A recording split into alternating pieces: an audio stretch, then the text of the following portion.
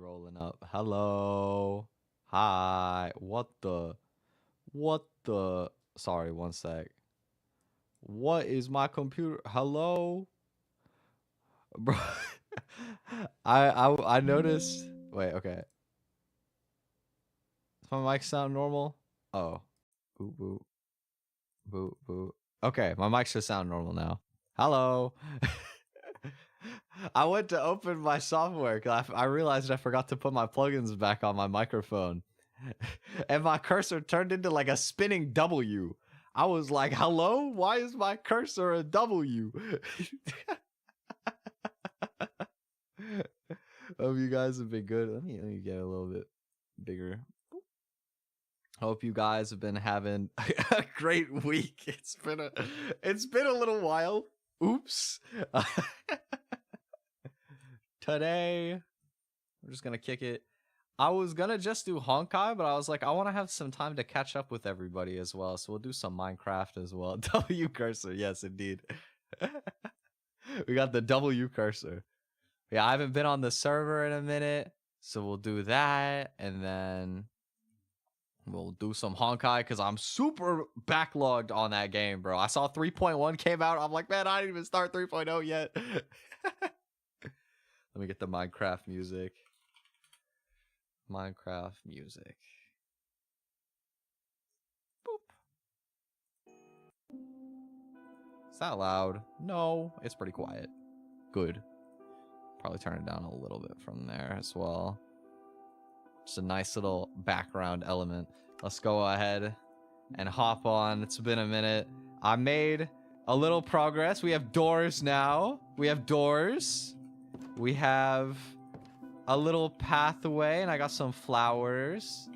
And I finished my roof. And that's all the playing I've done in the past week on this. So, a little something there, but you know, not much. I see Cheen still making progress on his bakery. Looking very fancy over here. Look at all the rooms. It goes so deep. Oh my god, it keeps going. It keeps going. I hope the skeleton wasn't part of your collection, bro. My bad. Boink. Oh my god. Oh my god. What the hell? Look at how far it goes. Bro, it's so long.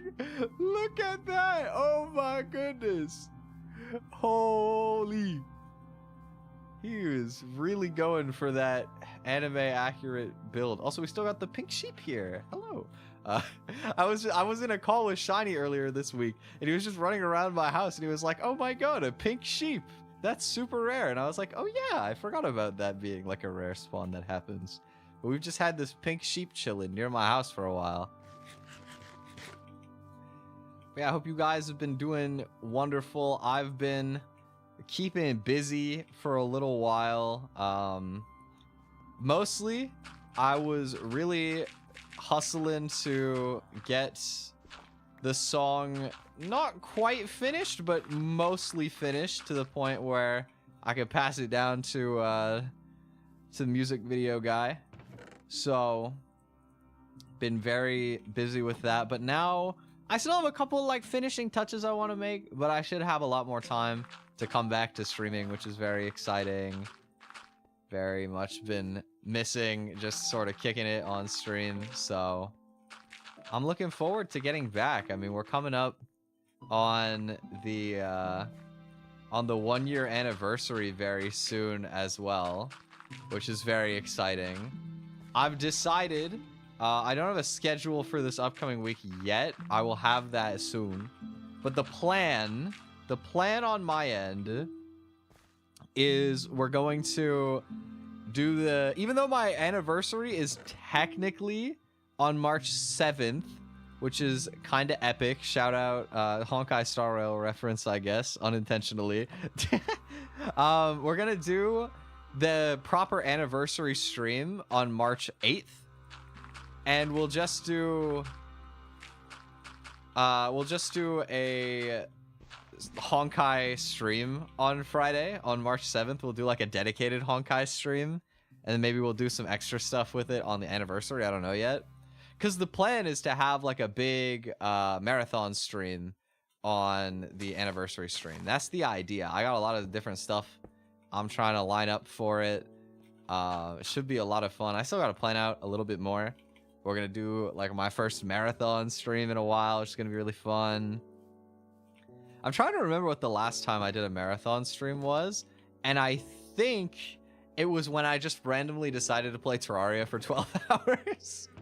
If I recall correctly, it was just me being like, I'm gonna play Terraria I'm gonna try and beat Terraria in one day, and then I streamed for like 12 hours and failed that challenge. But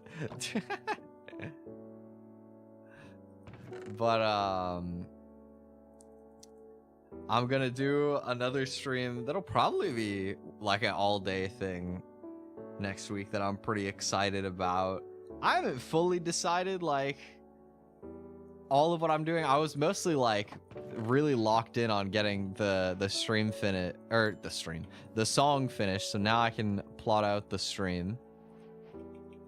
I am really sad in some ways because one of my friends that I was hoping to hang out with for the anniversary stream is busy like all day on the 8th, and I'm like, no, because I'm gonna have less opportunity. How did you get in there?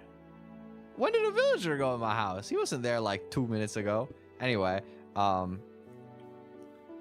yeah, unfortunately one of the homies is busy, but I mean at the same time I got a lot of other things that are shaping up that I'm excited about for it. So it should be a lot of fun regardless. I'm excited to sort of get a little bit more planning done probably after stream today, and then we'll probably have like a proper, like I want to have a stream schedule for this week, but I'm also planning to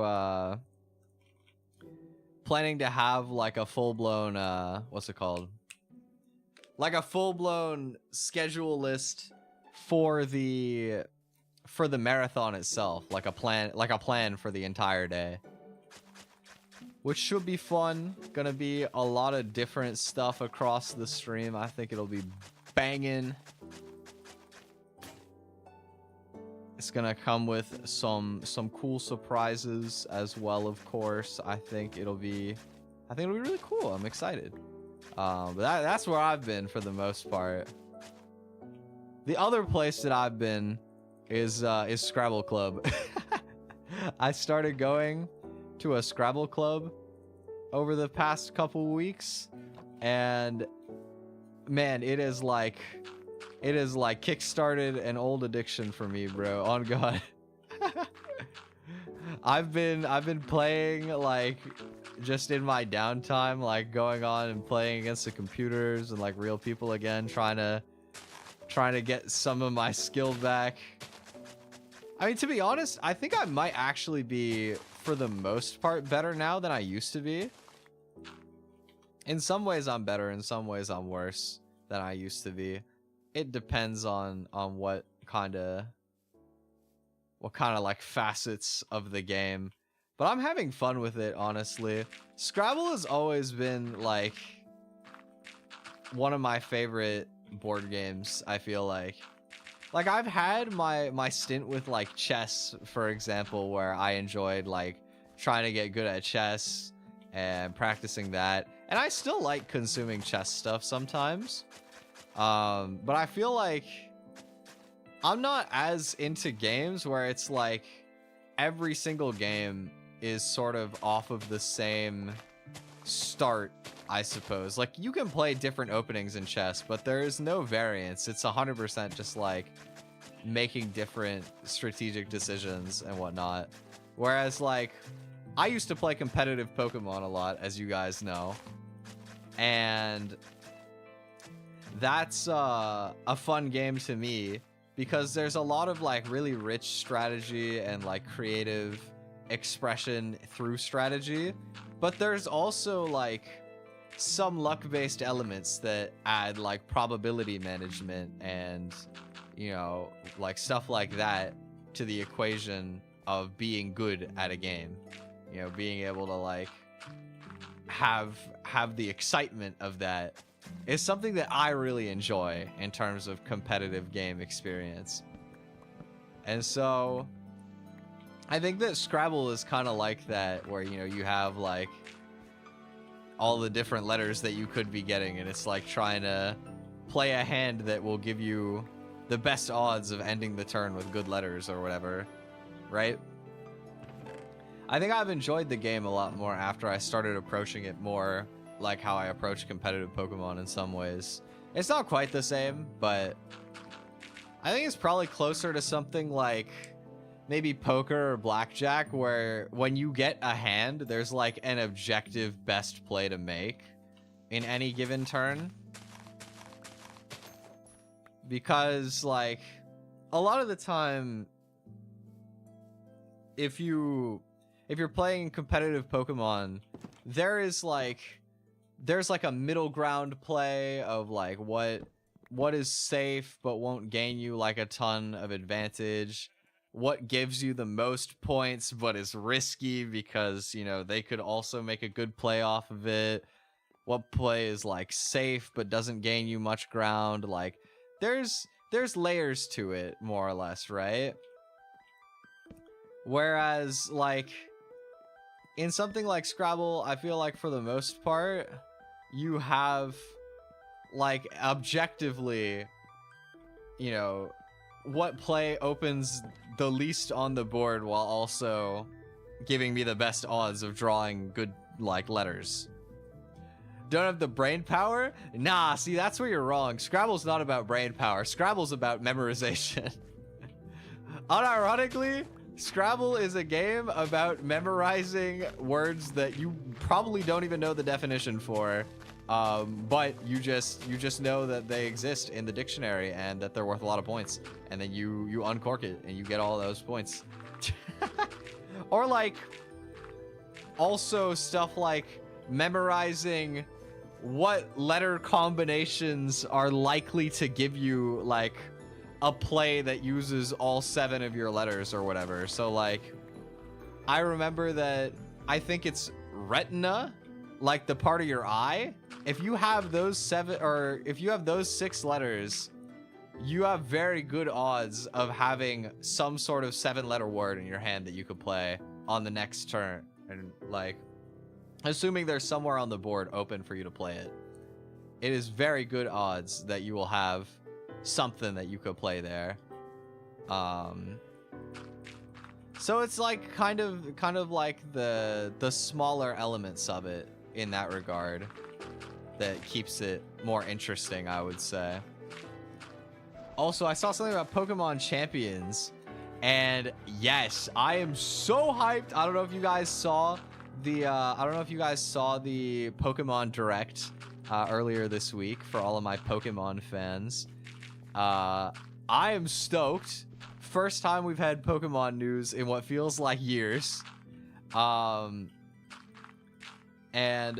oh man, it was pretty exciting. In some ways, I'm kind of sad that there's no, like, Gen 10 announcement yet, because we've been on Scarlet and Violet for so long, and it seems like we will continue to be on Scarlet and Violet for another few years potentially. But Pokemon Champions, that looks like it could be a game changer. You know, it's got potential. I don't know if it's gonna be what competitive Pokemon players have been waiting for forever. We'll have to see. I'm excited because I've been thinking I've wanted a sequel to Pokemon Battle Revolution for ages, bro. Like, Pokemon Battle Revolution came out back on the Wii, and that game, I was not, like, I was not privy to how sick that game was when I was younger. I liked it, but like in hindsight, Pokemon Battle Revolution was so cool. Like having like a dedicated game for like the battles where you could like import your Pokemon onto there, and like seeing the Wi-Fi battles that people would upload on there. Oh man, it was cool. So nowadays, there's basically two crowds in competitive Pokemon. Or two crowds is wrong because they overlap, but like when you play competitive Pokemon, there's basically like two things that can happen, right? Most of the time, you want to play a team before you spend all the time going through and grinding resources to build the team in game. Because team building in Pokemon is really slow. It takes like hours to make your team in game.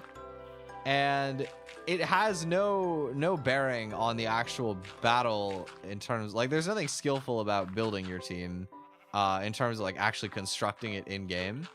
It's just grinding basically, right? It's kind of like if you ever played Pokemon or like an RPG as a kid and you are at a certain point in the game where the developers made it so that by just playing the game is not good enough. You have to level grind for like an hour to become strong enough to advance in the game. But level grinding is not actually like a skillful like element of the game. You're just going in and spamming your basic attack on random mobs for like an hour in order to get it, right? That is what it boils down to, right? And so people either go on a website called Pokemon Showdown and use a battle simulator to like just put in all of the Pokemon. They put in all the numbers without having to do any of the like grinding for it. And then immediately you can just play games on there, test them out. They go a lot faster than in game, and you can get a good idea of if you like your team or not.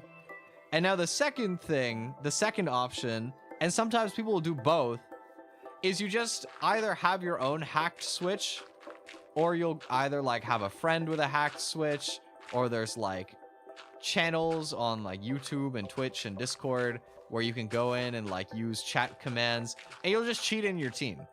Because a cheated Pokemon in a competitive context, it's not like you're cheating in like an illegal move and using that to play. It's more like you're just skipping the grinding. Instead of you sitting there and grinding for hours, you just tell a robot to spit out the Pokemon the way you want it, and then they give you the Pokemon. It's like, sick. I can go play the game that I want to play now instead of just sitting here and level grinding for ages. Unfortunately, that is illegal in tournaments. If you get caught with cheated Pokemon in a tournament, you will either like not be able to use them for the rest of the tournament and you're playing at a disadvantage, or you just get DQ'd. And that's not very epic, right?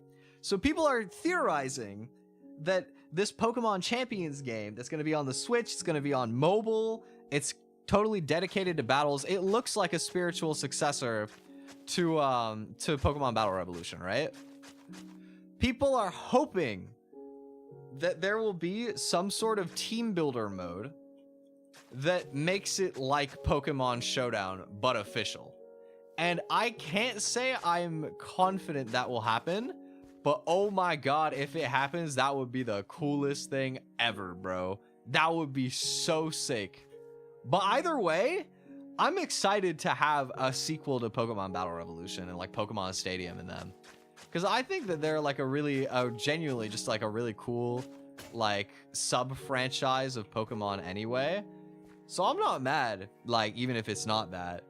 But I've seen like all the competitive Pokemon YouTubers like flipping out about like, oh my god, official Pokemon Showdown, we never thought we'd see the day. And it's like, all right, well, we haven't seen the day yet. They have not confirmed that. But I mean, I hope so, though. It would be pretty awesome if they did. It would be pretty awesome. I hope they do.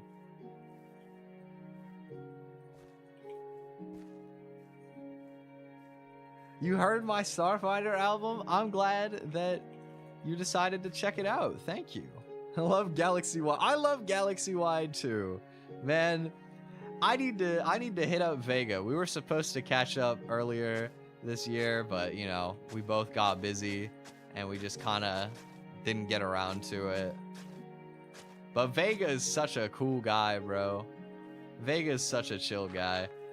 I feel I've told the stories of like basically all of the Starfinder songs on stream before, but I always love thinking back on like when I first was coming up with Starfinder as an EP.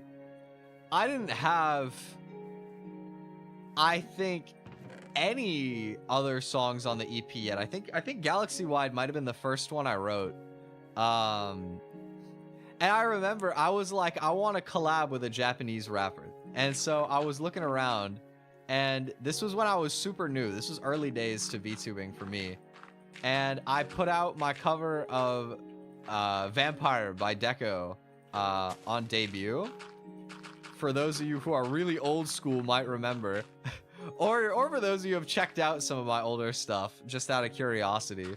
My debut cover of the Vampire, I got a comment from Vega that was just like, nice cover or something, right?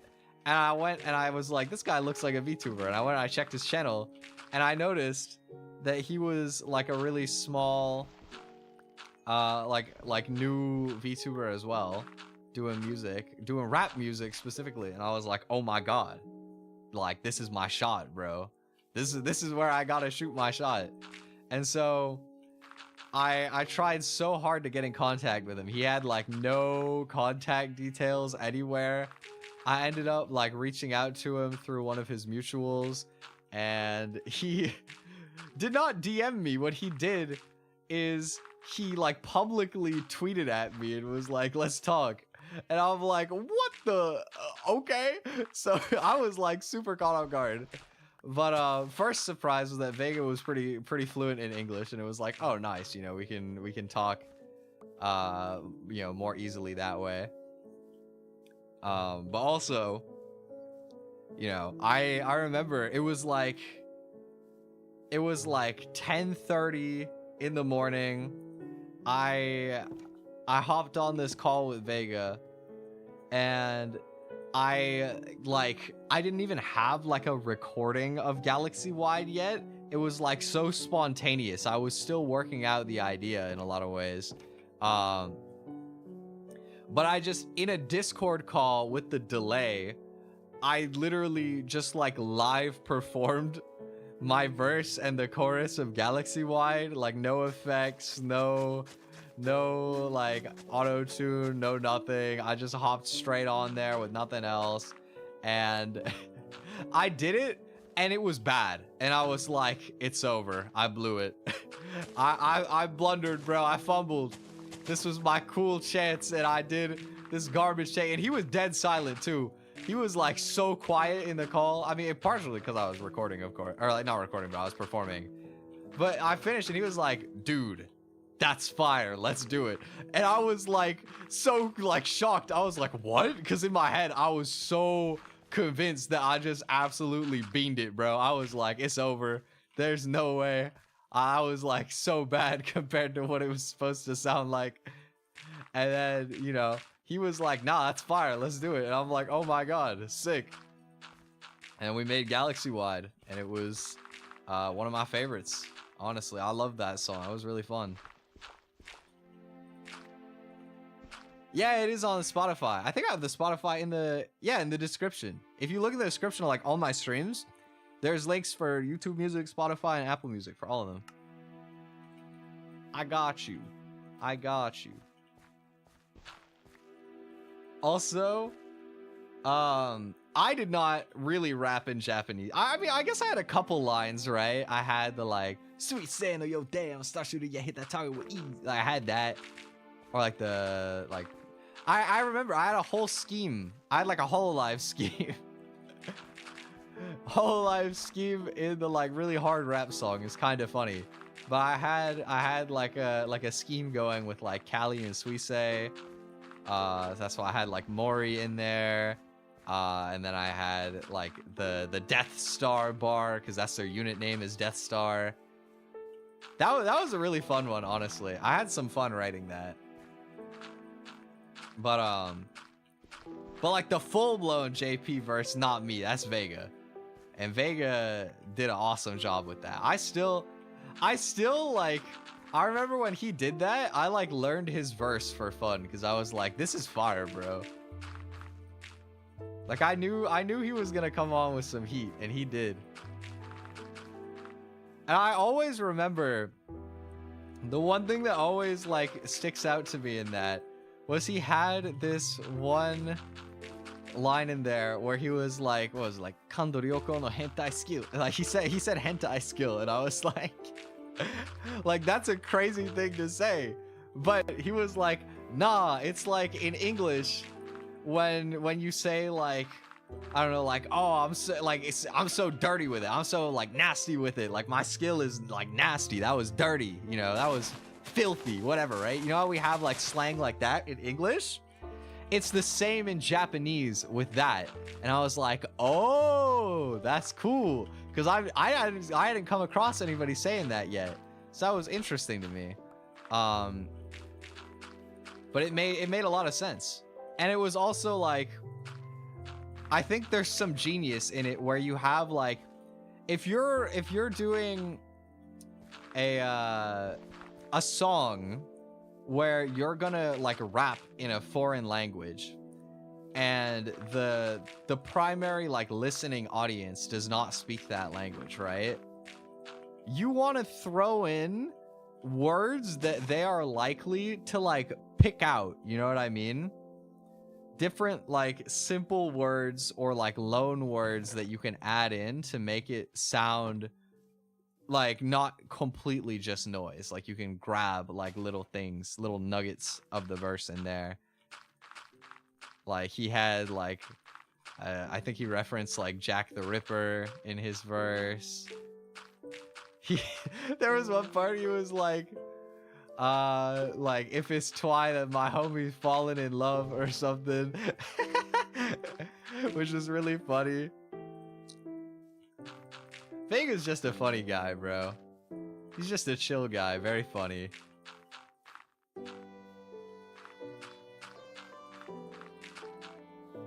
But yeah, I mean, Galaxy-wide is very, very fun. I'll always have like very, very good memories of doing that song. I'm excited to do more original music this year. I'm leaning a bit less into rap this year, I think. I mean, I say that like I was hard leaning into rap last year. Well, you know, it was my first release, so I feel like there's a lot of like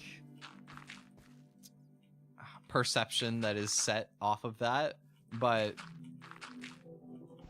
I'm like varying up what I'm doing a little bit more, trying to explore like pop and like doing singing in original music more. As you guys know, Superstar Twiddle in the works. Believe it or not particularly a rap song. It does have rapping in it though, actually. There is rapping in Superstar Twiddle, so kind of clickbait. But it's not like a rap song though. It's a pop song with rap, which I feel like that's kind of my style in a lot of ways, you know? Is like mixing the two a little bit. Okay. For those of you who haven't caught on, which I assume is probably all of you, I am trying to set up like a roundabout loop to do the Cherry Blossom Park right now. That's what I've been like placing a bunch of dirt for no reason. That is what the reason was. Oh wait, there. And then, yeah, okay.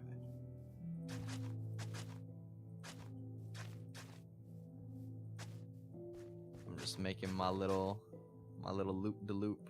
Oh wait, that's not right.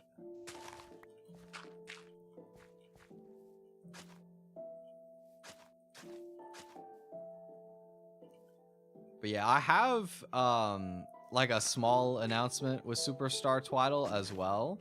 I was really trying to get it done in time for anniversary.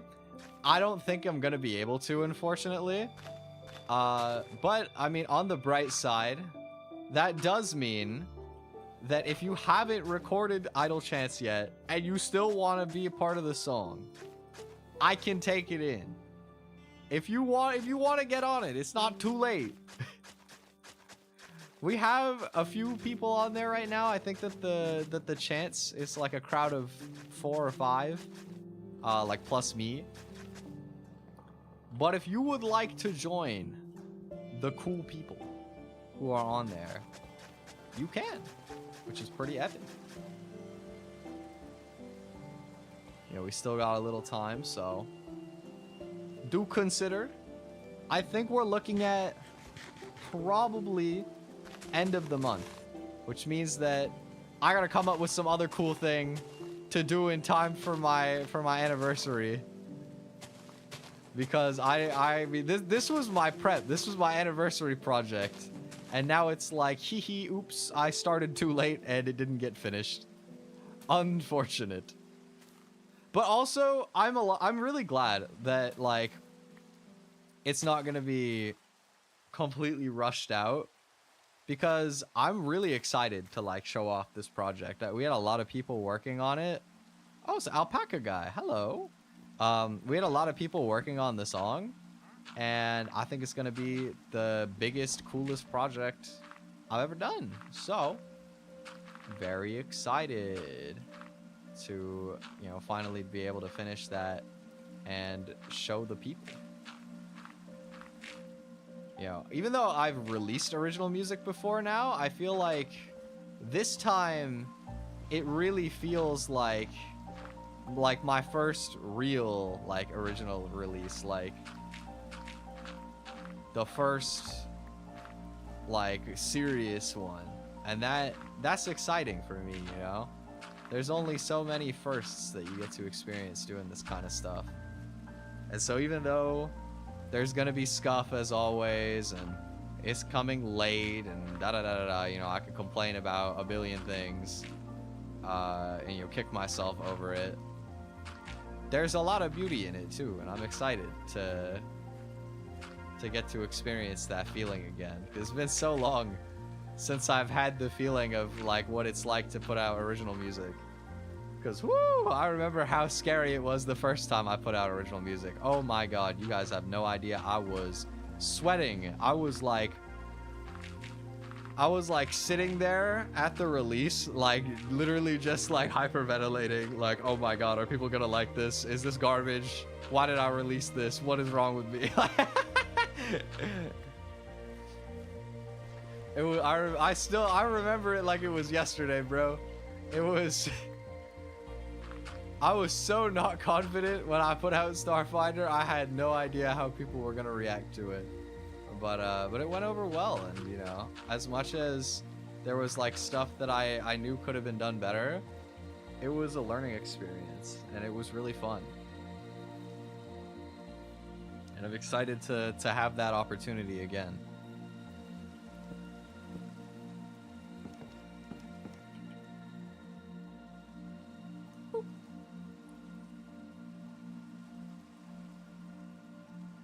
Don't have a PC or anything to record the chants. Tried my best. Hey, that's fine, bro. I appreciate that. Not everybody has fancy equipment. You know, everybody starts with what they got.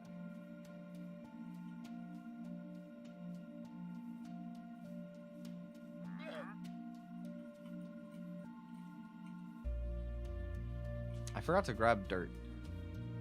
At least we have our first...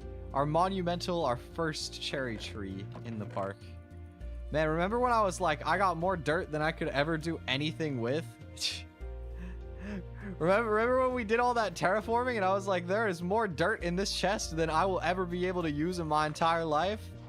That was a lie. It wasn't really a lie, but we're putting the hypothesis to good testing right now. With how much dirt I am using on building out, like, a flat area for this park. Also, I don't know if you guys have noticed, but my mouse has been double clicking a lot really badly recently. I was wondering if it was, like, placebo and me just being bad when I was playing Rocket League recently, and it was, like, unplayable because the way that you do a flip in Rocket League is you double click, and so anytime I would try to jump and like do an aerial, which is like you jump and then you point your car up and you boost so that you can like fly, right? Anytime I would try to do that, it would keep double clicking, and so I would just backflip and the ball would go flying over me, and I look like an absolute doofus because I'm in champ rank and it doesn't matter. I look like I'm in bronze because I'm sitting here just doing a backflip while the ball goes flying over my head. And I'm like, bro, like, I can't play the game. I look like a clown. I feel bad for my teammate. I feel bad for my teammate because I'm stuck to the ground.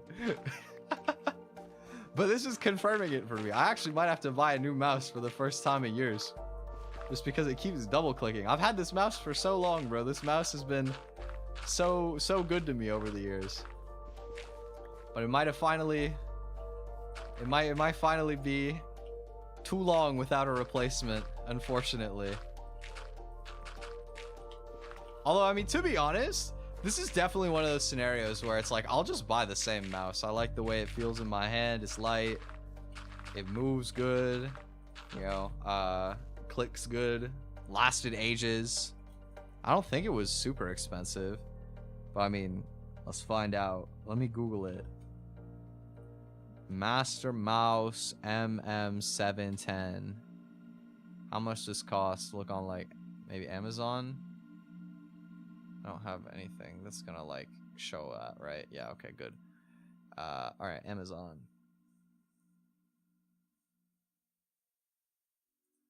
Amazon Canada, please. How expensive? Oh, it's not as bad as I thought. It's like 50, 60 bucks. Yeah, that's actually not too bad. I was worried it was going to be closer to 100. Good mouse, by the way. Cooler Master, not particularly known for mice, I don't think, but like if you have a smaller hand, this mouse is pretty small. It's really lightweight and it's very, very responsive, very good. You know, I've been using this mouse for like OSU and all of that for years as well. It does look like a wiffle ball, okay? Like the little hexagon grid and like the like open spacing. I'm not gonna lie, it does look like a wiffle ball. But I mean, it's a really good mouse though. It's really light. Ah! Sorry, I got jump scared. I forgot there was a hole in there. It's very light because of that, you know. Like, I remember back in the day, I think growing up, like a pitfall that I fell into over and over again is I wanted gaming peripherals. So I would like just pick whatever company is known for like gaming stuff and buy from them. So like my old mouse was a Razer Death Adder. And for any of you who have ever had that mouse, you will know that thing is giant, bro. Like that mouse, it is so large. Like you are basically forced to palm grip it because like it's too big. There's no way you're fitting that thing in your hand unless you have like colossal hands, bro. Like, I don't know. Unless you're a giant. It's just not gonna fit. Like, and then now that I'm on this mouse, it's like the opposite. It's really small. I use like a claw grip and I like it. I feel like I have more control. But I mean, I guess it all depends on like what your preferences are. But I like this mouse a lot. It works well for me. The other company that I used to always buy like all of my peripherals from was HyperX. I used to buy HyperX everything, bro. I swear to God. My keyboard is still HyperX, and I don't regret that at all. HyperX Alloy, excellent keyboard. Very, very good keyboard. Highly recommend. But I used to wear, what's the headphones? It's a headset called Cloud 2, I think. I bought it a few times actually, because over the years when it would break, I would just buy a new one. And honest review, like, it's a little bit overpriced. in my opinion. Well, in some ways it's a little overpriced. They're not ridiculously expensive. The main thing is the mic quality is garbage because it's a headset. Like, never buy a headset and care about if your mic's gonna sound good. Because I'm gonna be honest with you, if you want good audio quality, a headset's just not in the picture for you anyway. But the headphones themselves, the audio quality relative to the price is not insane. You know, it's not that much more expensive to buy studio headphones, but they were mad comfortable though. Like, I could wear those headphones for like 12 hours a day, no problem. I mean, Cloud was an accurate name for them. It is the most comfortable headphones I've probably ever worn in my life. Incredibly comfortable. But after a while, like about a year, more than a year ago actually, I think a couple years ago now, I got an audio interface for headphones, and I bought a pair of studio headphones. I got Bayer Dynamics, I think they're like DT77 Pro or something, or 770 Pro. And like, oh my God. Let me tell you guys, when I got my headphones, I wanted to like litmus test how much the difference for stereo headphones was gonna be, right? So I put on Stellar by Suisse, and I literally could like feel my soul leaving my body. Like, I ascended, bro. I cried. The difference in music was so like vast. I literally cried the first time I ever listened to music on the headphones, bro. It like unlocked a new universe for me.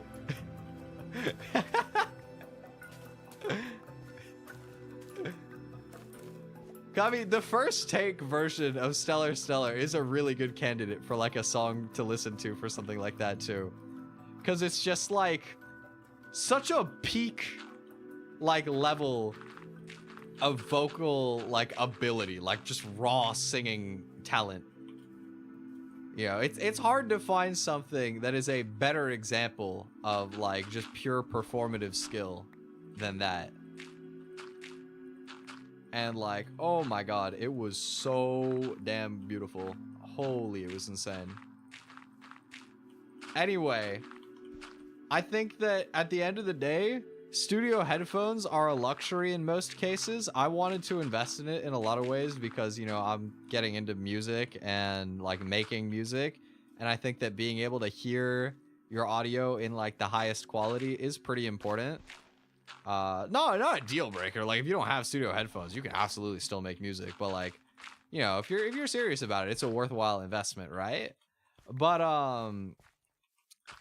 like, honestly, even if you're not, if you just like listening to music, treat yourself one day, bro. I promise you, it is life-changing.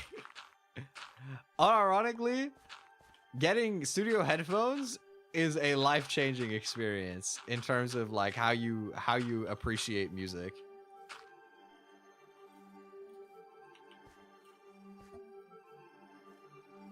A Pokemon song? I don't know. I haven't gotten too into like fan song type stuff. That being said, I mean, that's not to say that I never will. You guys know my friend Rita is very much somebody who does like a lot of like fan songs and stuff like that, and I think is awesome. You know, I see people doing the like multiverse vistas and stuff like that. And I haven't thought about this until now, but like once I'm feeling comfortable actually producing my own music, I might have to do one of those one day. I can't lie. That could be pretty fun.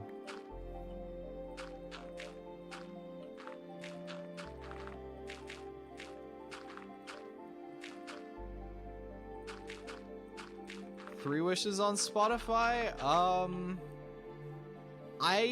I'm not sure.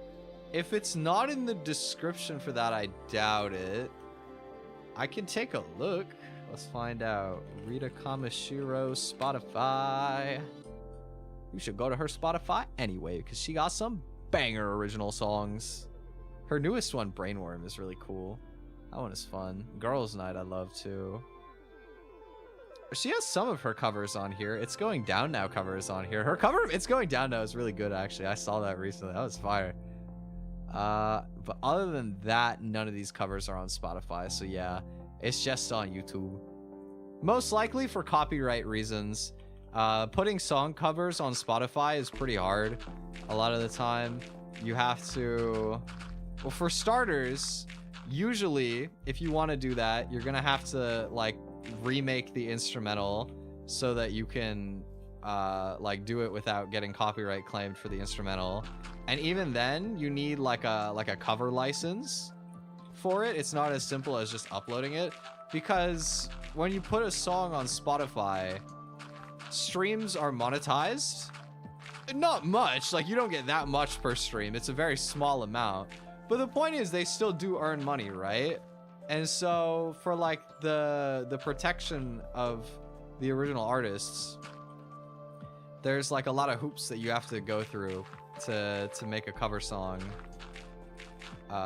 like viable to put up on streaming services.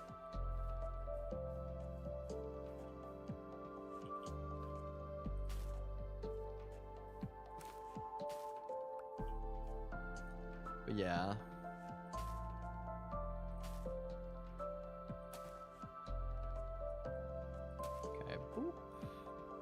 We're getting our cherry blossoms up in here.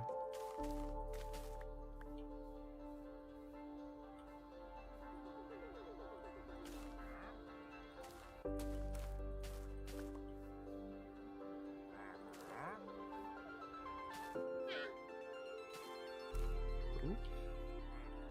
So now we got a bunch of these on like the perimeter.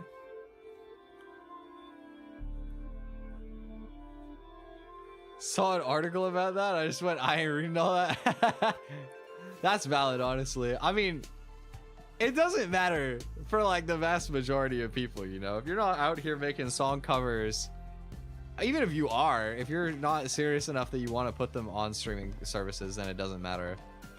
It's only for like a very small crowd of people. But I feel like it's still nice to know, you know, like that's why it's a lot rarer to find song covers on Spotify as opposed to just normally. Do I have... Where'd my glowstone go? It must be at the world spawn. I know I had some glowstone somewhere. Oh, we got like a little enchantment table here. Cool. Alright, glowstone. That's what I needed. Anything else I need from on here? Did I make these rails or did somebody else make these? I'll have to actually make the railroad at some point. Excuse me. Okay. Somebody was suggesting to me we get cherry trapdoors. So let's make some of those. We got some trapdoors. We're gonna do cherry fences as well. Just make a bunch of these so that I hopefully don't run out. And then how do you make fencing again? Is it like these and then this? Yep. Boom. Okay. From Shiny's expedition to the mine shaft. Ah, okay. I see. So let's do... We put the glowstone. The idea is to do like that.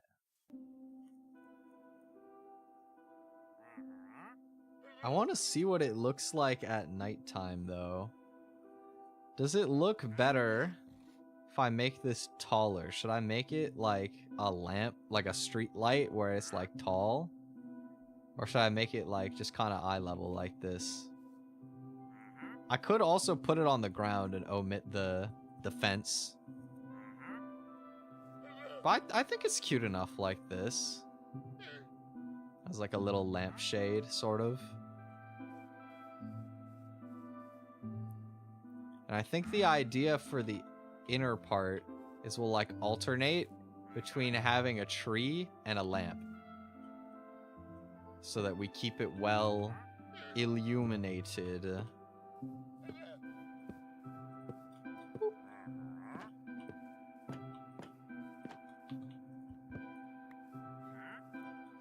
That's my idea. And we'll see how it comes out. I'm gonna need a lot more trapdoors than I realized, by the way, because these use 5 each.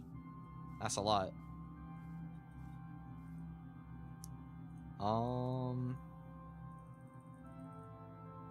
But yeah. Also, I didn't respond earlier, but hello, Ender. Hope you've been good.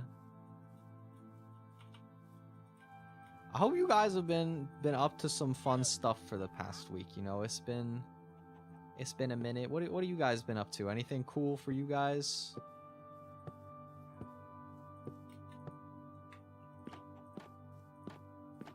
I miss having like the social outlet of streaming sometimes. It's nice to stay in the loop with you all.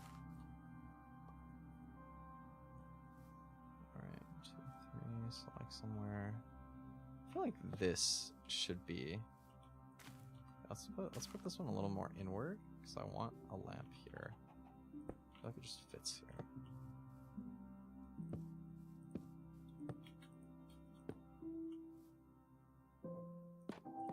Saw Captain America. Nice. That's pretty cool. I haven't been to a movie theater in so long, you guys. I haven't been to a movie theater in like at least 7 or 8 years. But I think honestly it's probably been like a decade since I've actually gone into a theater to watch something. I just haven't been a movie person for ages. I feel like nowadays I'd be more like open to the idea, but for the longest time I just didn't like watching movies.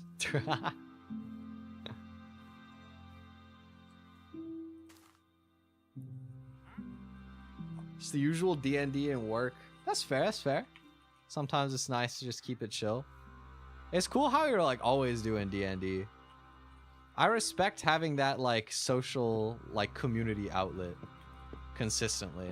Like that's something I realized in the past like few weeks that I feel like my life has been missing a lot for a while, is having like a strong sense of like a community or like a social outlet of people that you can like go and have consistently, you know, like a routine way to experience stuff with people. 'Cause I feel like it's becoming less and less common to have like sort of third spaces like that where you can like meet up with people and just experience stuff together. And I think it's very underrated. It's very good for your soul. Very good for your soul to like stay in touch with people like that. So I've been trying to rekindle more of that in my life recently.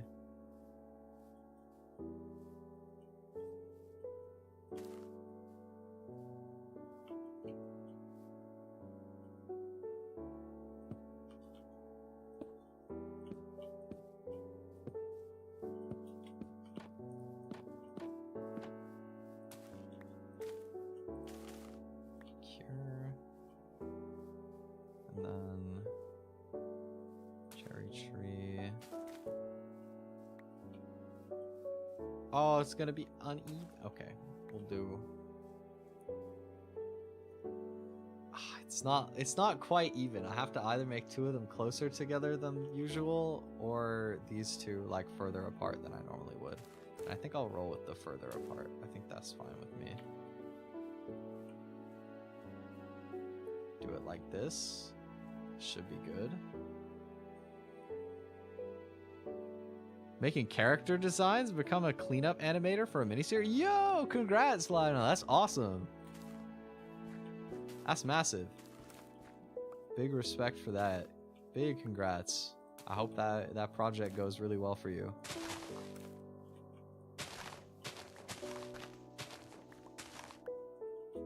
TND, what's up? Welcome. Hope you've been good. How you been? It's been a while. Ran a one-shot at 1 a.m. on Saturday and played an in-person game 12 hours later. Who needs sleep anyway mood. Y'all, when I was like working to get like my demo version of Twiddle, like Superstar Twiddle finished, oh my god, bro. I was running long hours, man. Woo. I was just in my zone. I stayed up until 8 a.m., slept 4 hours, and the next night I stayed up until 9 a.m. finishing it. And like my sleep is boomed, y'all, by the way. My sleep is horrible right now. I don't know what it's gonna take to fix it, but my sleep is, oh man, it has seen better schedules. That is for sure. We'll get it back one day, you know. We'll get it back at some point.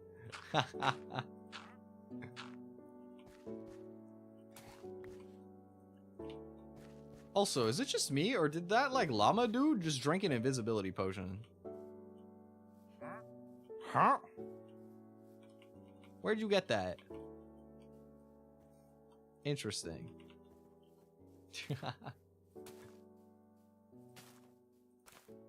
Where's my yellow bed at? It's over here.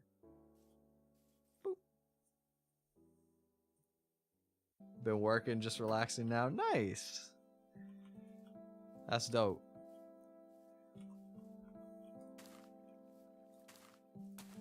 So I just want to like plant some extra trees on the outskirts here, kind of like flesh it out a little more, make it look a little like fuller, a little denser.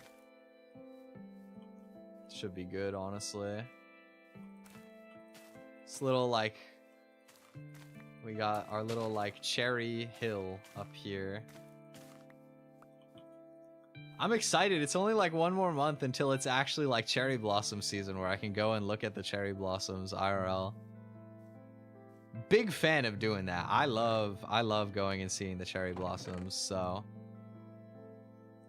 looking forward to when that's in season. It's just crazy, like March is like such a full month for me in a lot of ways. To be fair, the cherry blossoms are in April, but like my anniversary's coming up, my birthday is like right after. Chat, why did I decide to debut like right around my birthday? It's like putting them right beside each other was a bold choice for sure. I feel like.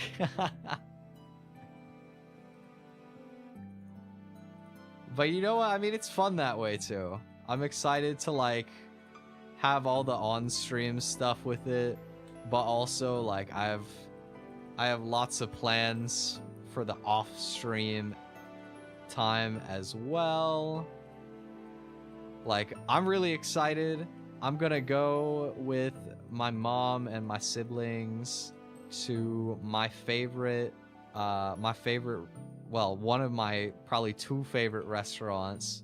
And then I'm going with my dad to my other favorite restaurant. So I'm gonna be eating good for my birthday, y'all. I'm gonna be having a grand old time with that. Here,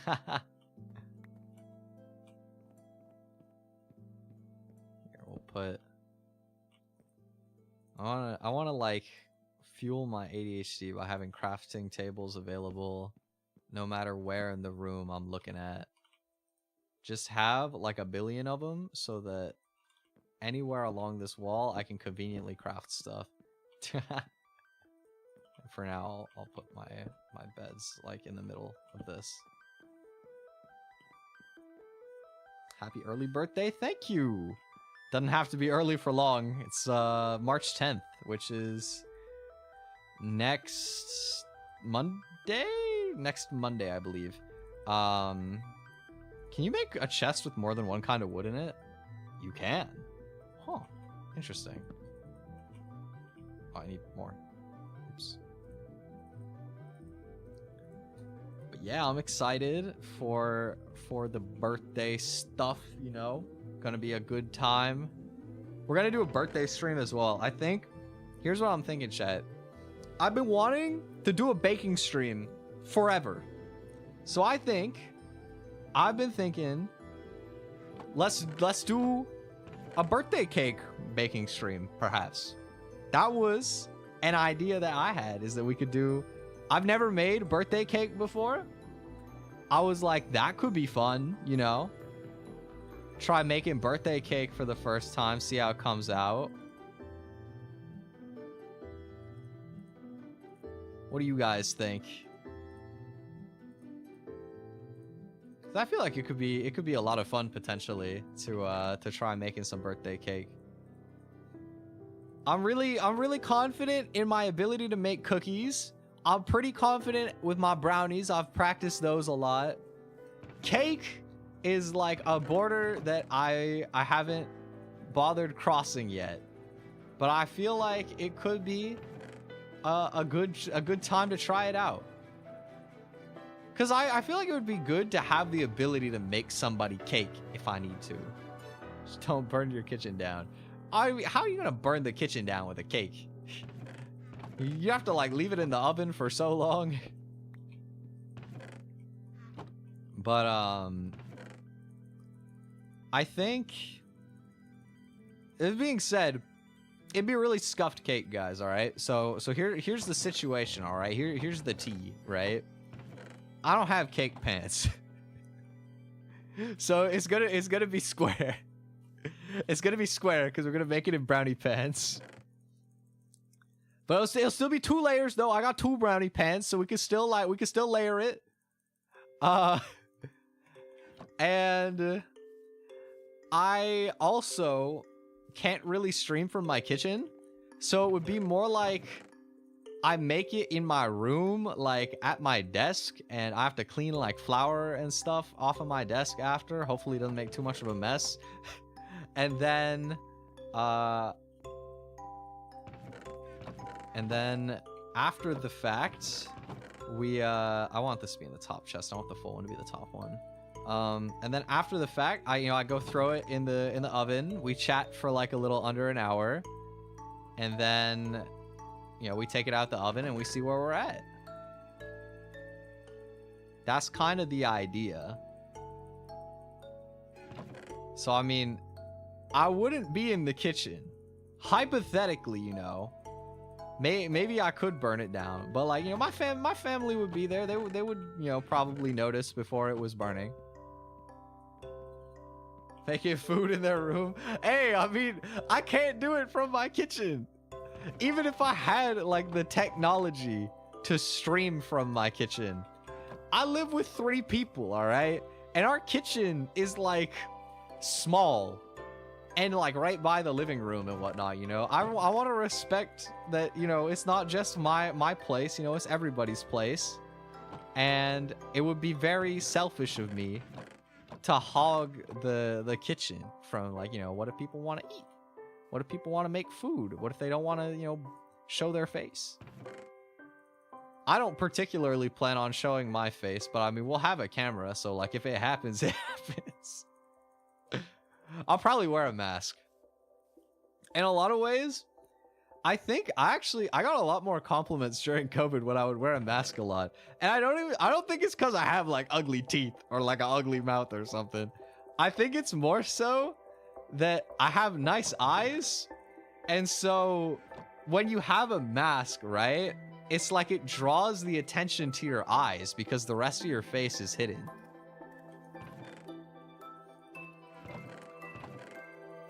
But I mean, I've thought about doing stuff with like on camera for a long time anyway. And I think that, I'm not trying to like not be a VTuber. I became a VTuber for a reason. I like VTubing a lot. But also I think it could be fun every once in a while to like, be a little more like hybrid. Make your IRL your VTuber hair? Oh, buddy, that would be very, very difficult. That would be borderline. I mean, I don't really think it would even be possible without a wig, for starters, to be honest. I feel like I kind of would need a wig to do that. But for starters, I have long hair in real life, not short hair. So I would either have to cut it, which there's absolutely no damn chance in hell. You're out of your mind if you think I'm cutting my hair. Or the alternative, right, is that I tuck it all under a wig, because I also have never dyed my hair, and I feel like it would be, I wouldn't want to dye my hair blue. It's like too loud. Being a VTuber is so fun because it lets me like be like loud and expressive and like, you know, more creative, but also like I can turn it off. Like I can just be myself and then be the VTuber when I want to be a VTuber, right? Like IRL, I'm not trying to have all of that attention pointed on me for, you know, like dressing crazy and having like colored hair, and it's just too much for me in a lot of ways. I like being very low-key IRL. You might not think it based on how I am on stream, but I'm actually a very quiet person in real life, unless I'm like with like friends that I'm very comfortable with. That is basically the only exception, is when I'm with the homies that I'm like super duper comfortable with, I will, you know, be a little bit more social, you know, cracking lots of jokes and stuff and having a good time, having those philosophical conversations, whatever the vibe happens to be for the day. But otherwise, IRL, I'm very quiet. I'm kind of shy. You know, I kind of just I like to stay in my own lane quite a bit. IRL, you know what I mean? Belt out singing in public. I mean, I do want to like perform. I want to get to a point where I can like be performing. I think that performing is sick, but out of the blue is scary.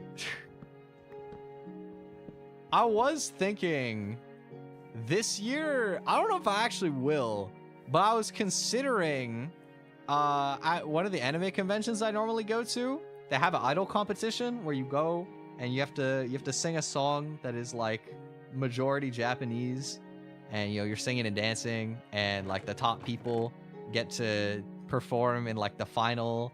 The next day there will be like a show with like the top 10, and they all go in and they perform, and it's really fun. Actually, I love going to that show. I go almost every year.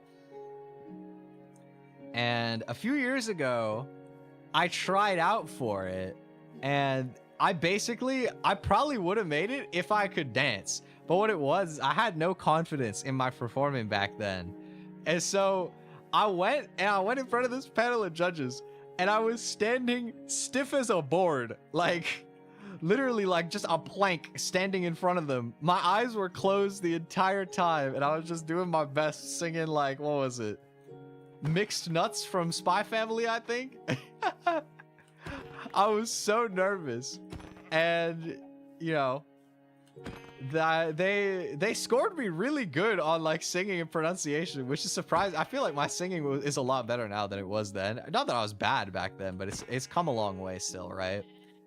But you know, I did relatively well anyway. I just couldn't dance, and I feel like this would be a cool opportunity for me to try it out more so.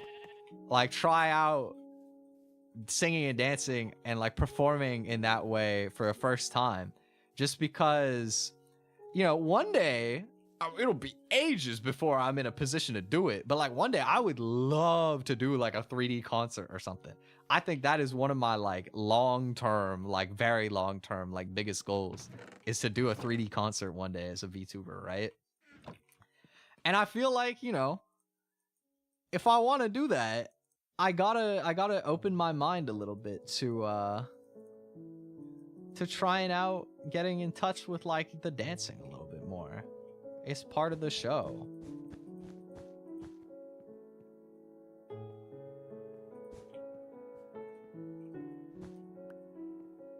I feel like if I'm gonna do like a wool carpet here, there should be like wool blocks under the bed instead of wood blocks.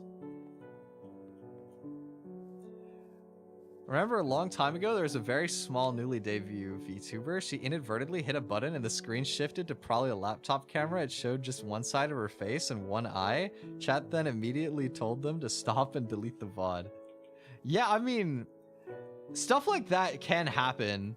And it can be kind of scary. Like, you know, I think that one reason that I've for a long time been hesitant about ever like showing my face on camera is because like one of the best parts about being a VTuber is like the privacy aspect of it. Like, it doesn't matter for me right now because I'm puny. Like I'm puny.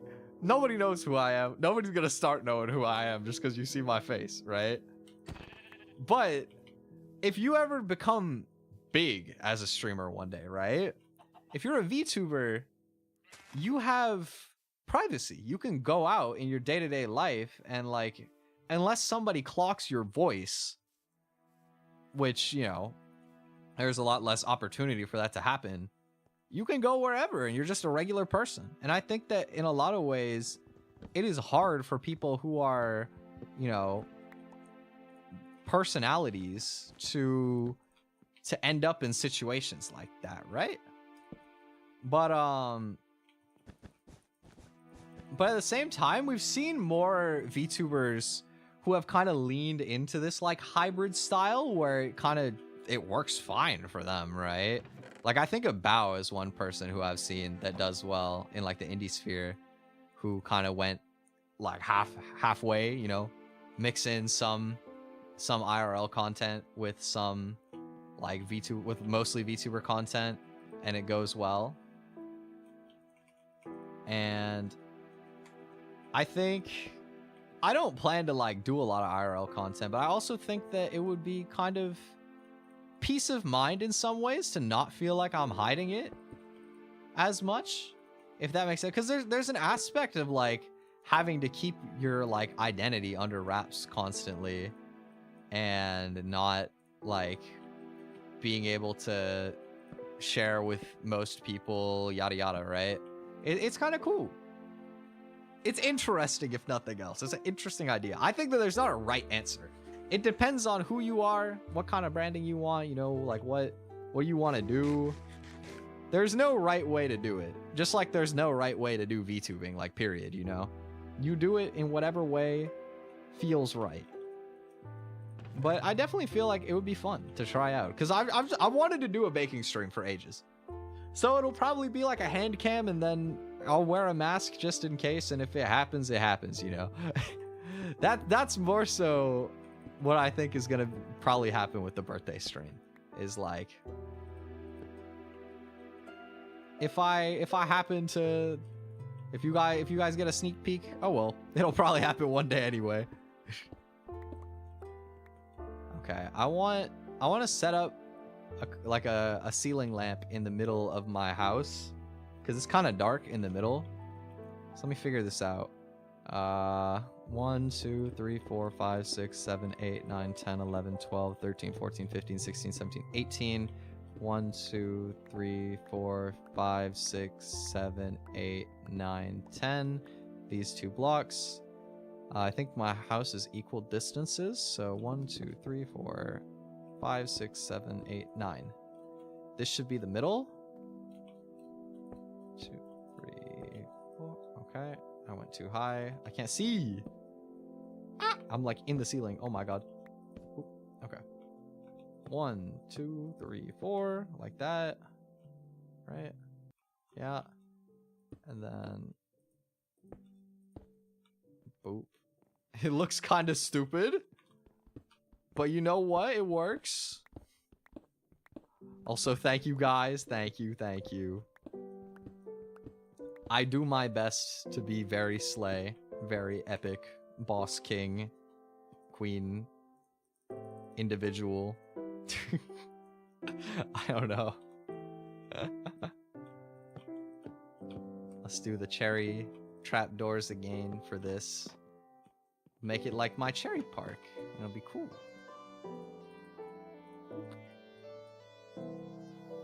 One more. I still gotta move my chest stuff that's in spawn into here as well. Well, my house is filling up a little more. Look at how much livelier it looks now, with the back wall like filled out. Look at all of this. We got all the chests over here now. They don't know that half of it is stone and dirt. We got a little like double bed over here. We got some furnaces. We got some furni. We got some crafting tablets. It is coming together. We got windows, the little flower path. Up here, I feel like this would look better if I made it like a slanted road a little bit, like that. And up here we got a path all the way. Maybe it would be better if we put some like torches along the walkway. I feel like that could be good. I don't know, I kind of like it just plain though as well. Yeah, we got like the walkway up here to the cherry park. Go up here, we got all the little lamps and stuff. Some of the trees haven't grown yet. That's okay. Maybe what we'll do actually here, let's have like a split off road, like maybe here to here. Let's do like an extra pathway through the middle so that you can like walk through the park. Okay, I need a new crafting table, and I need sticks, and I need shovel.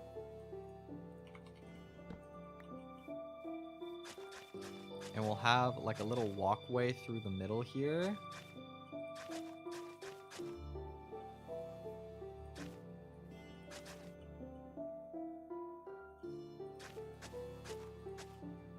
Or wait. I don't know what I'm doing. I need dirt. Poop. Okay, yes, here.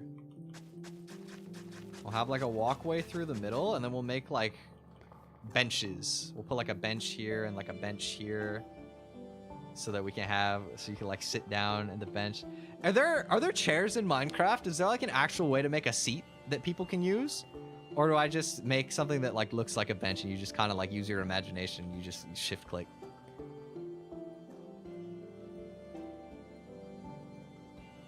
I'm glad you guys are liking the house. With pistons and minecarts? Oh. Or with boats and minecarts. Yes, that would make sense. Okay. Boat sounds better because if I use a boat, then I can use a cherry boat and therefore it can be pink. That's my thinking. The question is, how do I go about actually like doing it?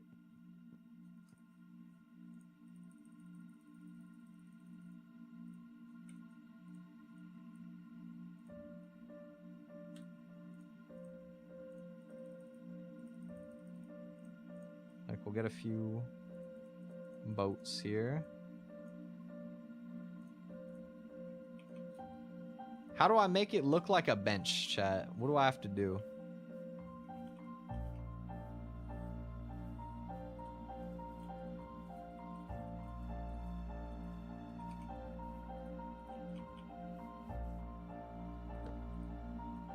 Think.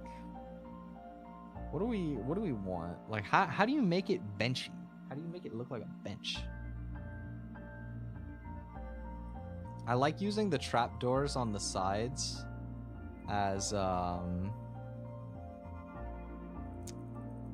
like the armrests, kind of.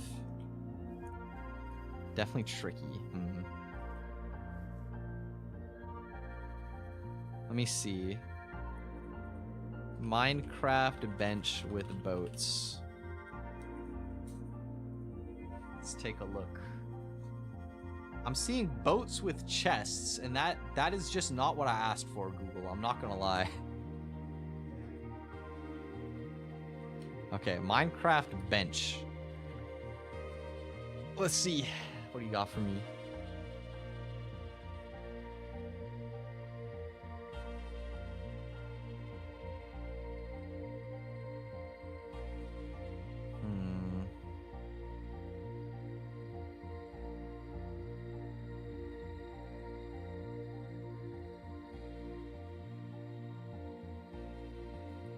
what a lot of these people are doing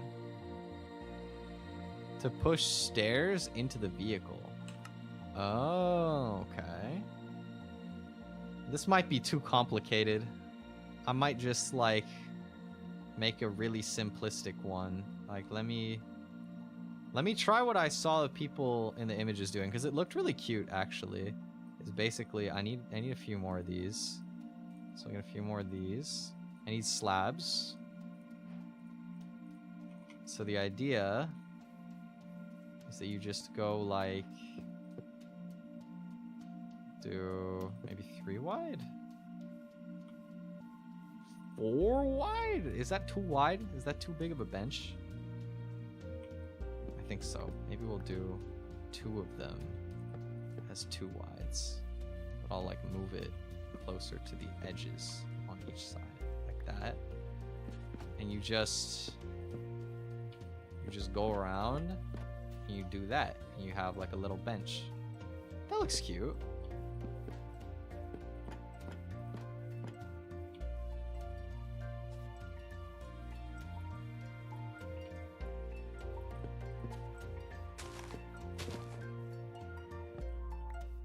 Like that bench looks pretty cute. And then here, there's kind of not space for 2 again, but I kind of want it to be symmetrical. I guess this one can just be closer to the edge of the path, and it's fine. Actually, I can make the path wider like that. Now it looks wrong. And if I do this, now this one is too close to the path. It's a lose-lose scenario. Unless maybe I make it like really wide in the middle here. Actually kind of works. Sure, I'll do that. And then I need more trapdoors. I think I still need more trapdoors. I'm burning through all my cherry wood.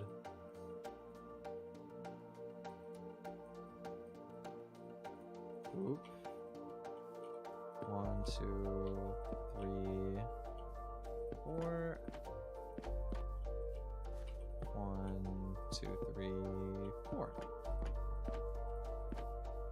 Look at that. Now there's like a cute little spot in the middle with some benches. That's cute. We have this lamp that's kind of like unintentionally in the middle. I feel like, if anything, maybe I should slide this lamp a little bit more inward. Or like add another one like here.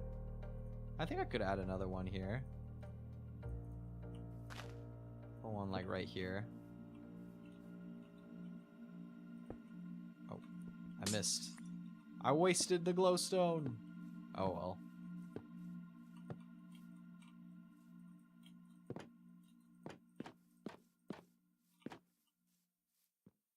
There we go. Then maybe for balance sake, add like one more in here. Move this cherry sapling, be like here, or like here probably. Have it a little more inwards. And then another one. Okay, more inward. This block. Yes, that feels right. Do that.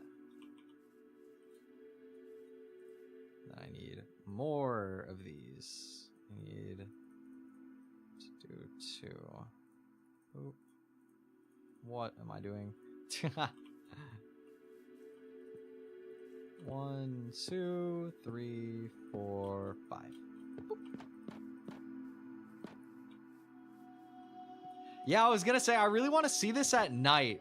I think this will look so pretty at night, dude.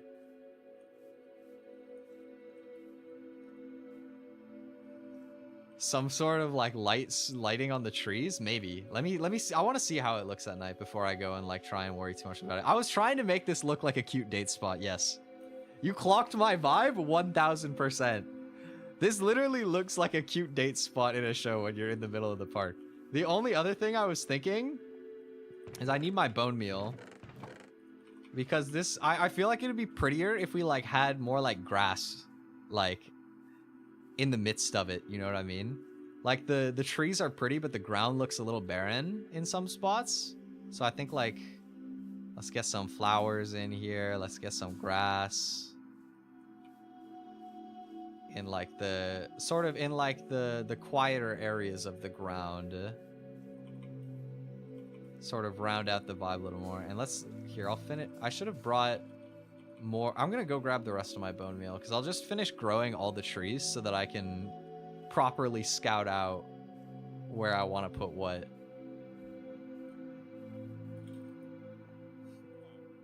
I'm glad you guys think I'm good at building, because I'm not gonna lie to you, I've never tried doing building in Minecraft before. This is all like me just freestyling it and figuring it out as I go. Like, unironically, I never got this far when I would play Minecraft like survival growing up. I would never like play deep enough to actually be building projects and stuff like that. And when I would focus on building, it would usually be more like, I don't know, trying to like build. Like I remember I had a creative world where I was trying to build Super Mario Bros in Minecraft, and I was like making parkour levels and stuff. Instead of like just trying to build something more like cute and aesthetic like this. But it's been really fun. It's very peaceful to like get in touch with like your creativity in this kind of way as like more of an adult than when you're a kid doing it. Takes me to a simpler place, you know?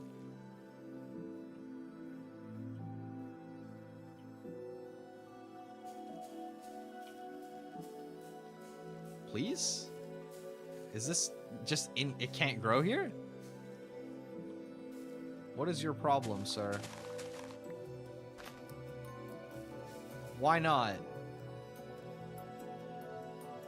There's nothing with it that's like within 4 blocks draping over it, I don't think.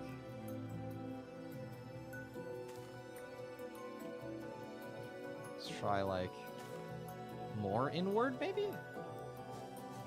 Yeah, okay. Whatever works. Ooh, let's get some more grass in here.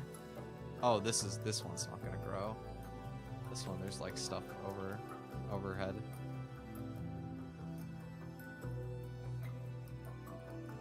Where can I plant one more then?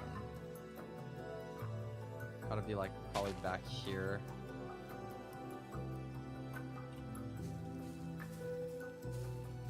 Oh, is it not eligible here either? Because of the grass and stuff around it? Maybe. Is that all my bone meal? Uh-oh. Man, how did I run out of it? I had a stack and a half.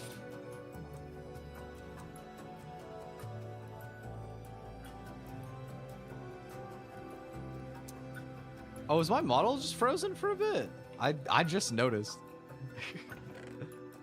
I got 1 bone. I got 3 bone meal. There's a skeleton farm. I can get more bones. But it would be nice if I didn't have to.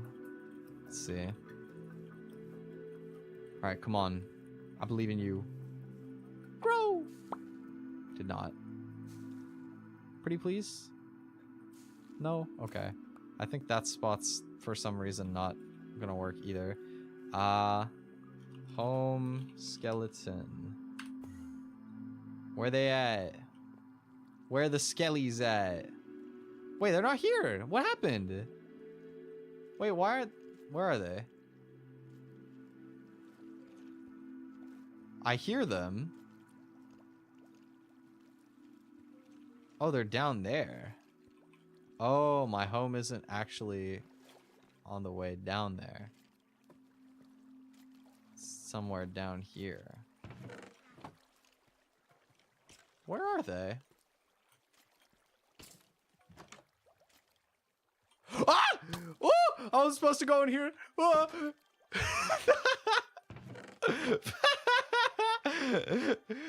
Oops. Wait, where is it?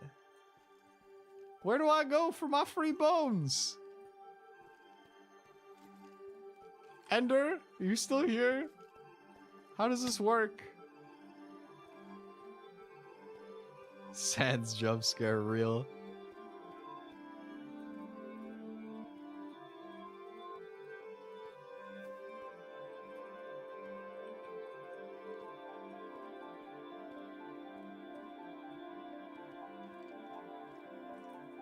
I'm lost. Oh, they're here now. Hey, it just took them a bit to get here. Hello. Boom. Get out of here, bozo bop. Oh, there's like a billion bones in here already. I could just steal some. All right. Thank you. Thank you. Go ahead and put away some stuff. I got too much stuff in my inventory. Boop, boop, boop, boop. And 4 cherry boats for the throwback. Huh. Alright, let's go take a look.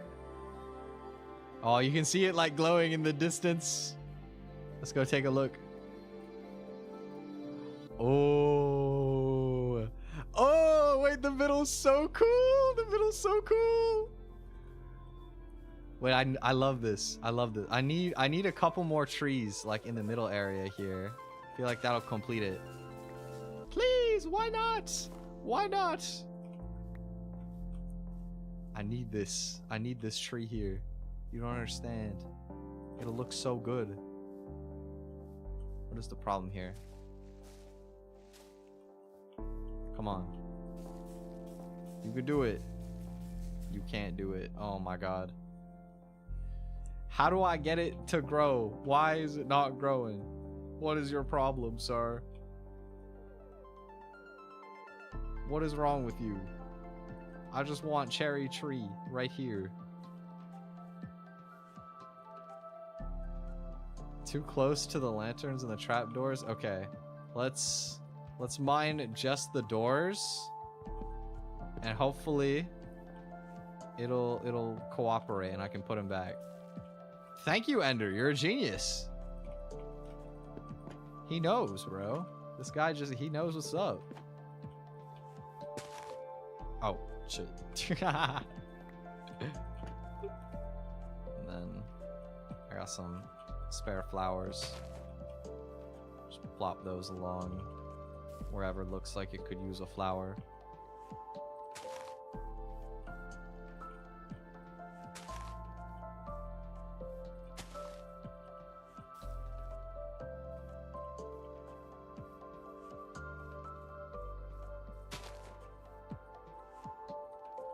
Go along, make it real pretty. I wanted like one more cherry tree like here if I could get it. So let's try taking the trapdoors out here and see if now it'll work. I think I'll probably have to just take the bench out here and then put it back after. Most likely. Let's see. Whoa! No! No! Why? I made so much hard work putting this together. Why would you do that? Why would you do that? Come on, man. Come on, man. What's your problem? It's okay. It wasn't that much. We can just put it back. we can just put it back. It's not that big of a deal. Rude, though, I must say. Incredibly rude. Like, come on, bro. Really? Really, man? He's jealous. This guy definitely got rejected on Valentine's Day.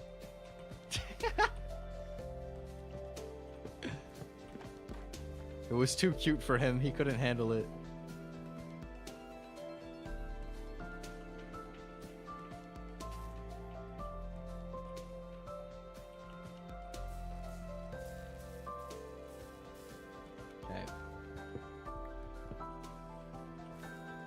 Go. Ah, Man, why are you beefing with me? I'm just trying to live my best life and make a cute little part. Chill. Okay, we gotta torch the hell out of the surroundings here, so the enemies stop spawning on in my face, bro.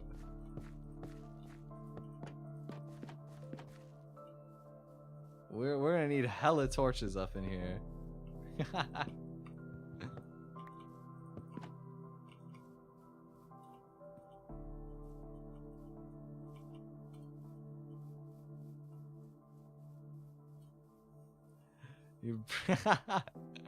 That is true. I do not, in fact, have a special someone. I mean, that is you guys, right?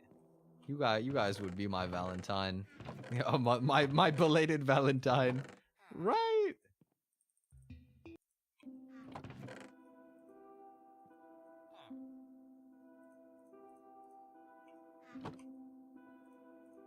I got so much random stuff, dude. It's okay. This chest is beyond being organized. It's already got 4 cherry boats randomly strewn into it.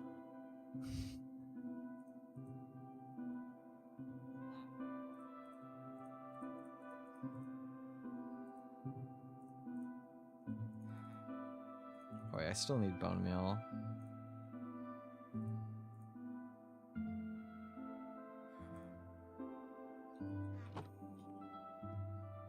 Be your Valentine's. Let's go!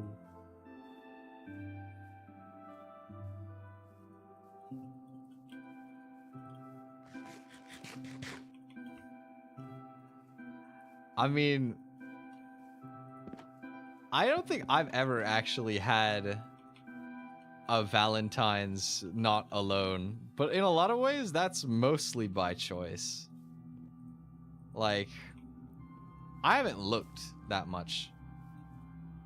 I feel like in the past, like, few years, or even like just the past year, I've had like an interesting like character development for myself, which is that until a few years ago, I was kind of like of the mindset that I was like completely arrow ace. I wasn't interested in other people like romantically at all, and I was just gonna be single for my whole life, and that was the wave. That was where it's at. That's the vibe, right? And I kind of realized as I got older, it's more so like I'm not interested in a relationship for the sake of having one, but I am interested in like having that kind of like life partnership with somebody eventually, you know? I don't think there's a lot of point in like forcing it.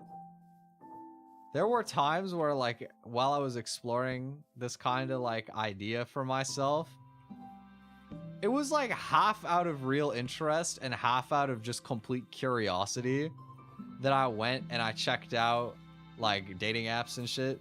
Not because I actually expected to get anything. I was mostly just curious, like, what is it like on these apps, you know? And I went and I looked, and that confirmed for me instantly that I knew I absolutely did not want to just have a relationship for the sake of having one and be like dating people for the sake of dating people. Because I was like, oh my god, this is terrible. This is miserable, bro. This is the worst thing ever.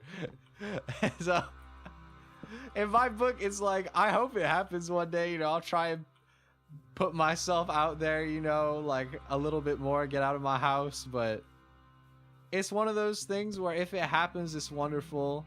And if it doesn't, it's still wonderful. Because I'm going to just live my life in a way where I can be content with myself.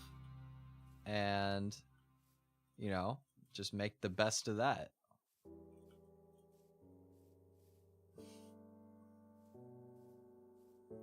Thank you. I mean, it would be cool, you know. It would be dope to meet somebody, but at the same time, it's like, I think that in some ways, romance is like, people make it out like being in a relationship is like a huge deal, and like you need that kind of support, and it's like, it's great, but like a relationship isn't a patch for everything anyway, you know what I mean? You know, it's not like you're lonely, and so the answer to that is, well, I just need to get a girlfriend or a boyfriend and then I'm not lonely anymore. It's like you can't put all your like eggs in that one basket. You can't put everything on one other person because they still got their own life to live, you know what I mean? And you got your own life to live. It's like you gotta foster good friendships, you know, make those connections in other ways. How the hell is this guy in my attic, bro? What the fuck? Okay, sorry. You gotta like build that support network for yourself in multiple ways. And then a relationship to me is like you have two people that are both kind of doing their own thing and living a good life, and they like just come together and like enable each other to have that, but like even better. But it's like two people doing their own thing, like coming together to make things easier, instead of like two people who don't have anything going on and so they need each other like just always for everything, you know what I mean? I feel like that's the way to really approach it for like a healthy, good relationship. I kind of want this to like be more of like a proper triangle than the shape that I went with there. For the attic window, let's make this block and this block also glass pane. So you have like that, it like matches the roof shape. Let me see how that looks from the outside.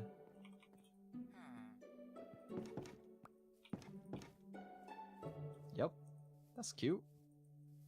I think I could honestly make it bigger than it currently is, potentially.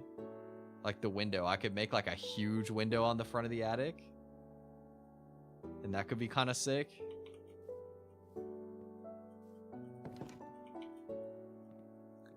Bro, keeping people in his attic. Not intentionally! I don't even know how he climbed the ladder up there. I don't know how you got in my house. What is your name, sir? Who are you? Don't wait, what are you waggling your head about, bro? What you want? I don't know, man. I got this guy in my house. He's just standing there menacingly.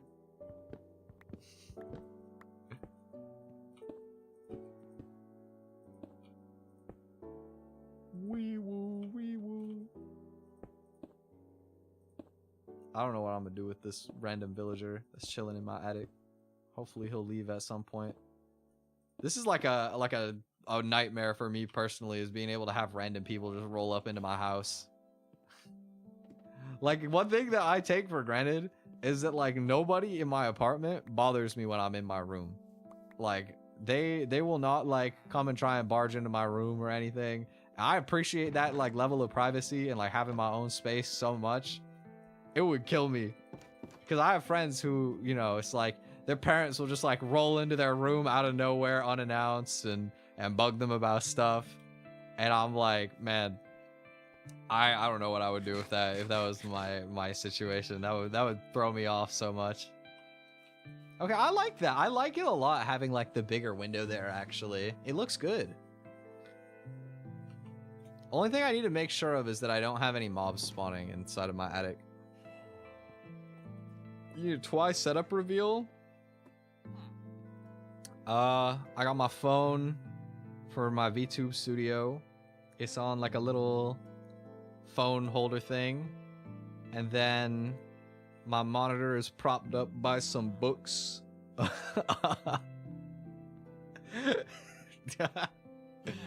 got, what do we got here? Looney Tunes, the ultimate visual guide. What else we got here? We got, oh, what does that say? Oh my god, what the heck is that? Homicidal Psycho Jungle Cat. It's a magical world.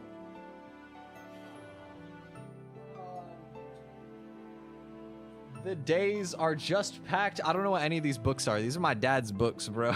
These are my dad's old books. I just grabbed some thick ones and used it as a monitor stand. I honestly, on God, I got no idea what these books are about. Other than Looney Tunes, obviously. I love Looney Tunes.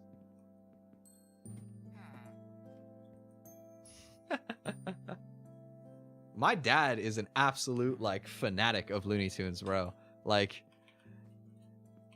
I will reference lots of random things. My dad is like that too, okay? We'll just be having a conversation and he will reference like an exact episode of Looney Tunes. Like he will start, like he'll have like one line that he wants to read off, and then he'll go into the entire episode that it's from, and I'll just be like, oh yeah, I do remember seeing that episode. But it's like he just knows. Like it's just in there for him, you know what I mean? He remembers like all the old ones because he's seen them so many times. Which is kind of sick, honestly. It's kind of cool.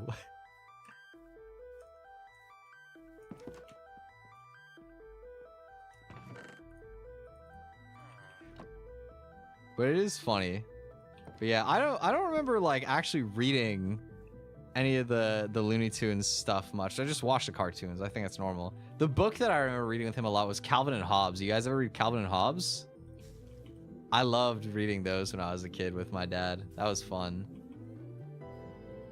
The diving board episode? Oh, that one is pretty funny. I remember that. That's the one where he's like way up in the air and he like gaslights this other dude into like diving off like way out of the sky straight into the floor or something, right? I think there was also a point where he like sawed the diving board, and I can't remember if it was like him floating on nothing or if he sawed the other guy off. I don't remember which, but it was kind of funny. I barely read it all. Yeah, I don't read much either, to be honest, but... Get out of my attic, sir. Get the hell out of my attic.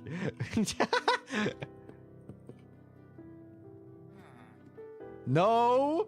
Get out of my damn attic! Bro! Get out of my attic! What is he doing? What are you trying to do up here, bro? What? What? There, what do you want, bro? Get out of my attic. Get down there. Stop.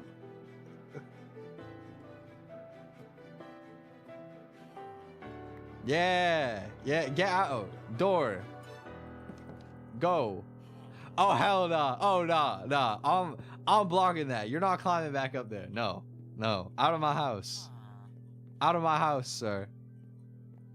Get out. Get out. Get out. I give up, bro. I swear to God. Don't do it. Don't do it, bro. That way. Door.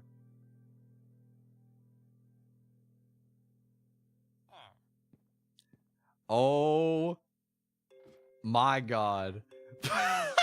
Okay, he didn't actually go up.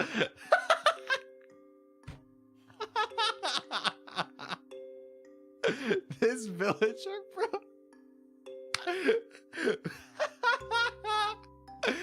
I'm dead, bro. That is so funny, bro.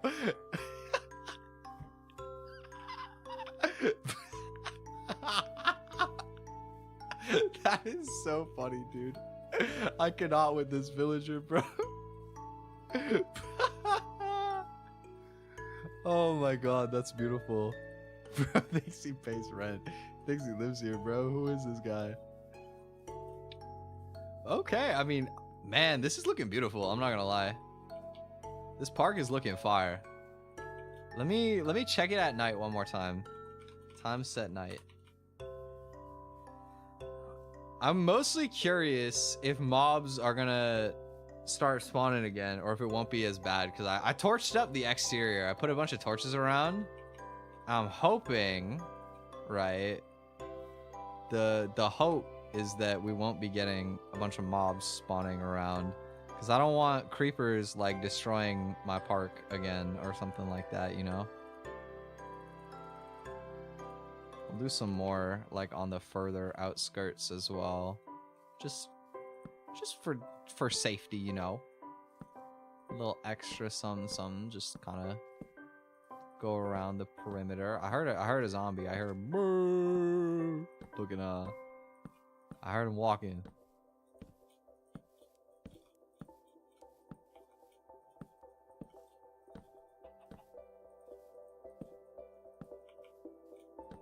Get all of this well adequately illuminated. No mobs welcome.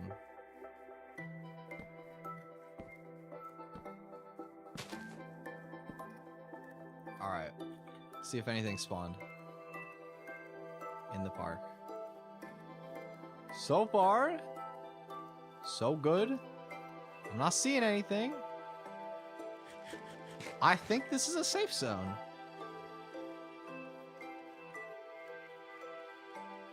I don't see anything around here. I think we're good. Let's go. No more getting boomed by creepers in the middle of the park or anything. Beautiful. All right. Glad that I was able to solve that. Not trying to have that issue again.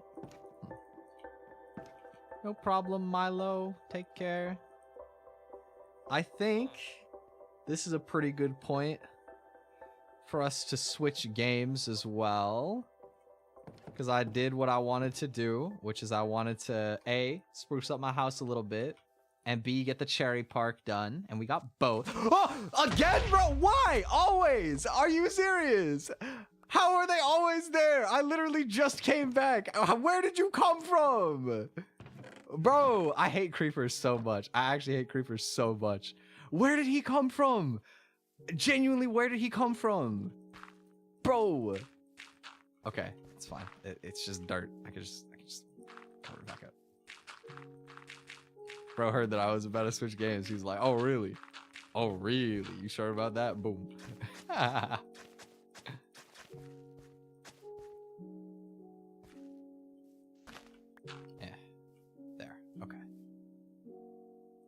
All right. Let me introduce myself looking actually. Okay, nobody in my attic. Good. No creeper in my attic, no villager in my attic. Nobody's trying to camp in my attic. Okay, cool. All right. So, the second thing I wanted to do today, there's a certain game that we haven't touched in a hot minute, especially on stream, but even off stream that I haven't played in a while. And you guys know what that is. That's the good old Honkai Star Rail. It's been a minute. Oh shit, update game. I forgot to download the update. Wait a minute. Hold up. Wait a minute. Okay, it looks like it's a 1 minute update. We're chilling. We're chilling. Damn, wait, this is a 5 gigabyte update. I could do that in 1 minute. Yo, that's crazy. My internet's kind of insane.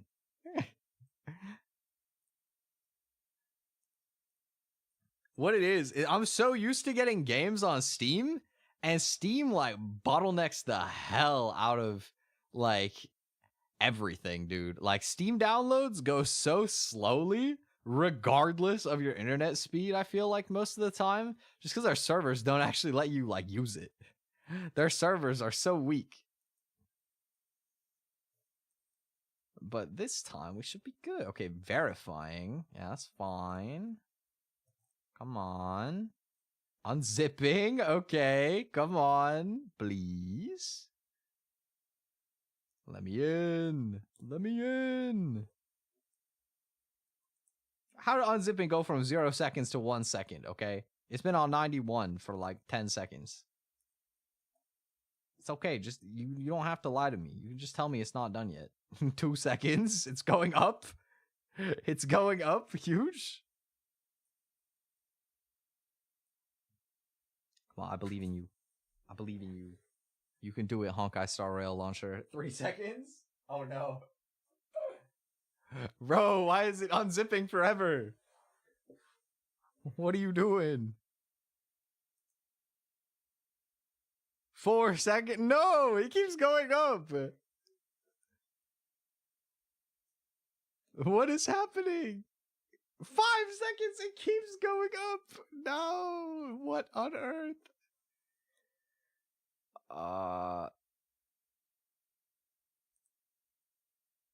Okay. Verifying integrity. Oh my god, bro. Okay. Let's just go back on the server while I wait for this.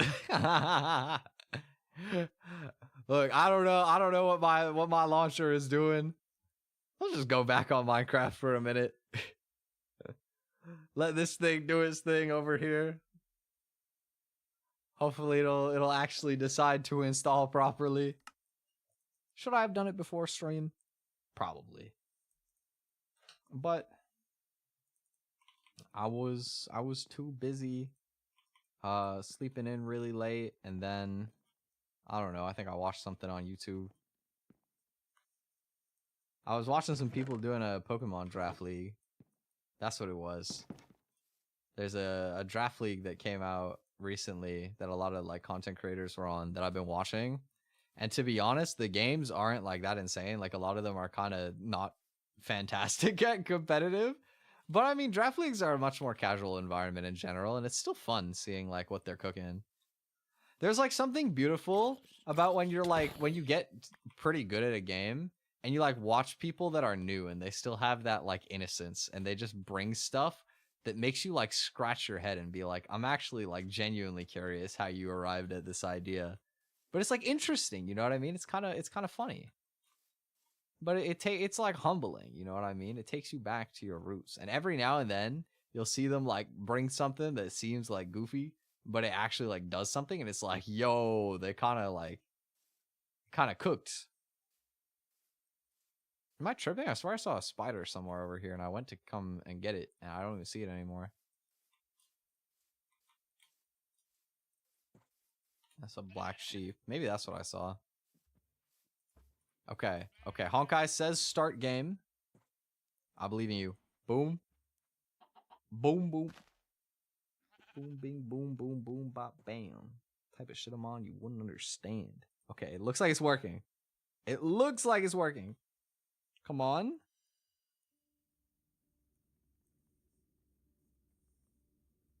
Oh, I'll log in. Wait, where's my Honkai? Why is it not showing? Hello? Let me see. Where's Honkai Star Rail? Why am I blind? Why am I so blind? Where is it?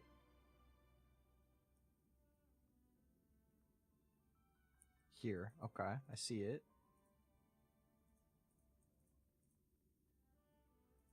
Honkai Star Rail. Did I not launch OBS and Administrator? I forgot to launch OBS and Administrator. All right, chat. My stream feed is going to die for like 15 seconds. I'll be right back. Just wait for a second. It's going to buffer. Hello. We're back. My bad. I forgot. I tried to remember to boot it in administrator mode, but I guess I forgot. That's okay, because I remembered.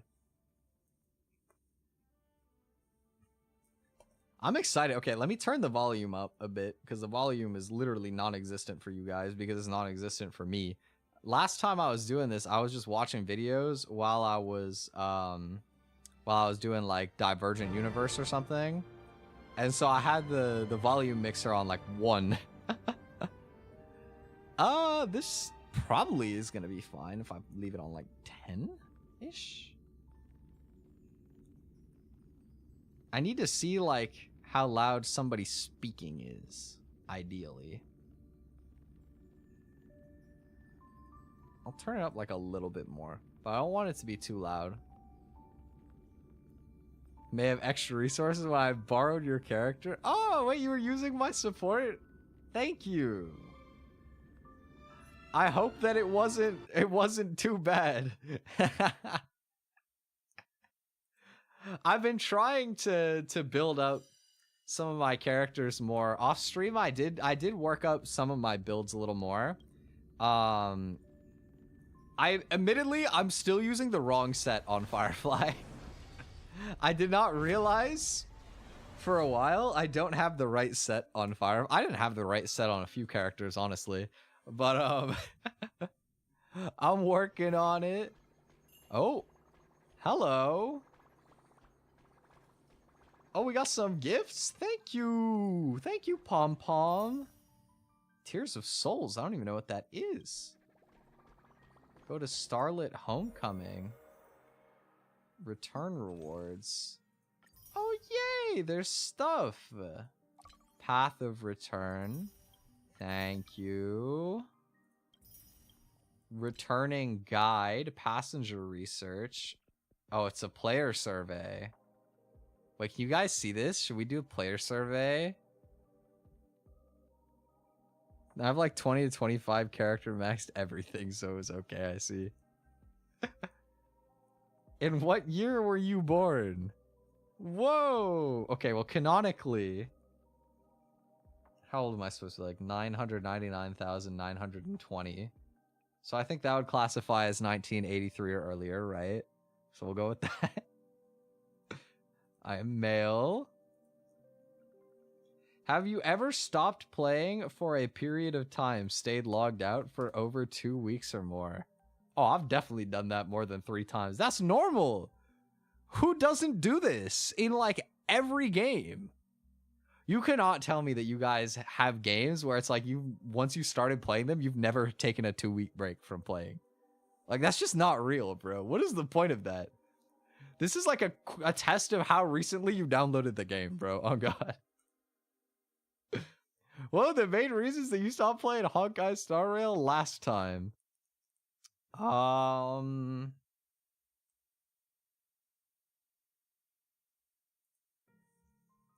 felt like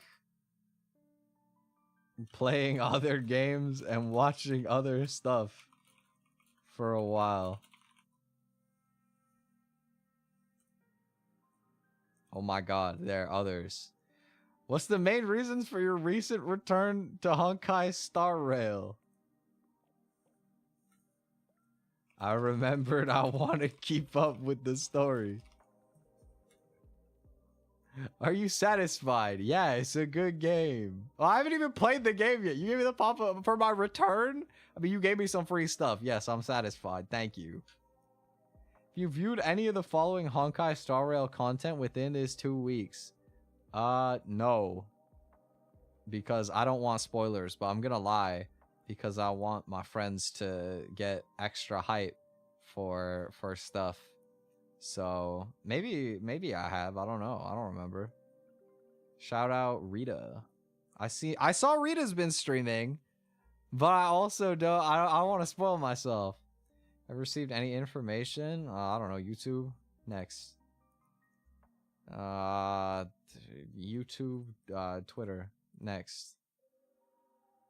Oh my God! Ask me about my social security number as well. Why don't you?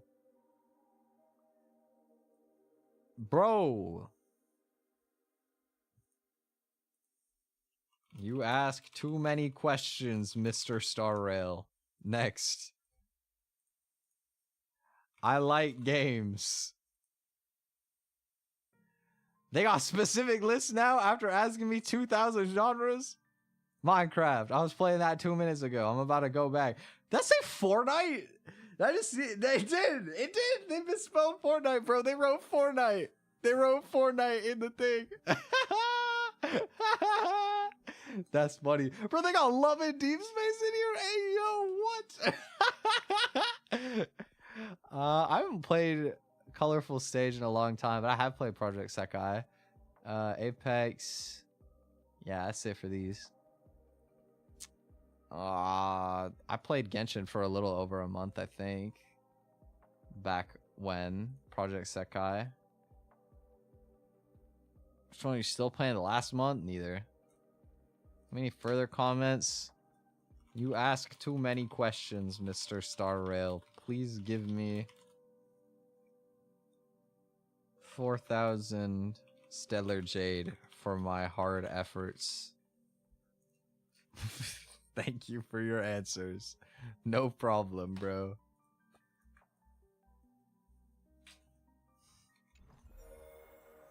Anything else cool? Gift of Odyssey. Nice. We got a new character here, looks like. I've been dodging spoilers, but I've seen. Okay, there's lots of stuff. There's too much stuff. Oh my god. This is the experience coming back. I feel like I'm getting bombarded with everything. Oh, a lot of Cellar Jade, though. Yum. Thank you. Thank you. What else we got? Assignments. Just redispatch the same ones. Thanks. Thank you. Next. Ooh. Cool, cool. Warp. What's new? We got Earth Hurled, Ether Curled.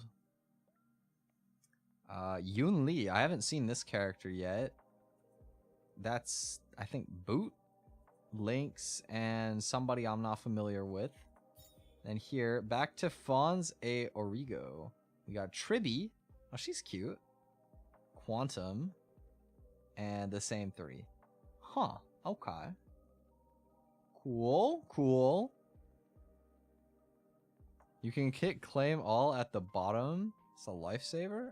Wait, where? Oh, on the reason stuff. Thank you, TND. Appreciate you for that. Nameless honor. Ooh, wait, what is this? Unlock nameless glory and raise its level to 30 to receive a light cone of your choosing. Okay. Activate. Oh, it's the battle pass. I thought I was getting free stuff. Come on, man. Okay. Interastral guide. And then there's like a billion things on double. I'll worry about that another time. Travel log. That's Divergent Universe now. Starlit Homecoming. How is there already more stuff? There. Okay. Thank you. Thank you. 26,000? I think you get 2,000. Yeah, I think that sounds about right. Oh, this is the best! Oh, when I come back to playing the game, I got 1,900 reserve energy. I'm going to be able to do so much stuff. Bless, bro. Absolutely bless. All right. For the people curious, we got Firefly. I learned about superimposition. I was playing with Shiny a little bit, and my other friend who's really into Honkai. I got this card maxed out on Firefly, and I got some of her traces up a bit more, and I got... Oh, wait, I did get the right set. I forgot. They're not, like, all perfect, but, like, a lot of these I didn't roll the right substats, and that's why they're not level 15. But the boots are pretty good, I think. What did I roll on this again? I don't remember. I rolled 4 in attack and 1 in break effect. It's okay. But yeah, I got these. I got my dudes. What are these things called? I forgot what these are called. My planar sphere, my rope. I got this kitted out. I got Gallagher's kind of just rocking with some low tier stuff, but it's the right sets. And that's kind of the same deal for Pela and Japard, but you know, we got Firefly cooking. That's what matters. Oh, his little dude. What's up? All right. So there's this with the geniuses. This is for Divergent Universe, but that's not what I'm looking to do right now. I'll explore Divergent Universe more another day. I want to continue the main quest because we put it down for a hot minute, and I would like to get back. Where do I go for that? I forgot. I forgot where I look. Where are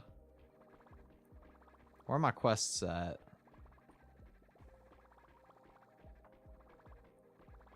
Navigation?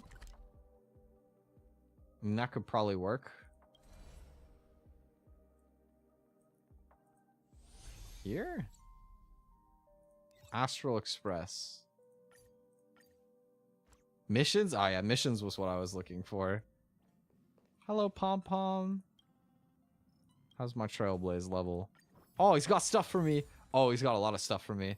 Oh my goodness, I haven't claimed this in a minute. Oh, look at all this stuff. Oh my god. So much free stuff. Let's go. Oh my goodness. It just keeps going. It's too easy. It's too easy. Look at all of that. Beautiful. Oh my god. We got loads of free stuff. Thank you, Pom Pom. I love you. Okay. Missions. Where is the main one? How do I remember that? A new venture on the 8th dawn. That's the one, right? Banana outrage, jolted from a winter dream, find a stool under the pristine blue. Those are like the extensions, right? Trailblaze mission. All right. Discuss your next trip with the others. The clock winds back to the start of the journey to Penacony. The Astral Express, upon invitation from the watchmaker, heads to a cosmic vacation spot, the Reverie Hotel, for a banquet. However, in this sweet dream paradise, they unexpectedly become entangled in two bizarre murder mysteries. Yes. Thank you for the recap. A grand struggle for a legacy begins. Numerous factions enter one after another, acting in response to the situation. The family hosts also plot to capture the watchmaker with this opportunity and ensure the Charmony Festival takes place as scheduled.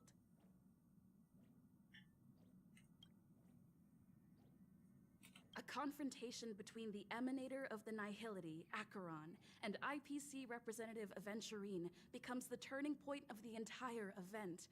The latter, through a grand death, shatters the family's lies and reveals the existence of the primordial dreamscape, Dreamflux Reef. Yeah. The Express crew thus delves into the heart of the situation. Here, Gallagher reveals to everyone the truths about the dreamscape, the Stellaron, Mikhail, and the other nameless. They finally uncover the legacy of the Trailblaze and, in doing so, receive a glimpse from the Harmony. Yep. To fulfill the wishes of their predecessors, everyone heads to the Penacony Grand Theater with the intention of sealing the Stellaron.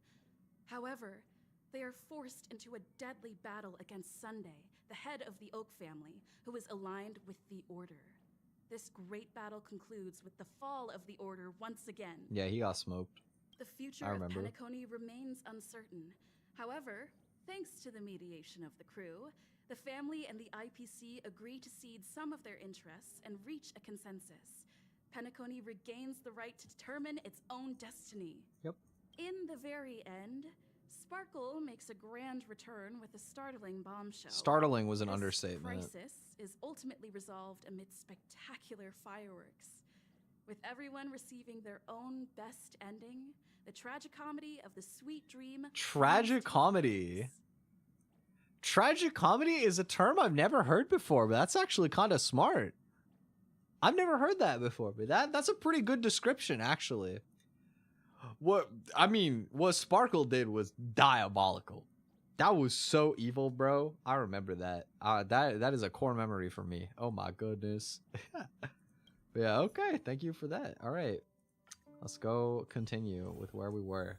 Discuss your next trip with the others. It is time, ladies and gents, to get on the road. Amphorius, the eternal land. Amphorius? How come Don Hung didn't speak? There is no record of this world in the databank. Not even a mention of its name. What do you guys think of my Don Hung impression? I haven't even heard him speak in so long. I don't even know if that was good. Okay, March is speaking. That's good. I don't think I could do a March impression, so we're saved. From outside observation, with a presence only revealed by the light from the mirror of the Garden of Recollection. It's mysterious, all right. World hidden away from outside observation. Right, I remember this. Yeah. You haven't been with us on the Express very long. Will the journey be too much for you to handle? Nah, I got this. I got this. Oh shit, Himeko doesn't have voice acting in this yet either. Not all the VAs are included yet. Legal stuff. Oh, what happened? Wait, what happened with the VAs? What's the legal stuff? God, I saw some sort of drama with some VA stuff recently about trying to like make AI voice banks, and I hope to God that it's not that. I hope that Hoyo is not like that. Didn't hear about the strike? I might have. I'm not sure. Think it was a strike. Okay. What's the strike? Let me look this up. Voice actors on strike. Hoyoverse? Let's see. Honkai Star Rail 3.0 voice actor strike. Missing voices explained. Key characters including Himeko, Danhung, Kafka, and the Trailblazer are currently affected. Are caused by the SAG-AFTRA strike that began on July 26, 2024. Voice actors are seeking fair compensation, protections against AI exploitation, and better working conditions, leading to some studios, including those working on Hoyoverse games, not fully complying with union agreements. As a result, some of the planned voice recordings for the 3.0 update weren't completed in time. Really? Huh. Moving the VAs to a new company right now, so they'll be back soon. Okay, so this isn't like Hoyo is trying to do this. This is like the agencies that Hoyo is working with these people through are not complying with unions, and therefore they're striking from their agencies, and Hoyo can't work with them because they can't go through the agency. Am I understanding correctly how that works? Yeah? Okay, good. Good. Because I always feel very conflicted about consuming media that is like very exploitative in nature. Like if it was Hoyo who was like, you know, having their VAs just kind of drop the project because it's like, well, they want us to make AI voice banks and basically throw away our livelihood on that. Like, no, of course that would suck. Good. All right. I hope that they can get that sorted. In the meantime, Himeko being one of the characters that's not voiced, that's kind of rough for me, but I mean, okay. Okay, let's see. I gotta get in my voice acting bag. I gotta like center myself. I gotta be zen. I gotta feel the role. How the hell do I feel like Himeko? It might be Jover. All the new characters have voices? That's good, at least. That's good. Let me continue. Oh, it feels weird to do all the reading out loud myself. There's no need to be nervous. I understand that it may be difficult for us today to wrap our heads around the idea that there's a world Akavili didn't venture into, but a journey like that was only routine to the Express crew back then. After all, to trailblaze is to explore the universe's boundaries. We should consider Pom-Pom's opinion too. God, their quality is so much better. Is a destination. Pom-Pom? Oh yeah, we're not even... Where's Pom-Pom in this, bro? Sure, I'll take care of it. That said, Pom-Pom usually stays out of discussions about destinations. The final decision will likely still be on us to make. In that case, we'd best take the time to think this over. Yeah. Plus, even if we pass Amphorius over, we've still got a fuel problem to solve. There was a fuel problem, right? I forgot about that. That's true. Alright then. For now, I'll let Miss Black Swan know that we're considering the Eternal Land as a destination. Seeing as how this is going to be an unusual adventure, it'd be good for us to take some time out to make preparations for the journey. Meanwhile, I'll see if I can find out more about Amphorius from our allies before we depart. In other words, we won't be leaving Penacony anytime soon. Okay. Or we could also revisit our previous stops to make sure that the astral charts and navigation routes are all functioning fine. I wonder if the hole in the Tychean Stadium has been repaired. Tychean Stadium? Where was that? The Express has been on the go almost the whole time since we left the space station. We've barely had any time to catch our breath. Let's take this as an opportunity to wrap up our vacation instead and make the most out of this break. True. At this moment, people still haven't expected this vacation to be so fulfilling. They will witness the Grand Show Wardens and, during this moment of leisure, also complete arts promised, but I don't know what that said, and those they will meet again include not only friends, but also foes. Switching to Sunday's POV. Okay. Yeah, I know games didn't used to have voice acting. Social stability, if you ask me. I think what it mostly is for me is I'm used to the voice acting being there. And so like having it change, it's the shift that you really feel. Since I'm used to it being there, now it's not. All right. If you have the time for mindless gossip, you're probably better off spending it on getting actual work done. So Sunday POV, hey? What's up with him They still? say this is all part of ongoing investigations. But is there even any point to doing this? The threat's long been neutralized. They're just putting on a show. He's unlocking his inner girl boss. Yes. Where's my Valley Girl role? Oh my god. It's nothing but a pretense for those outsiders, isn't it? Imagine though. Imagine. Sounds like you've got insider intel. Now I'm curious. Are the stories going around true? Was the furor that broke out a while ago really a result of trouble within the Oak family? Those are some difficult questions. Didn't I just say that creating chaos is also a means to maintaining social stability? Now, who knows who's been fanning the flames? But there are a dozen rumors going around out there, each one more outlandish than the last. Right. Oh, I've heard those. Conspiracy theories about how the IPC had orchestrated everything and... what was it again? That the chaos was only quelled because of an accident? Makes no sense. So what's the lowdown? Oh, the truth has probably been long buried under all the hearsay. All I can say for sure is that someone's taken the rap for it. Sunday. You mean the former Oak family head? It was his fault. He did it. Bingo. Most of the blame was pinned on him when the Charmony Festival was abruptly cancelled. Since then, not a single soul's seen him. Bro, it's because he was like destroying all of you. Forget his whereabouts. Nobody even knows if he's still alive. Talk about scary. For all we know, we might have watched something go down in history, like what happened to the Black Plum family back then, without even realizing it. I've heard another theory about that family head, though. I beg your pardon, sirs. Dreamweavers are carrying out inspections on the routes around here, and all affected facilities have been closed off. Kindly take a detour in the meantime. What happened? Is this because of the Stellaron? Jeez, are we Penaconians never gonna dream in peace again? This dude's name is 1 Week.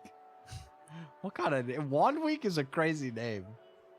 I like his little ahoge though. He's got like a giant like dandelion coming out of his head. There is no cause for alarm, sir. The Stellaron has already been sealed. This is just a routine inspection. A move to heighten security, if you will. Please rest assured that the family will do everything in our power to protect the sweet dreams of every guest. I see. We'll leave the two of you to your work then. That's Sunday. Oh snap. He's like trying to go undercover. How do these people not recognize him, bro? His hair is, you can see his wings. You can see his wings still. How could you not know? You're literally gossiping about him for like 5 minutes straight. Literally gossiping about him non-stop. His wings are coming out of his head. Look at this dude. You must have known. Look at how he's dressed. Excuse me, sir. Oh, maybe they did clock it. Have we met before? Aww. Oh. Do you recall when or where we might have met?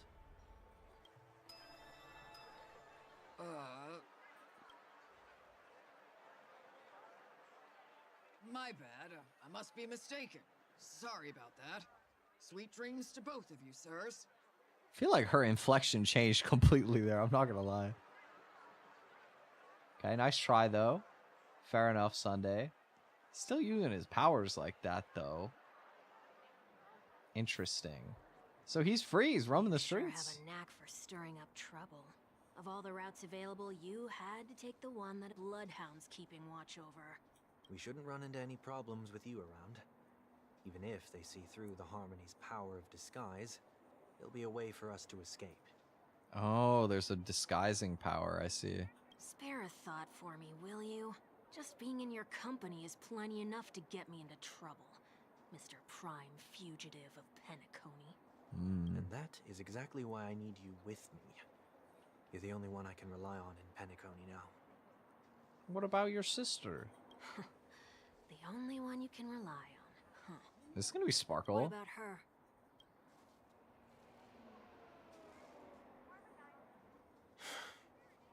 That's what I said. At least she was spared from the consequences of my actions. Good. I'm glad Robin was not punished. What a shame, huh? Why do you say that? Just thought that being mean might be more effective than consoling you. I've seen plenty like you. Eager for everyone to take you to task after a setback because that's the only way you'll feel better. As though the more they condemn you, the more likely you can rectify your mistake. That said, if I'd really wanted to hit you where it hurts, I'd use a different approach. Like a show of sympathy, for example. You're right. I won't deny that. She should still be in Penacony. Aren't you going to look for her? That won't be necessary. I'm sure you already know why, considering your vested interest in reading my thoughts. I can't bring myself to see her when I'm a fugitive. Oh, come on, bro. Sunday, weak as ever. All right, then let's keep going. She Helping would a still love fugitive you. Return to their home. So exciting. Did it say that I had Sunday temporarily added? Story. May our journey be free of troubles and lead us starward. I guess here, wait. Keep Firefly in my main slot. Don't be nervous. Just cooperate with me. Alright, like you did Sunday. before. Sure. For the sake of immersion. Okay, but who is this 1 week guy, though? I still don't know who this 1 week dude is. I see 2 bloodhounds. They appear to be on official business, unlike the pair from earlier. Right. What's happening at Ideen Park?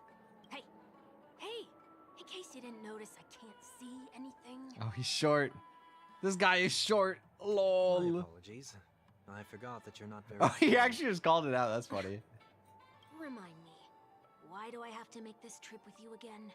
We've been through this. You're the only one I can turn to now. Besides, we once lived a cat and dog existence. Embroiling you in my affairs won't weigh on my conscience. Damn, what a 1 week dude to deserve that, bro. You certainly don't have much of one if you can bring yourself to say something like that. Yeah, like what? Yet you will repay this favor all the same. After all, you're only alive today because of me. You owe me that much. Holy moly. Can you get any more conceited? I'm saying. Spit your game 1 week, bro. Tell him what's up. I don't like Sunday. I'm gonna be so for real. I've never liked. I think the more that I've met Sunday over time, I don't like this guy. He's just so bad. He's such a villain. Abandoned in the wild and near your end, I showed you a way to survive and helped you escape the jaws of death. Yes, and that is why I get to exploit you now, Mr. 1 week. When you were at your wit's end and felt lost about your future, I did everything within my power to help you safeguard your position in the family. Okay, I get it already. You have a way with words, I'll give you that. Still, it's one thing to repay a favor, quite another to knowingly put myself in harm's way. I agree. I don't understand. Why are you hell-bent on going back to Penacony? Is this an IPC mission? Did they make you a deal?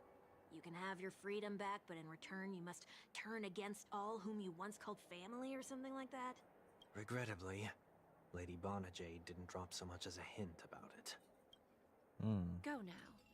You are free, O Chosen One, who dare to exceed his bounds. Sever your wings, descend to the mortal realm, and walk their lands. See what this world is truly like. Okay, so she told him, get off your high horse. Go live like a regular person. That's based. That's honestly based of her to do. But like, if he wants to get better, he needs to get out of whatever he's doing, bro. You're living wrong. Go to the grocery store and just make some regular ass food, bro.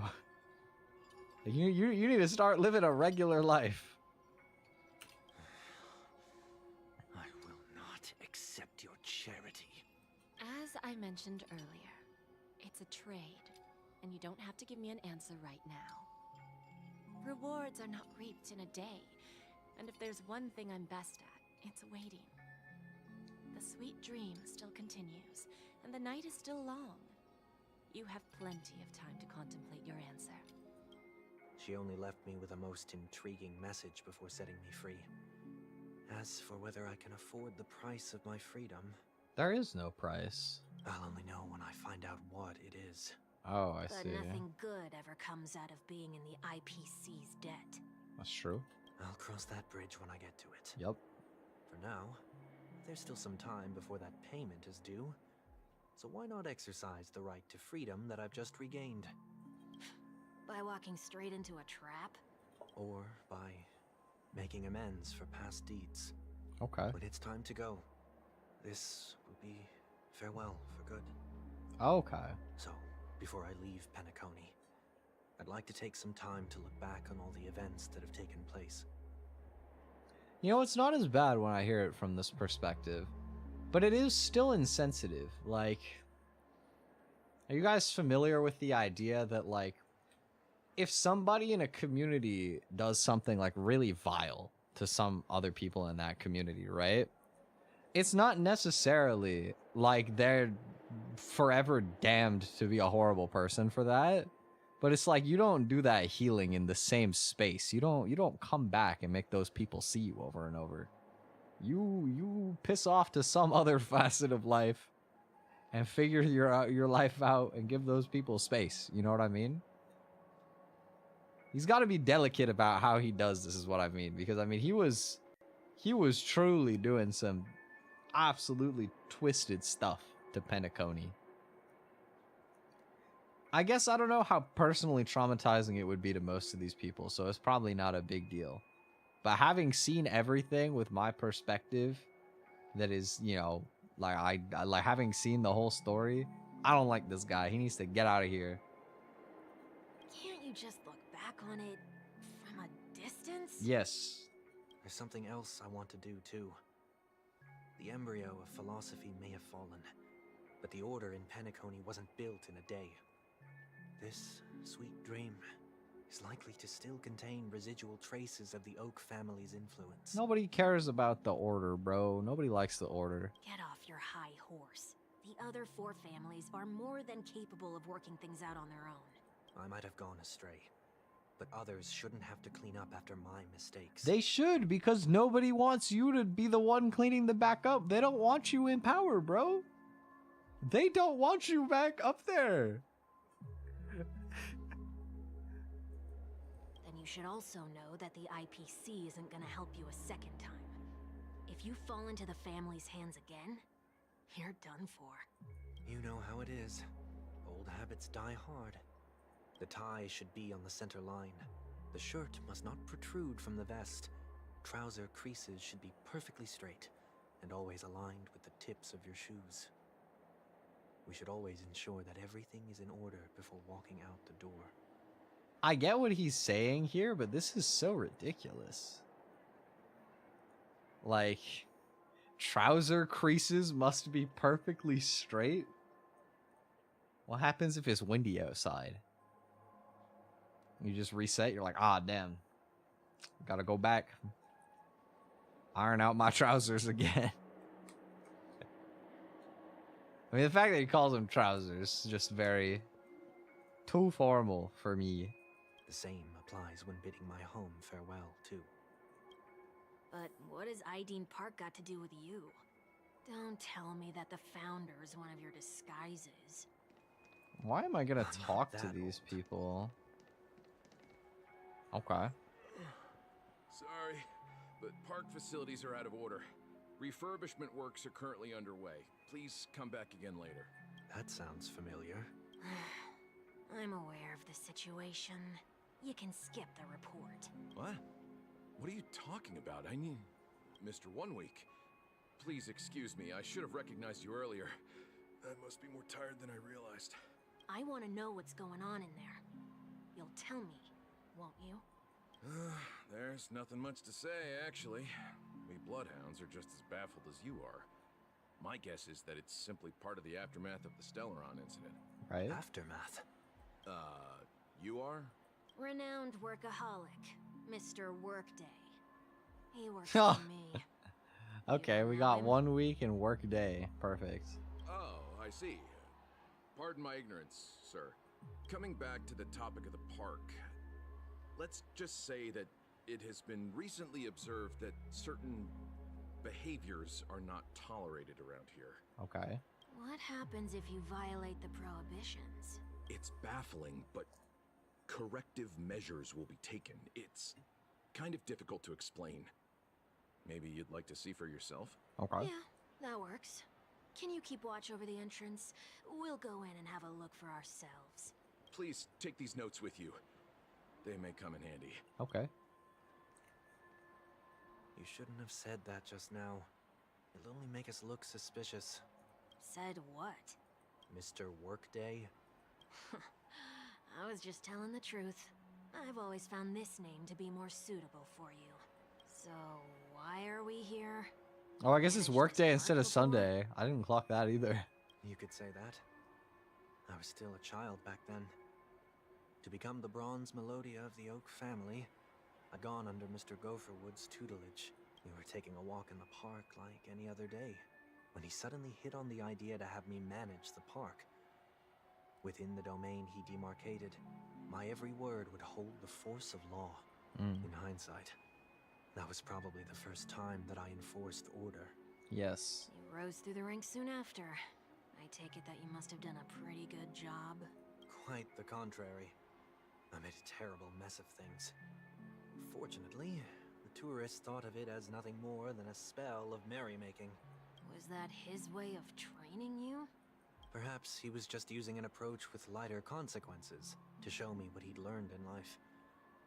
That there is never an ideal paradigm when it comes to rules. If the enforcer is incapable of introspection, then even regulations once laid down with the noblest of intentions will eventually become defiled. True. Very true. This place is no exception.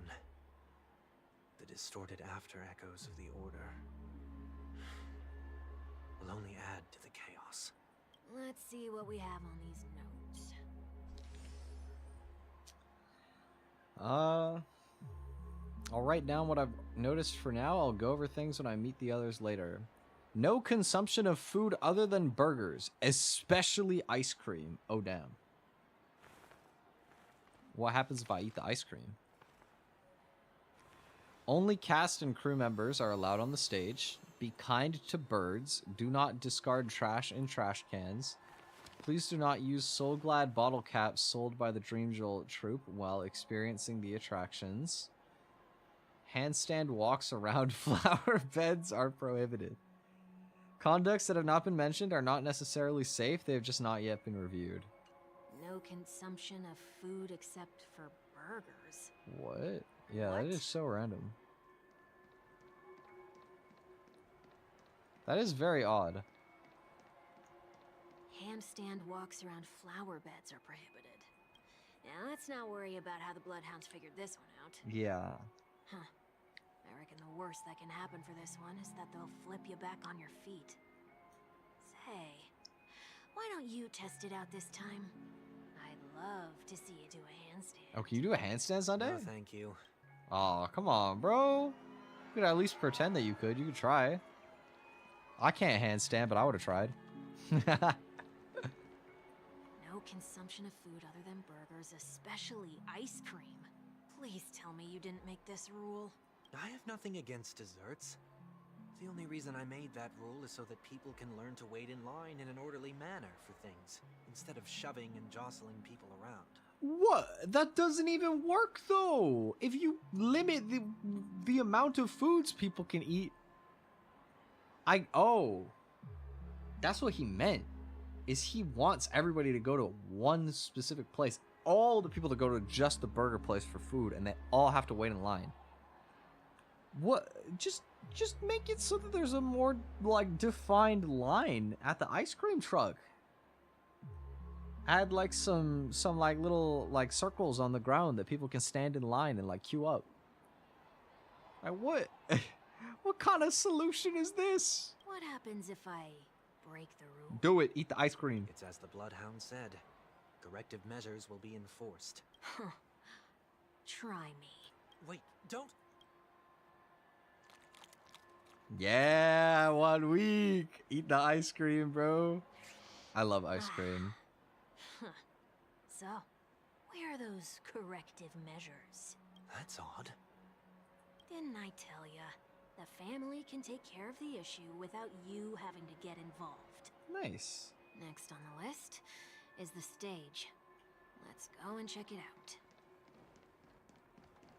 Okay. Those like the instruments Only that play cast and crew themselves. members are allowed on the stage. A surprisingly reasonable rule. That one does make sense. And an easy one to test. All right. Head on up. Huh? Let's try that again. Okay, it teleports you away.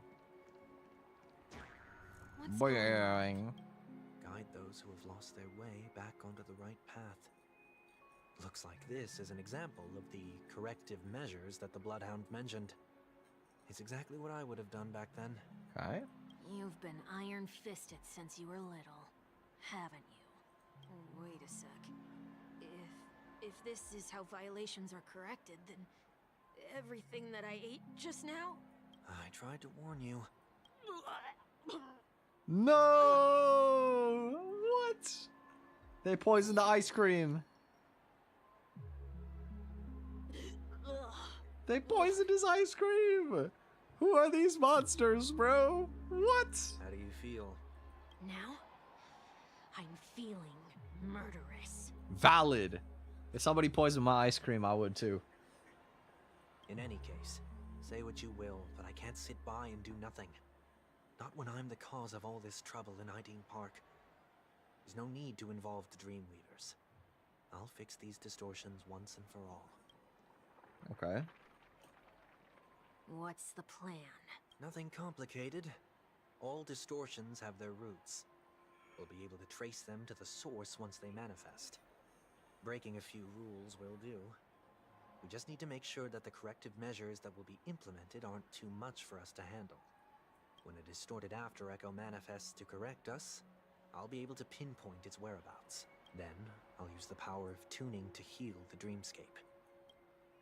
So, can I take it that rules are meant to be broken now? Okay.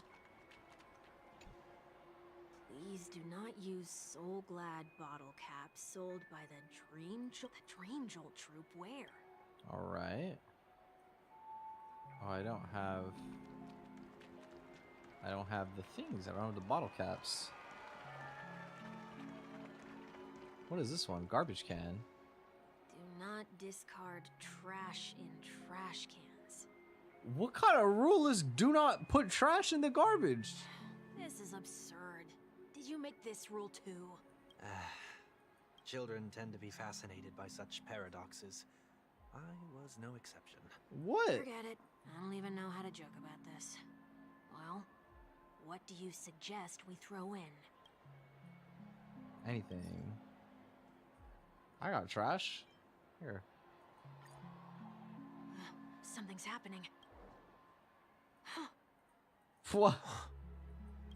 What is this? A woodcutter's trash can? We're not breaking enough rules. We should look elsewhere, too. Okay. What the dog doing? What's up? There it is. Found a good hiding. Just one moment. Okay. Let me translate that for you. Who are you trying to pay with your spare change? Lol, he lowballed. I'm afraid you're going to have to handle this if it isn't enough.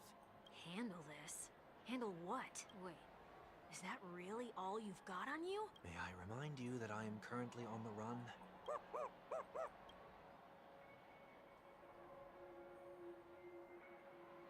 Whew. Luck's on our side. Looks like we scraped together just enough. Thank you. Alright. We got the bottle cap. Shall we give this capsule machine a try and see what happens? What's the point of having a capsule machine where you're not supposed to actually use them?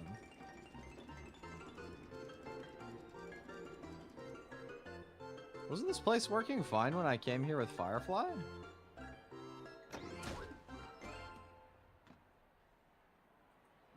mean, that looked like it worked. Nothing's off so far. Maybe we should open the capsule? Punishment is now inevitable. They can't be seriously going that far, right? No. Hey, look at... Oh. That's what the dog doing. Damn. I don't know what this does, but I have it. Oh, damage and crit boost rate. Okay.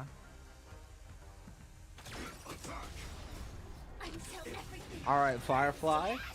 Burn everything into ashes. It's a blaze.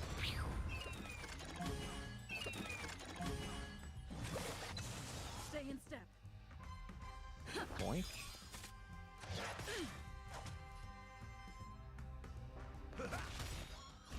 Firefly Type 4 in position. Fight!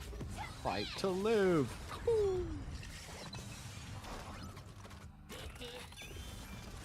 This is more than a battle.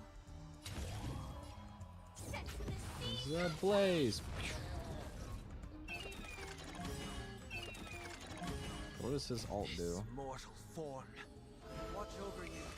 Guide you on your path. I don't know what that did, but it looked cool. It's of no consequence.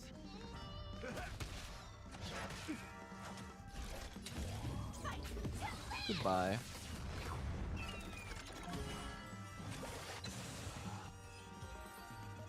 Cool. Did they have to do that? They could have just recalled the capsule. Perhaps making the attractions no longer just attractions is another corrective measure? Aren't the rules being too finicky with words? Enough. The location of the distortion is nearby. Okay. Discernment tuning.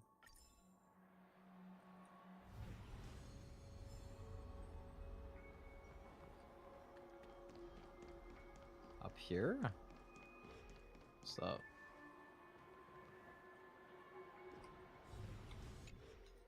Oh, there it is. Time for it to disappear for good. Reveal thyself unto me, as is customary. All creatures endowed with eyes bear souls of equal worth. Whoa, it worked. The IPC totally should have sent someone to keep an eye on you. Aren't they worried that you might make a comeback in Penacony and grow a new pair of wings? So long as there remains a need for me to keep a low profile, I'm no threat to them. That's true. Come to think of it, you had always been in the spotlight, be it as a respected member of the elite or a leader. When was the last time you fell into the mud? All the way back during your childhood days? Yep. Sometime before I turned 6. Like most boys would, I tried to fly with my ear feathers, only to fall into a pit. I almost broke my halo. That was sarcasm, in case you didn't realize. But whoa, you actually remember something like that? You never forget He times would. of failure. It's only human nature. Ugh, you're probably the only one who'd consider something like that a failure. Yeah. Okay. Oh, there's more? Okay.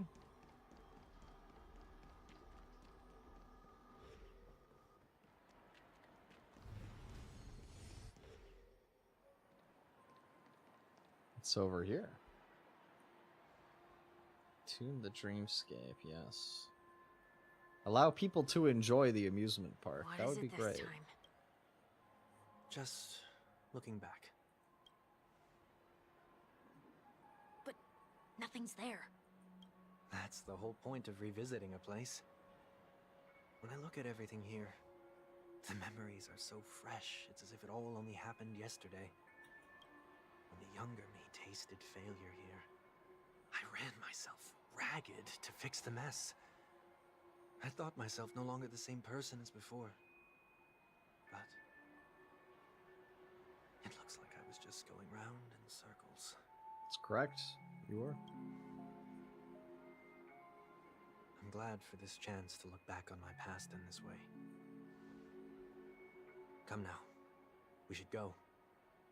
This will be a long farewell.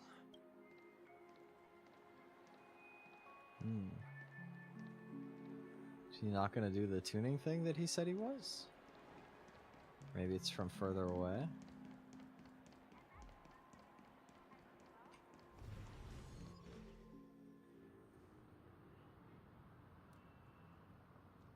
So, where are we heading next?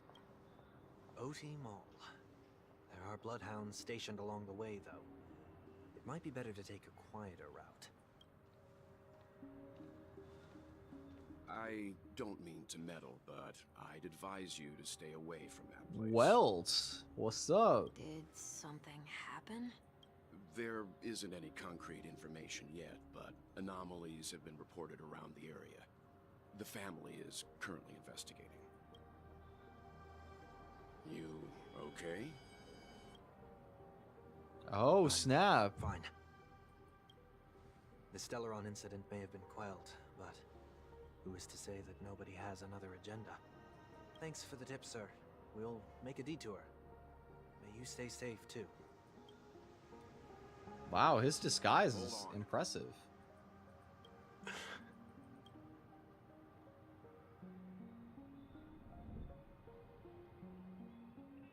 Sweet dreams are technically safe, but it would be wise to look out for Oh, it's just Welt being an old guy. Telling you to look both ways before you cross the road. Thank you. Good old Welt. Just Ooh, keeping that was people no safe. ordinary passerby. It's a miracle that he didn't see through your disguise. The Astral Express should have departed a long time ago. Why is he still in Penacony? But we need fuel. We needn't change our plans because of him. But be sure to keep your guard up. I hope nothing terrible has fallen upon Penacony while I was in captivity the last few days. Come now. It's time we set off. Let's not stick too close to each other, just in case. A few feet or so between us will do. Where am I going? Wait. Wait, what way am I supposed to go? I'm blind. Map. Oh, like just a little forward. Across the street? Here?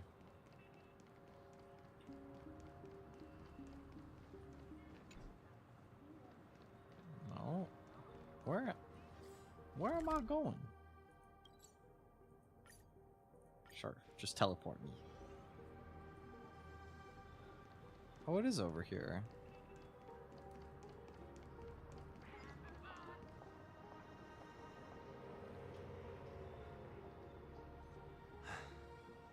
Seems I let my wishful thinking get the best of me.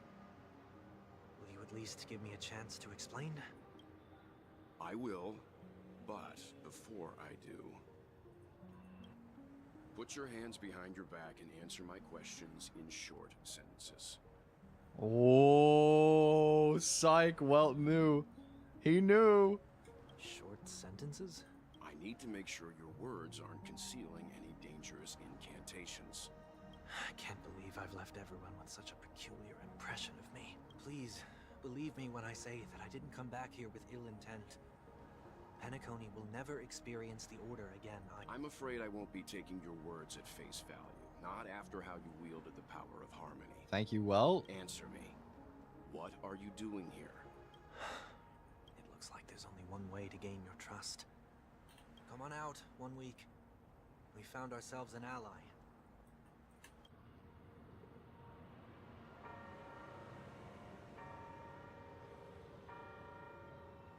So, it was the IPC that freed you.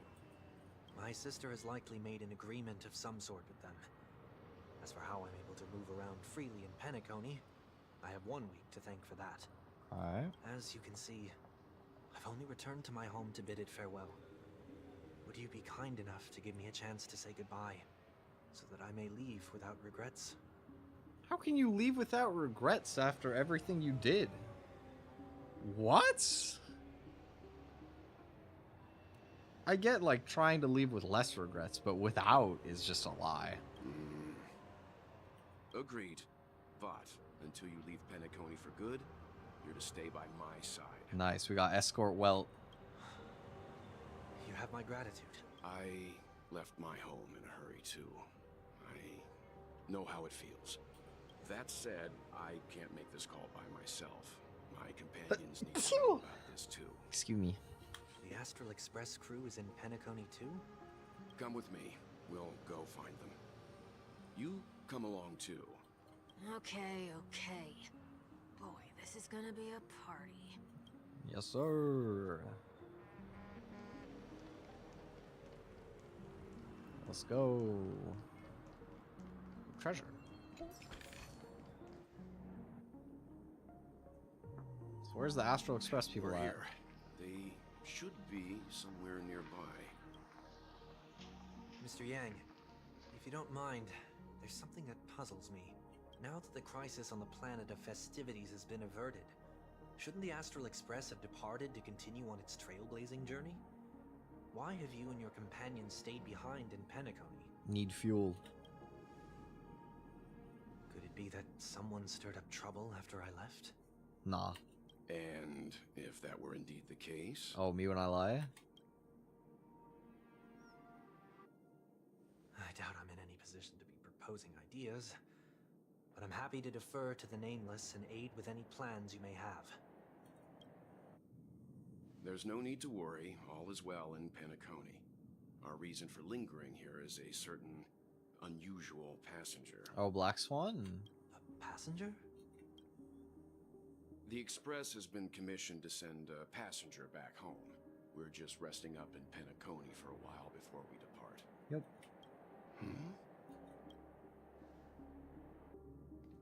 By passenger, do you mean this lady here? Wait. Is that Fugui? Or these ladies? Oh my god, everywhere I look is Ting Yun. What? This... how? Huh? You're finally here, Mr. Yang. We have a huge problem. Okay, well at least you're not also Ting Yun. That's good news. Let me stay here a little longer in this body. Okay. Wait, why did it kick me back to the Divergent Universe one? Man, why'd you kick me out of my mission? Bring me back to the Trailblazing one. Oh, wait. Talk with Screwlum. Oh, I'm actually supposed to be here. Right?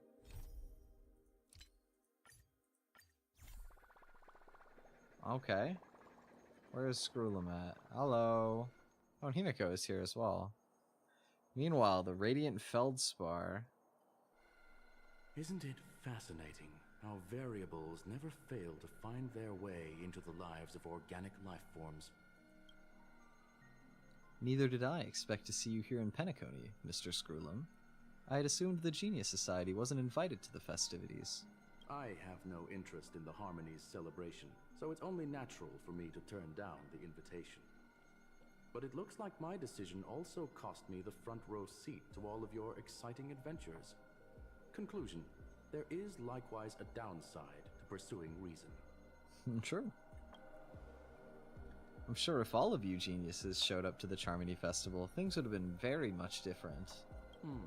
I hear that the Astral Express has established a collaboration with the Garden of Recollection for your next destination. They did suggest a destination, but that was all. Did you hear this from Madame Herta? It's a world beyond the knowledge of the Nameless, after all. I wrote to her hoping that the all-encompassing erudition could provide us with some information. Could there be more to it? Yes, there is something else. Miss Blackswan said Amphorius is a world influenced by 3 paths, and the erudition is one such path. Logic. The average Pathstrider wouldn't leave any trace behind in the Garden of Recollection's mirror. You're right, so this has to be related to the Emanators, or perhaps even the Aeons. That's why I wanted to know if the geniuses had any clue about it. It's a pity we do not communicate much within the society. Not to mention we've lost most of our members to the Lord of Silence. The Lord of I've Silence? never heard of Amphorius, however. I don't know. I haven't heard about the Lord of Silence yet. Interesting.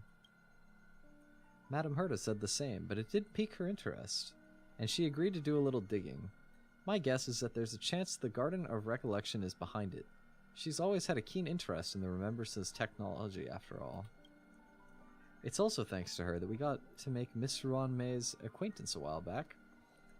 We even went into the Kalenga Abyss to bring a Leviathan's carcass back for our new friend. Wow. A Leviathan carcass. Great. This is far too much an understatement, but none of us ever expected to see an old friend at Miss Ruan May's. That Foxian girl has indeed been through an unimaginable turn of events. I suppose that's the fate you organic life forms are bound by. Yeah, a bond that truly runs deep.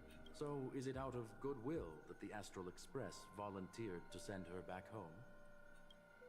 Would the Nameless see a point in keeping work and favors apart?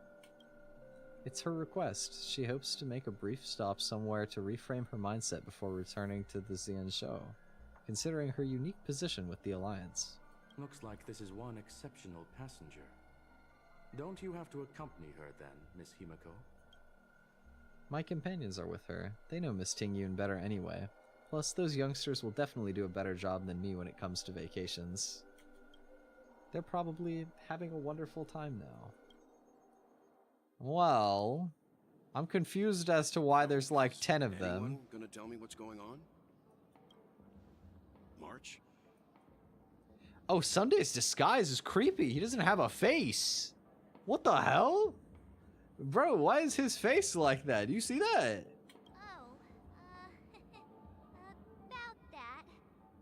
Why don't you ask her instead? Me? She knows how to present things logically. I do? Alright. Let's see.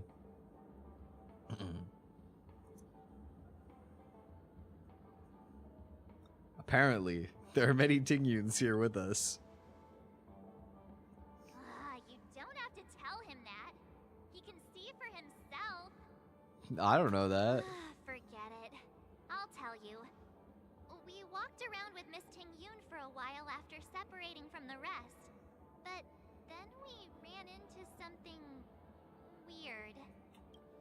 Did something happen in the dreamscape? Actually, it's more like it was someone's fault. We met a Pepeshi filming a Try Not to Laugh challenge. Not a He try gave not to us some of laugh. his candy. A type What of is this, candy that's 2010? supposed to make you fall over laughing.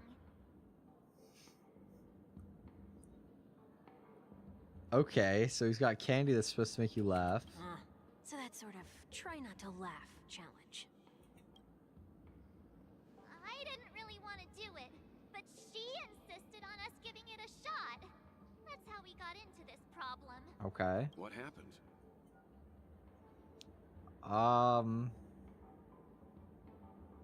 We failed the challenge. Terribly. What does this have to do with Tingyun cloning, though? Oh, come on, stop interrupting. So, we had some candy, and we're so happy we rolled around on the ground for a bit before standing up. But once we did, we realized Miss Tingyun ate the candy too. But she only sneezed nonstop. Okay. Achoo! Sneeze after sneeze. And before we knew it, she multiplied into several Ting-Yuns right in front of us. What, she has cloning powers off of her sneezes? What's your take on this? The dreamscape is a Memoria world. It is likely the candy triggered her hypersensitive mind, causing scattered memory fragments to dissociate and become entities themselves. There is no cause for concern. We've experienced similar incidents from time to time in the sweet dream. Oh yeah, of course, just the classic, you know, somebody sneezes and then duplicates. No big deal. True. Mr. Yang? Who is this? It's okay. You can reveal yourself now. I was only being careful, or we would have been stopped by the Bloodhounds more than once on our way here. Help me remove my disguise. 1 week.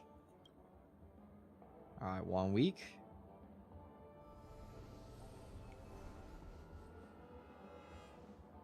It's been a while, everyone. I like how offended they look. Good. Mr. Yang, have you turned on us? Everyone, stay calm. I'll explain. Okay.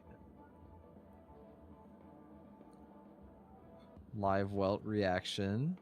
I believe that at this point, Sunday has no reason to be dishonest. But to prevent any unforeseen complications, I'll be accompanying him everywhere he goes until he leaves Penacony. Mr. 1 Week here is an old acquaintance of Sunday's. Pleased to meet you, fair lady. And you, of course. You're the heavyweight who pummeled this control freak. That's right, galactic baseballer on the pitch. It was a team effort, though. Firefly was very important. Surprises just keep pouring in. First there was Miss Acheron, and then Miss Ting-Yun. Why does it seem like Mr. Yang always comes back with some extraordinary guests? Let's leave this discussion for later. For now, we should be focusing on returning Miss Ting-Yun to her normal self. True. That's not gonna be easy. You'll see what I mean, Mr. Yang. These Ting-Yuns aren't exactly easy to communicate with. Okay. Let's see.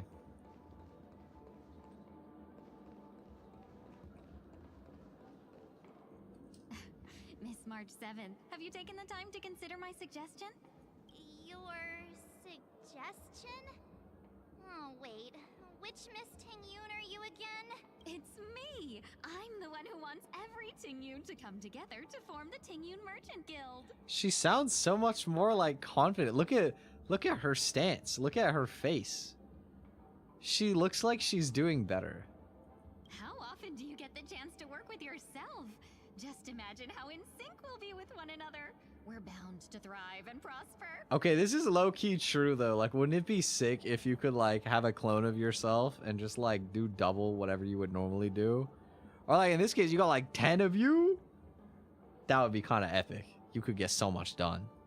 I know, we can't leave the dreamscape to trade with the outside world, so that's where you come in, Miss March 7th. Your wits surpass many others, making you the perfect person to handle liaison negotiations on our behalf. I guess I can consider it. I hope everything goes smoothly for your guild. Yup. There.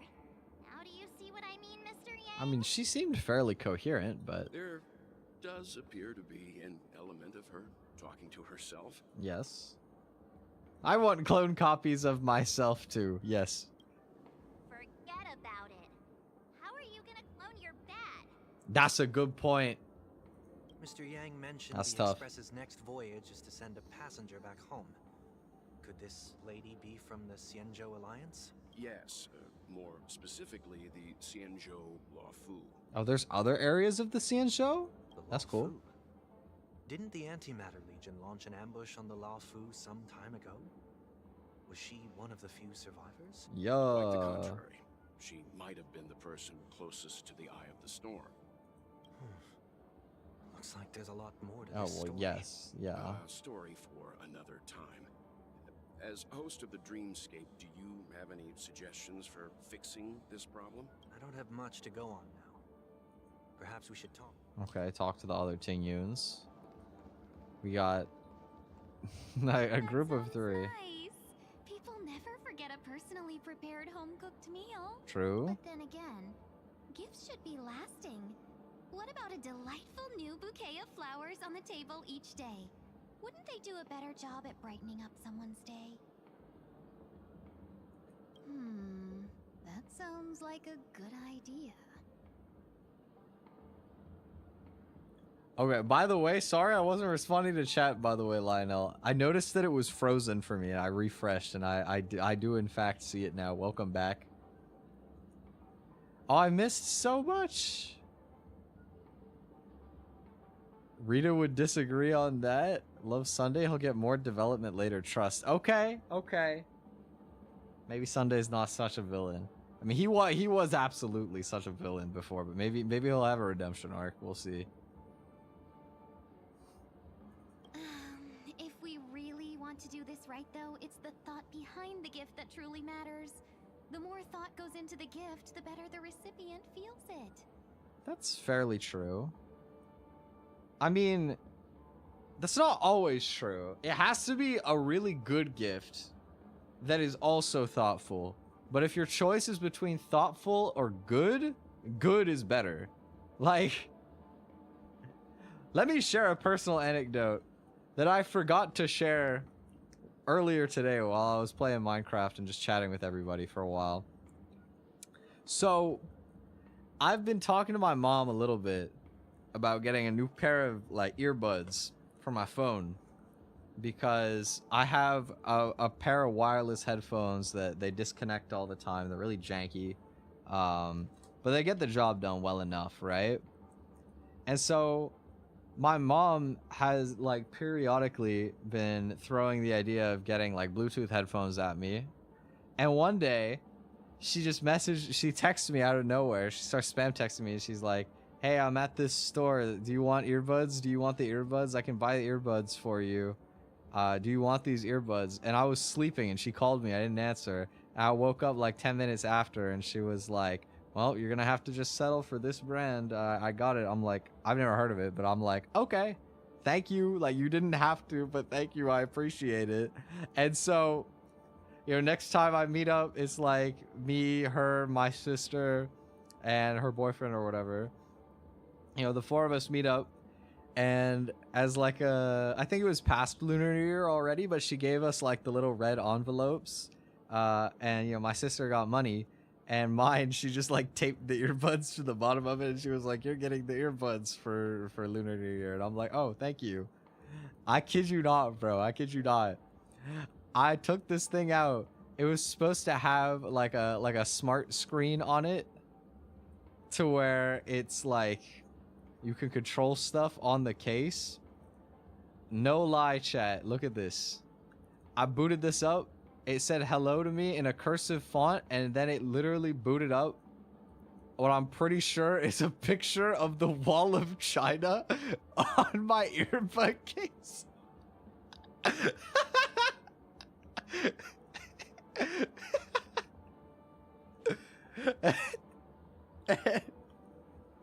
It was so unusable. I was trying so hard to get this to work, okay? I was like rushing to leave to go to like my Scrabble club or whatever, and I was like, okay, whatever. I got it to play sound, I got it synced up, so I put the case in my pockets, right? And I started moving to get ready to leave from the house. And my pocket kept activating the touchscreen, so the song kept pausing and starting over and over again. And then I was like, whatever, I'll figure it out, it's fine. And then when I was about to leave, it started blaring a siren in my ear. It sounded like an Amber Alert. Like, you know, when like your phone starts like making loud noises because there's like a government warning or whatever. It literally started like blaring in my ears, and I was like, what the hell is wrong with these earbuds, bro? So I just took it out and I was like, man, I'll just go get my old ones, whatever, bro. Anyway, I have these super off-brand Chinese earbuds now. Yo, this happened at Christmas as well. One of my aunts from my mom's side that I've like met once in my life bought me and my sister matching smartwatches, and it was once again some random Chinese company that like you couldn't just Bluetooth pair this watch. You had to get an app for it to pair it. My sister found it. It had 13 reviews on Google. And I was like, I'm not downloading this, bro. I don't want them having that on my phone. Like, what is this random company, bro? What? Where did you find this? I tried putting it on. It had a heart rate monitor feature, and I thought it was really funny because it had like, you know, like the medical graph where you can see like the spikes of your heart rate over time. So it had like a picture of that was completely unrelated to the actual heart rate reading. It just had a picture that it would like scan across and like light up over time. But it was like a preset image. And this image literally spikes at like 200 BPM for your heart rate. I'm like, bro, you're the types of people that are gonna buy this? Like you're gonna scare some old person into thinking they're having a heart attack from the smartwatch, bro. Like, I don't know, man. My mom might have the worst sense of like technology ever. Like, she is so sweet and thoughtful, and I appreciate how she tries to like get me gifts and stuff like that. But like, she gotta stop buying technology, bro. I'm not gonna lie. She gotta stop buying technology. My mom is not tech savvy, bro. She doesn't even have a TV. She uses a radio. She uses a radio in the year 2025. Like, that's just how she is, you know? I know she was trying her best, but like, I'm not gonna lie. I don't even know if these earbuds are usable. The only saving grace is I hope to God that these were relatively cheap. Because they don't even work properly, bro. The team watch, yeah, I mean, unironically, bro. But the earbuds are so bad. On paper, I was like, I don't need a touchscreen case. Like, that's extra. That's so extra. But it's cool, whatever, right? For the earpods, right? But like, when the screen is like actively a hindrance to me using it, because like I put the thing in my pocket and it's like procking the touch screen off of my pocket, like, how do you even release a product like that? Like, surely you test that and you're like, oh, this doesn't work. Like, what, dude? It is the generation gap, exactly. Like, sometimes I forget about that because my dad is older than my mom. My dad he's a boomer, like, literally. But he's very tech savvy because he works as a programmer, and he's been working as a programmer for like 40 years. Like, he knows his way around a computer in some ways better than me, not in all ways. But like, he's very much like super tech savvy for his age, right? But my mom is not. My mom is absolutely not.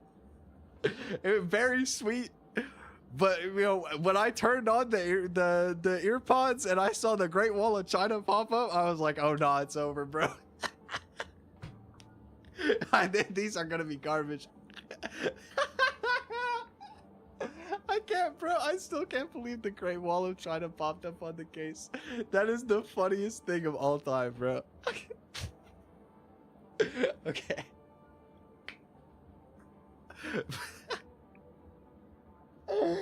Oh my god, I cannot with this phone case, bro. It's so funny.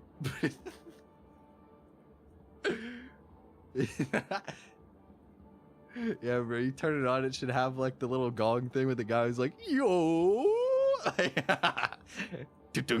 yo. Old dad comes to me for tech related stuff all the time. Yeah.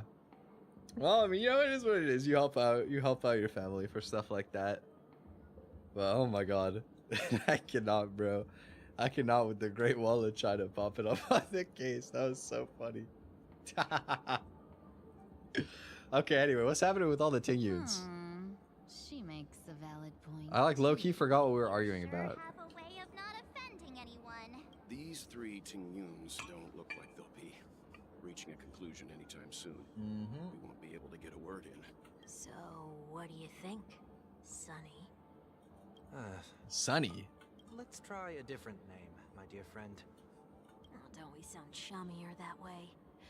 I took a leaf out of this Foxian girl's book. The problem with Miss Ting-Yun is just as I suspected before. That prank shattered her into notes that are each a part of her. Okay. In other words, it means the Ting-Yuns we see here are all different aspects of her psyche. Okay, just recombine them. Have them all, like, unsneeze. Like, you ever feel like you have to sneeze and you're like, your eyes are squinting for like 10 seconds and then nothing comes out at the end and you look stupid? If you have all the Tingyuns do that, if you get the, like, fake sneeze candy, maybe they'll all, like, merge back into one Tingyun and you'll be chilling. Okay. You just made it sound a whole lot more complicated. At any rate, this is a known occurrence across the dreamscape. Tuning could be the way to fix it.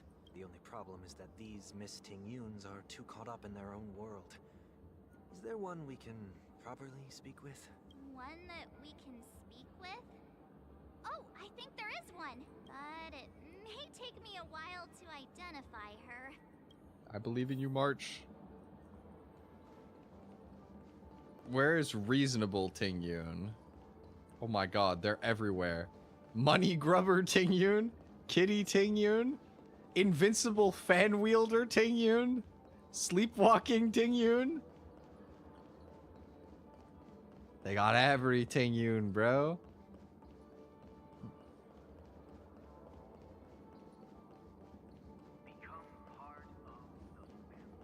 Okay, not up here.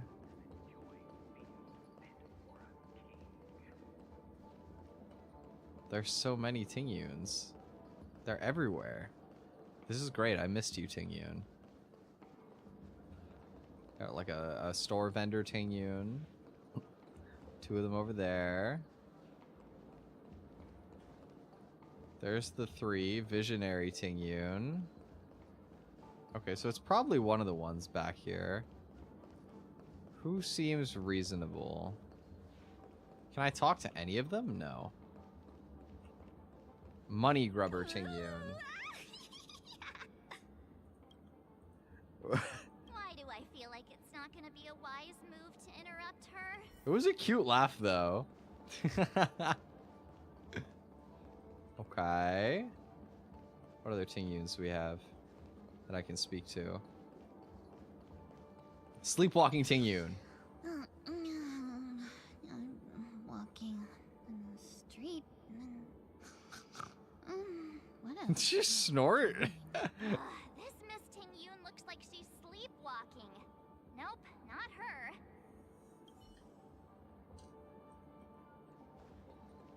Kitty Tingyun. You can't fly? Why? I can. I can fly. A long, long time ago, a big girl flew with me really high into the sky. I'll take you next time. Pinky promise? Nah. Okay. Oh, it doesn't. I wanted to have an absolute villainous moment into this one Tingyun. I wanted to traumatize them by popping the balloon. The game didn't let me, though. Fake balloon. Come on, man. It could have been funny. Huh? Yikes. She's scary. Yeah, I'm sorry. I'm sorry. Intrusive thought. Intrusive thought one. Okay. So none of those Tingyuns. This one? Were you all... Oh, were you all looking for me? Found her. If I remember correctly, this Miss Ting-Yun's trait is... It's kind of cute that March says Miss Tingyun every single time. It's nothing special, really. Oh, it's somewhat normal Tingyun. Sweet. So this is also a side of Miss Tingyun. She ought to meet your one we can properly speak with requirement, right? Worth a try, my lady. If I may, I wish to perform a tuning on you. Before know that we're keeping our eyes on you. If you even think about taking Miss Ting-Yoon hostage. Brace yourself for gravitational disintegration.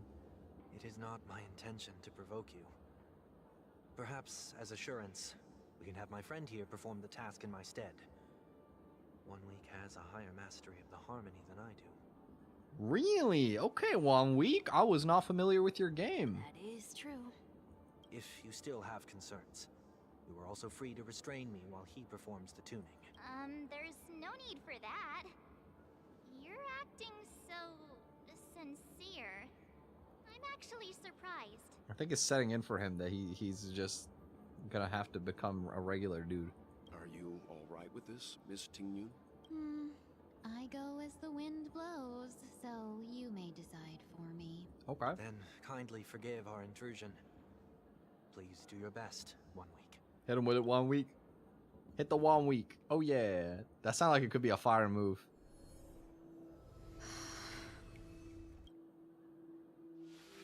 Whoa. Whoa, what was that? What is this vision? What is this evil? Hello? What the? Did any of you hear a voice just now? A voice? Never mind. Look, it's working. Oh.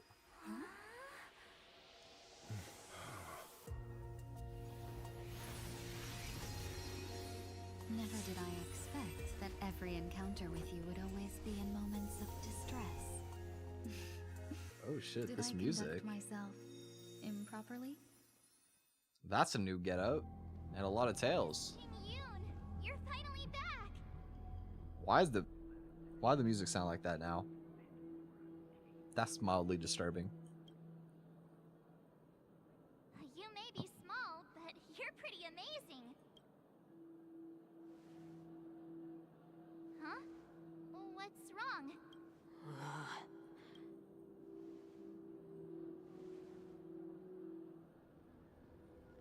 It's nothing. Just a trivial matter. Yeah, it's Fugue.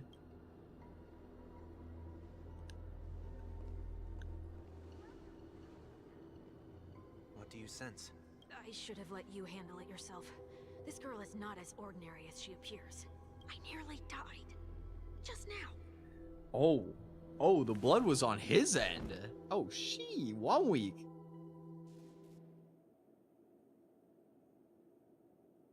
Darkness descends before the eyes. Don't Bro, be that was so afraid. fast. Don't be afraid.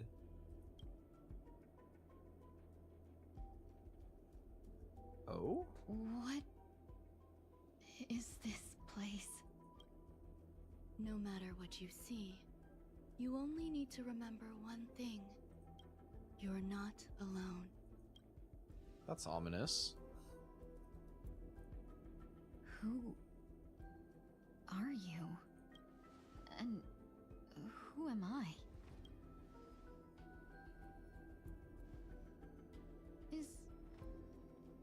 Is that where I came from?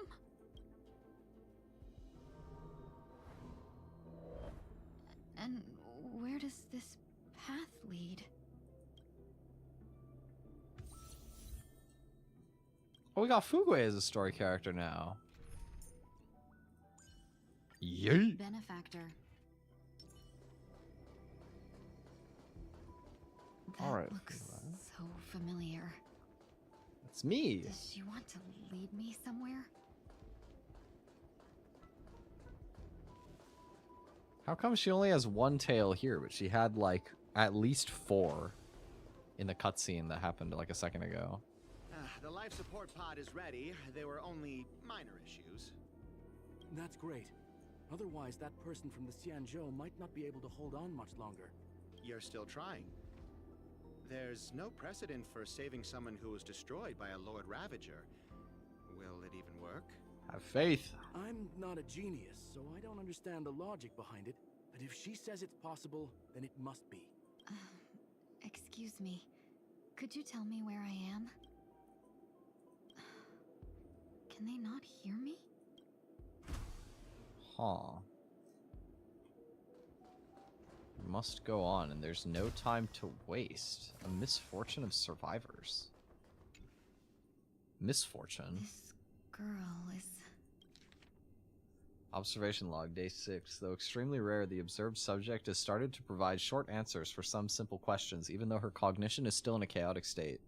From what is observed so far, she is not incapable of composing long and complex sentences. However, an unbearably intense pain would immediately attack her with high frequency, enough to interrupt her thoughts or even render her temporarily unconscious. We have temporarily blocked the subject's various senses and are trying as much as we can to alleviate their pain. No further questioning will be made until the body's repair has made some progress. Until then, this is a record of the questions that were observed, that the observed subject has already answered.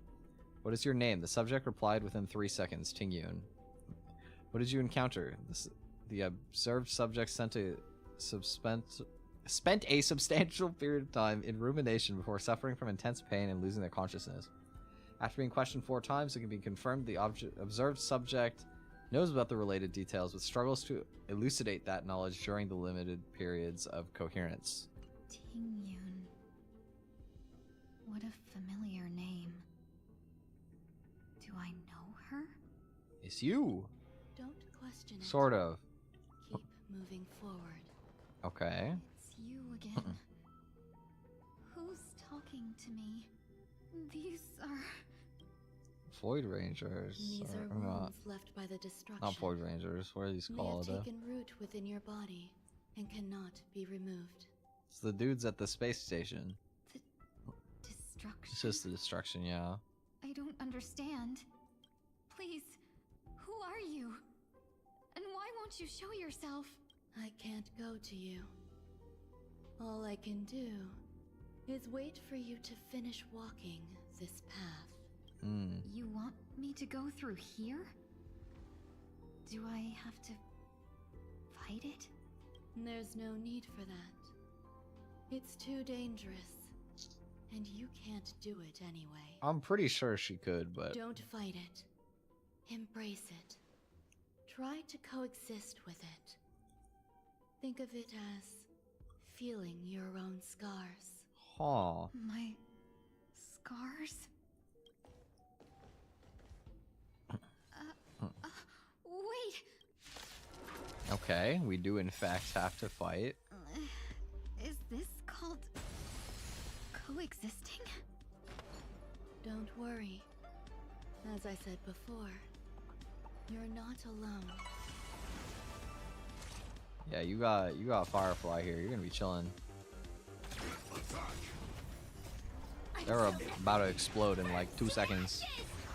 Until everything burns. Look, one of them literally disappeared. There is no stress when Firefly's on your team. And with a little fight to live. I don't even know how she hit that many at once, but she does. Wait, she gets burst damage as her regular? That's crazy. Yeah, it's goated. No holding back. Dream vanished. It's not even weak. It does good damage. Let's improvise. Yo, that's sick. How can it be? Why are there still so many of them? The ones from before weren't defeated either? As I said before, you can't defeat them. No one can. Wait. She looks familiar. You can fall into the darkness and die alongside these scars of the destruction. Or bring them with you when you return to the world here. These are your 2 choices. Return to the world? What are you saying?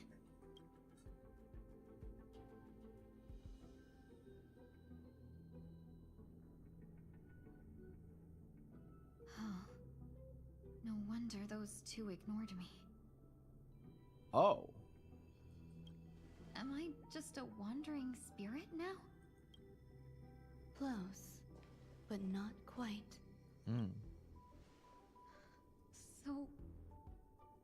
trapped between life and death? Existing in a limbo? You can think of it that way. Based on what you said, even if I should wake up, these wounds that caused my death will remain on my body and never heal?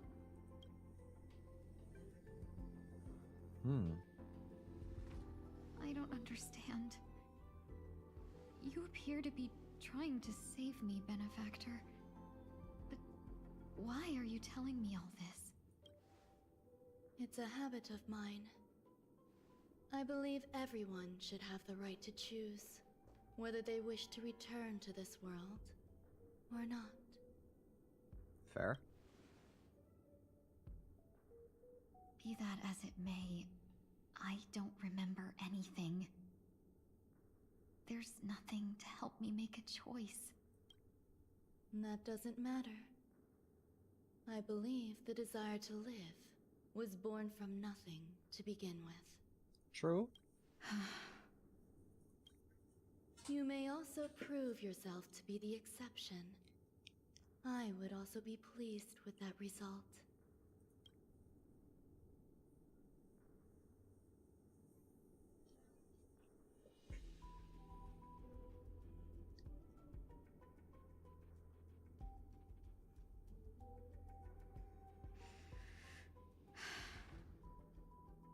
How troublesome. But I suppose that's part of living. Survival or destruction is no longer a choice for you. They both now grow along the same path, and only by walking this path. So she's forced to change. Through the darkness and arrive at my side. She's forced to change from following the harmony to the destruction, eh? That's a pretty significant shift. Oh, that's Tingyun. Feeling more awake? Okay, this was Ron May, I thought so. Congratulations. You attained your very first victory in this tug of war. It's a good start.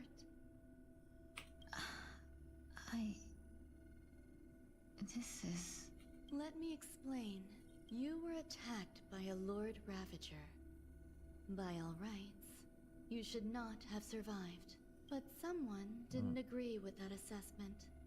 And it just so happens, I was able to fulfill his request. What about the other merchants? I don't know. Why me? Because you were the most unfortunate. You fell into the hands of that Lord Ravager, who destroyed your body and spirit. Yet, you were also the most fortunate. Her desire to claim everything about you for herself meant she needed time, so you were spared instant annihilation. There is only a fine line between resurrection and escaping death. Yet, they couldn't be more different. If you had truly died, I would have been powerless to do anything for you. My body feels strange. I'm sorry. I can't let you regain your ability to feel just yet. You'd be in excruciating pain. Naturally. Your body was contaminated by the destruction and suffered severe damage. As I said before, these wounds will stay with you for the rest of your life. That's terrifying. To prevent its resurgence, I made some minor modifications to your body. Or more specifically, your tail. You'll have to learn to adapt to it. Unfortunately, the inescapable price of survival is often more adversity. True. Regardless, I'm grateful to you for saving my life. There's no need for that. This was merely a transaction. With this, the debt between the traveling merchant and me is clear. The traveling merchant? Who was the traveling merchant? I should remember that. Who? Don't worry about it. You should sleep for a little longer. By the time you wake up, You won't remember any of these details. I'll arrange for someone to send you home. Which reminds me, you seem to have some dependable friends with close ties to you. You should go with them. It can only help with your recovery to hear more about your past. So she doesn't have her past self anymore. But how did the other Tingyuns come out of this then? I'm confused. Are you all right? Did I pass out? We were just about to make a memorial portrait of you. A little quick to the draw, aren't you? The tuning rebounded and affected 1 week instead. This is no ordinary woman. I suppose there's no point in hiding it from you anymore. Miss Tingyun is originally from the Xianzhou. She had an unfortunate encounter with a Lord Ravager who robbed her of her identity and left her on the verge of death. Yes. While she miraculously escaped with her life, her body suffered terrible injuries beyond all power to heal. Yes.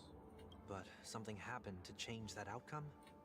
Yes, a genius got involved.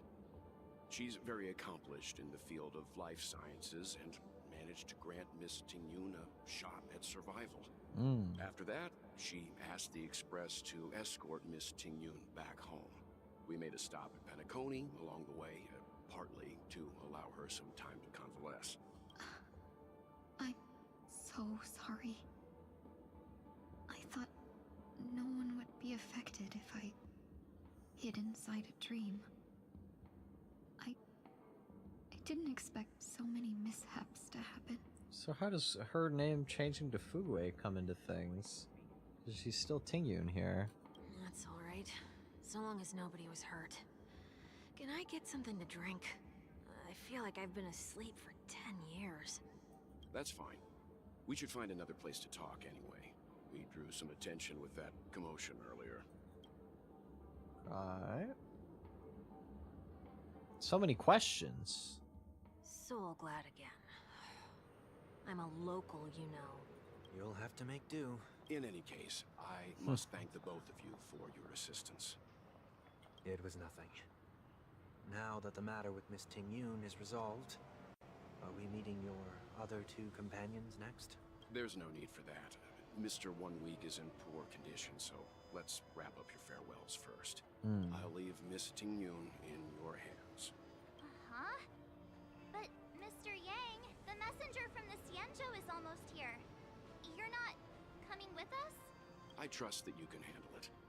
Besides, Himiko will be there. She'll be able to handle any decisions should you run into any difficulties. I see. Okay. We better hurry then. Fugway is an English word meaning the loss of one's own identity. It's meant to represent her loss of who she once was. Wait, really?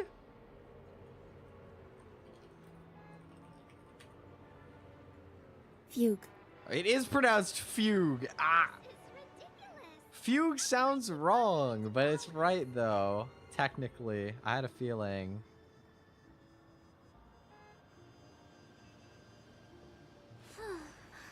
A state or period of loss of one's identity, often coupled with flight from one's usual environment, associated with certain forms of hysteria and epilepsy. Fugue. Interesting. I just assumed it would be read in like a more like probably Chinese adjacent way, based on like the way it was, like just off of like the other names there, like Tingyun and stuff like that. I thought it would probably be Fugway, but I guess not. Fugue. I'm still gonna call her Tingyun though. After acquiring this knowledge, she's still Tingyun in my heart. Shall we keep going then? Did you forget already? Miss Tingyun is going back to the Alliance, so we're here to help her pick out souvenirs. We're going shopping? As if a merchant could seriously take advantage of you. Oh, I already picked up a few gifts earlier. So that means there's only 3 more left to go. Alright. But Odie we've already Mall. lost.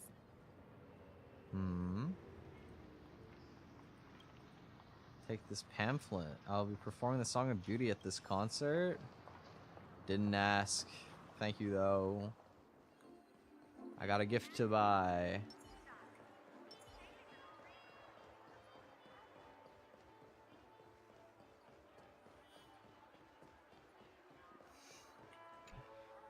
Welcome. How can I help you? I don't Hello know. there. It's my first time visiting the Dreamscape, so I wanted to buy some local specialties as souvenirs for my friends back home. My two friends here are more familiar with the Dreamscape and recommended your shop, so I'm here to take a look. Okay, this was March's recommendation. Probably cool. Why, you really know how to flatter. Go ahead. Browse all you like. First we have Lady Fuxuan of the Divination Commission. What do you think best suits her? Brother Hanu Launcher, Clocky Eye Mask, or Unicycler? What is a unicycler?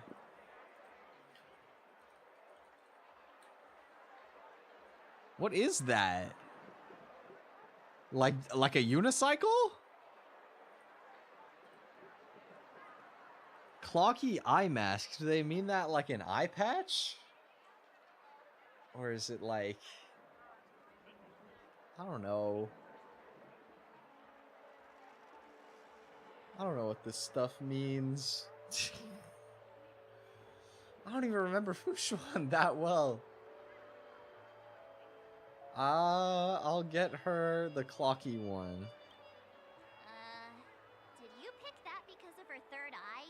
Oh, she does have a third eye. Wait, that's right. I'm a genius. A meticulously thought out and interesting suggestion. Yeah. Thank you. It'll make for a novel gift. Let's go with No problem. I'm a natural, clearly. Next is General Jingyuan. Yeah. General Jingyuan. Some Panaconi shares. Send him a division of elite fighters or Dreamjoy memoir film reel. I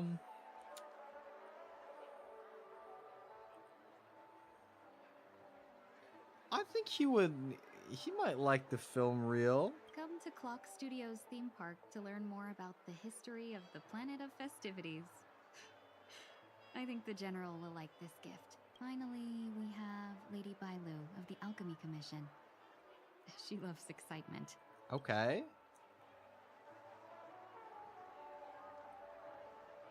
Soulglad syrup would make sense, but hamster ball night hair clip is pretty funny. I'm gonna pick that.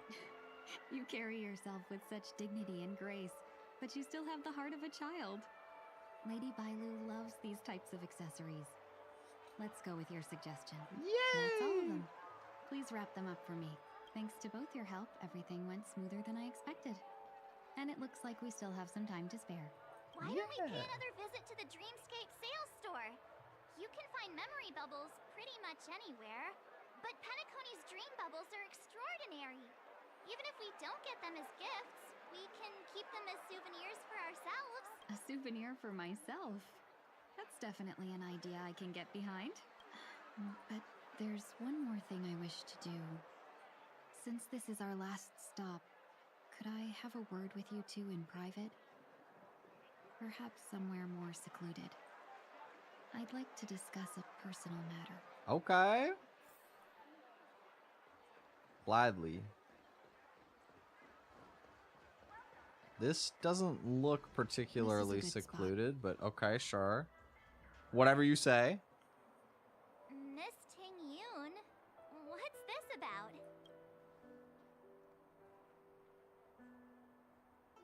You've looked out for me during our travels together these past few days. I'm truly grateful and can't thank you enough. But there are some things I find difficult to forget. I feel it's only right that I tell you what's on my mind before we part ways. What's up? Do you two still remember what it was like when you first saw me?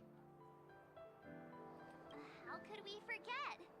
She was so shocked. She was frozen in place when she shouted. Take Sparkle, bruh.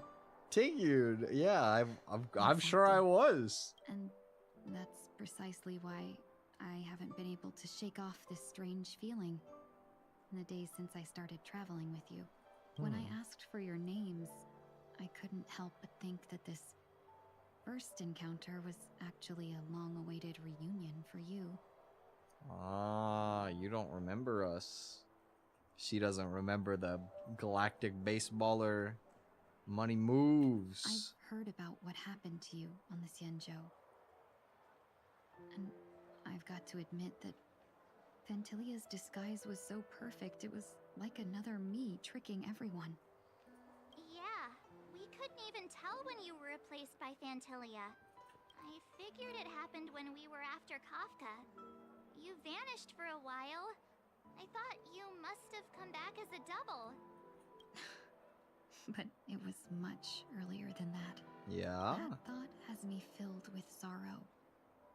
As if a piece of my life had been stolen away, and I had no part in it. That's what I've been puzzled about, too. I never actually saw how Phantylia managed to disguise herself as me. Right. What was your impression of that Tingyun, if you recall? A bit mysterious, a bit dangerous, a bit calculating. Mysterious, maybe? That's just the nature of the Foxians.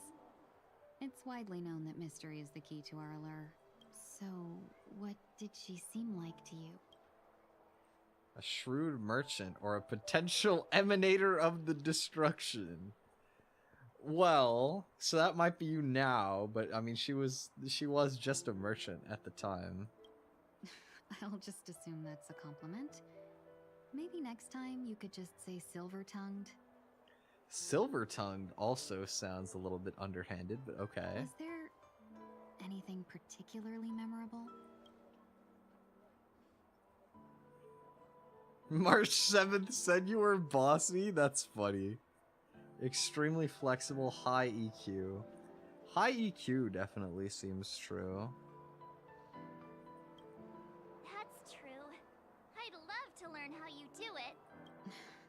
Now the final question. In your eyes, am I just like the Tingyun you remember? That's not important is a good answer.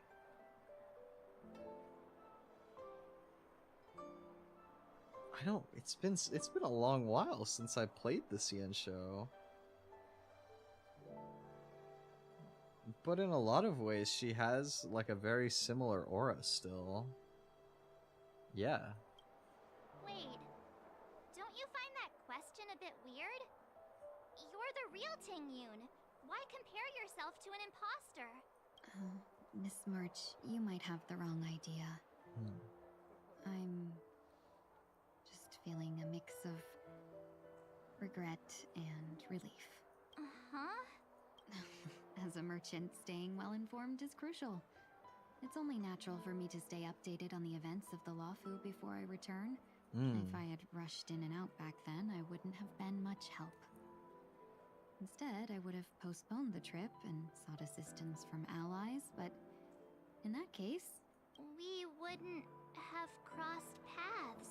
Right. Exactly. Based on your description, that Lord Ravager was indeed cunning.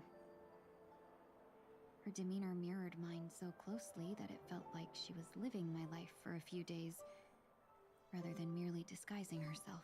That is true. That's kind of scary. Is that to say that like that entire time on the Lawfu, where we saw like the green version of Tingyun, was never Tingyun? Like the whole time? Or was it like... that's the implication here, right?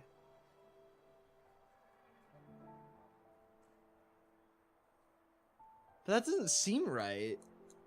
It was like up until she like disappeared in that one cutscene, I feel like. But she doesn't remember us though. Is it memory loss because of when that happened? No, I'm lost, bro. I'm lost.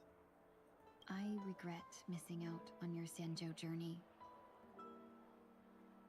But everything that unfolded afterward, aside from the scheming, played out exactly as if I'd been there. This leads me to consider another possibility. Okay. Phantilia had stolen a piece of my life, and a Foxian always gets even. I will not be taken advantage of. I must take something back from her as well. Get your get back, okay. But after thinking it over, the only thing that could be considered equal value is the bond I have with all of you. That thought has brought me great comfort. And now I know how to speak to you properly. We've never even met before, and here you are, offering your help, just as before. I should have treated you with respect, but fear of Phantilia made me act like somebody else. That's okay. And now, I will reclaim everything I have lost. And it should begin with a proper acknowledgement.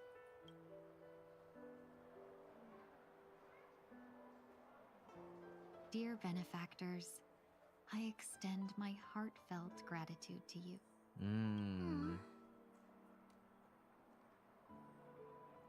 You're welcome. Looks like we're off to a good start. Moving forward, I'll definitely be trying more things like this from now on. And you, my dear benefactors, will be my source of courage. Miss Ting-yoon, that's way too over the top. Just don't make any risky decisions. It might overwhelm her. We'll see. I just hope the Ting-yoon in your memories won't be tainted by Phantilia anymore. All right, no more questions. I hope I didn't take up too much of your time. Let's continue on our way. Nice. Good. I'm happy that Ting-yoon is alive and well. Welcome to the dreamscape. We're looking All for right. some dreams to give us. Just a friendly reminder. Being too picky on that. Yeah, yeah. Okay. The story unfolds in the Shinjo Alliance, where a young sword master strives to become the sword champion. However, his junior Foxian sword, who just turned 100, puts him in a tough spot. Why does that sound oddly familiar? Since I'm returning to the Xianzhou, I think it's better to choose something unrelated to the Alliance. I love customers like you. So easy to work. So easy to take advantage of, you mean? Just don't pick anything weird, okay? Oh, speaking of dreamscapes, I have a gift for you, my benefactors. Me? After troubling you all this time, I couldn't leave without properly expressing my thanks. Here's a dream bubble for you. I hope you enjoy it. For Here are us. the dream bubbles I prepared. Thank you for your business. Well, it looks like everything's finally in order. I suppose it's time to head back? I don't get to watch her dream bubble?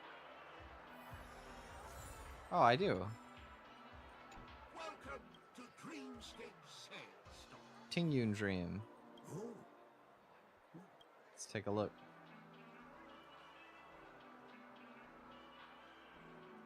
I'd be willing to buy it back. Hard pass. I'm trying to watch this. Very familiar with this stream. It's almost the same as your travels on the Luofu. The only difference is that the Foxian lady, Ting-yoon, who is traveling with you, never encountered the Lord Ravager. Instead, she helped you solve that crisis of her own free will. You have a similar memory, but you decide to keep the stream. Nice. Okay, go to the Radiant Feldspar. Yes. I can't believe it's time for Miss Ting-yoon to leave. I'm not ready to say goodbye just yet. I know.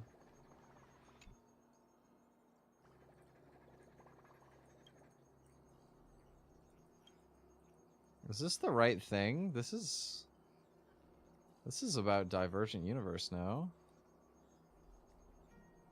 Trying to construct a model of Amphorius from these mere scraps of Memoria is still a bit of a stretch. Making something from nothing has always been Mythos's hallmark. On the journey of erudition, every conclusion must instead be grounded in evidence. A sealed world reflected in the garden's mirror. My concern for the state of the two nameless has just increased by another 12%.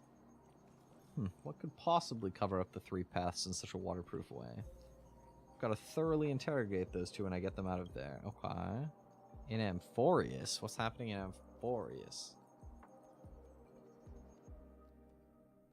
There's a lot of cutscenes, man.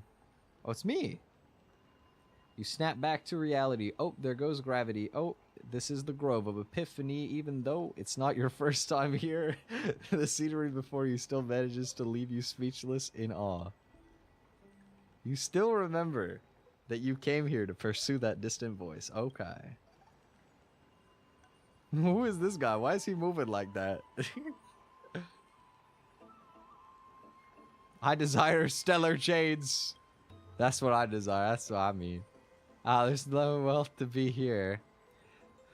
Though there is something much more precious. Knowledge. Okay. Knowledge. I'm a strand of consciousness left behind by the great sage Kalidorthos to manage this grand library known as the Index. Got anything in here that's adult only? Yo, that's wild. I'm picking it. You! I shall graciously look over your foolishness, considering there is yet room for your education. It is well known that the Library of Philia holds a vast collection of scrolls, and the research of scholars across generations is as numerous as Aquila's eyelashes, a massive mess of disorganized papers. My colleagues and I poured our lives into weaving all that research into the sacred tree's memories.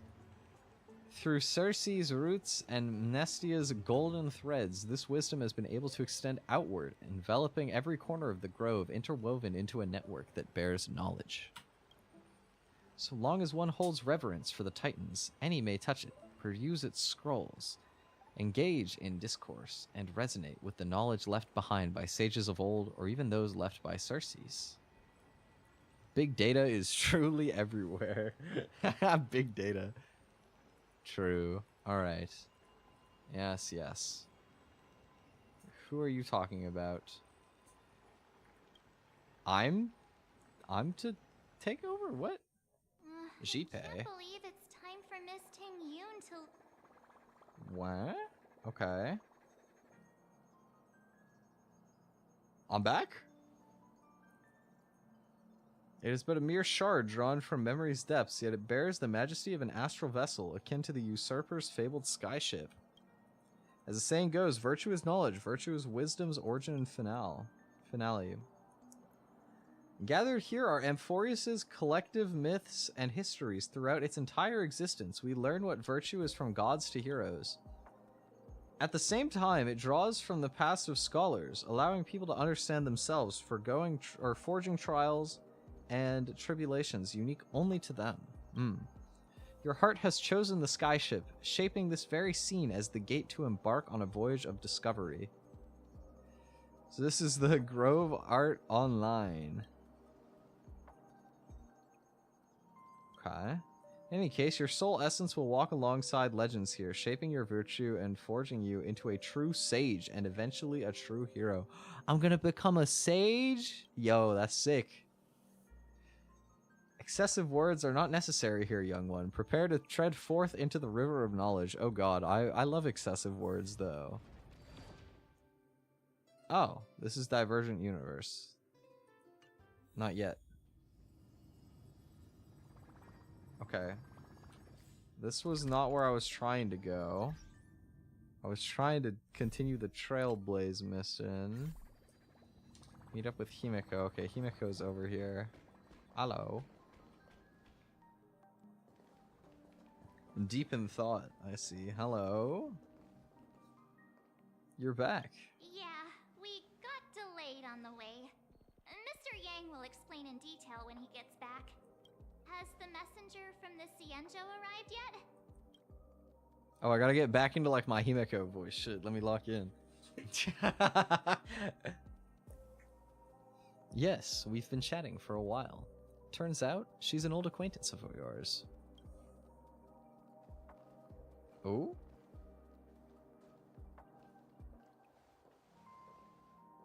Oh, it's Yukong! Long time no see, everyone. Yukong, what's up?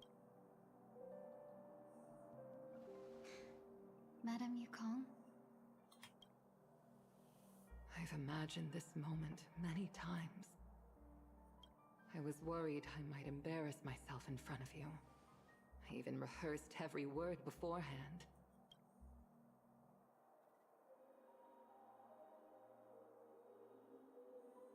But now it seems it was unnecessary. Oh, they look so happy. I'm here to take you home. Aww.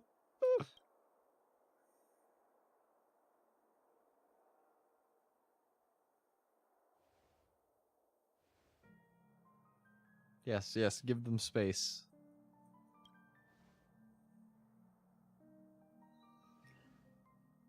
She looked so pure. That smile was so real. Madame Yukong, I wasn't expecting it to be you. What a wonderful surprise. I wanted to come because, after all, it's you who's coming home. Yeah, me of all people. Why the sad look? No! No survival skill allowed. It's going to be tough from now on, isn't it? I've already escaped death once. What more could I ask for? Also, it's not all bad. I might even beat you at arm wrestling now. Okay. You're still the same. Carefree as always. I have a lot I'd like to tell you, but I'll save it for the road. It's a long journey back to the Luofu. Even if we can't completely rid you of the pain, there must be ways to alleviate it on the Xianzhou. I have no doubt. But since we're alone here, may I ask you one more thing? Do I really have to go back to the Luofu? Oh? Why do you ask that? Why? You don't want to? Despite Fantilia's ruthlessness, she spared me when I should have been eliminated. And why did Miss Ron Mei, who has no ties to the Xianzhou, go out of her way to save me? It seems as if I've become a pawn in someone else's game. There are people within the Alliance who also believe that the suspect is now on the Yuchua. Yuchua? I don't even know what that is. If that's the case, it's all the more reason for me not to return to the Luofu and complicate things. I might as well take advantage of this situation. Take advantage of the situation? What do you mean? Right now, the marks of ruin inside me maintain a delicate balance. Moreover, they were created by Fantilia herself. If possible, please inform the General and arrange for me to meet with the Marshal. Maybe this body of mine can help the Alliance get one step closer to the Xianzhou's enemies. Oh, so she's still going to return to the Xianzhou, but not the Luofu specifically? When Ron Mei visited the Luofu earlier, she mentioned what happened to you. This coincided with when the message sent by the Astral Express arrived. The Arbiter Generals concluded that Fantilia did not intend for you to survive. If utilized strategically, this could give the Alliance an element of surprise. If we follow this plan, we must keep your resurrection hidden. But before making any decisions, I want to know what you think. If you wish to go home, I'll support you, no matter what others may say. Then I'm glad. I shall save you the trouble of hearing what those people may say. The road ahead is perilous. If you decide to take it, I won't stop you. Maybe I'm being selfish, but I still want to know. Are you choosing this because it's what you really want? I've come to see myself clearly in this dream journey. Perhaps it's what people call a blessing in disguise. There is someone who can attest to my true intentions. Please follow me. She should be around here somewhere. Me?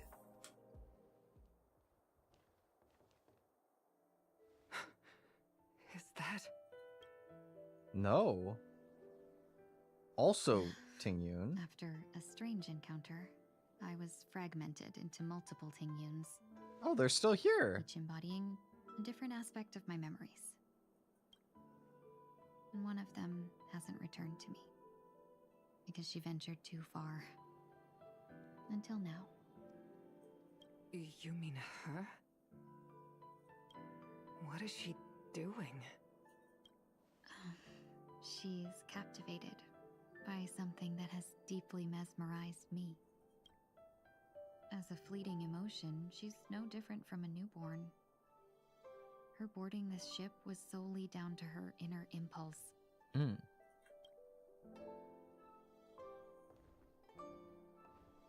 Madam Yukong, do you remember? Perhaps that was just an ordinary flight for you, but for a certain child, that was her first experience with the sky.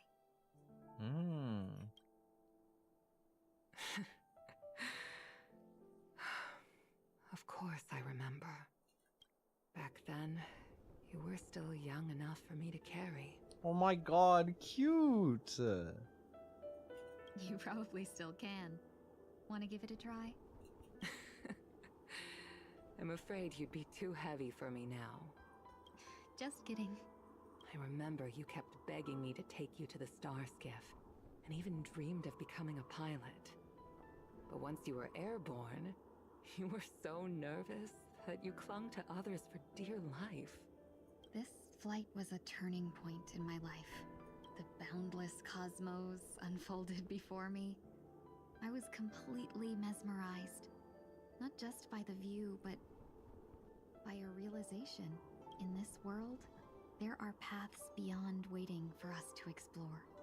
Even though I lacked the talent to pilot the star skiff and wasn't much of a warrior, I still chose to travel around with the Merchant Guild. Oh my god, this Tinging Lord is so cute, bro. Even to this day, this thrill still courses through me. That hasn't changed? Never. Now I can embark once more on my journey as a traveler of no return, exploring the paths that lie beyond. Nice! Speaking of which, how are things with the Whistling Flames? I've left Yan Ming in charge for now. He's reliable, but he can be a bit extreme, and might not always follow your principles as a traveling merchant. My principles. Forsake what others fight for, and take what others abandon. That's the way to navigate the world and achieve my goals. I will continue to uphold my principles. But now I've also learned that while these merchant principles may apply to humans, they falter in the face of the gods. Yeah. But this shouldn't fall on your shoulders to begin with. You are simply an innocent survivor in this war. Madam Yukong, you were once a survivor in the war too, weren't you?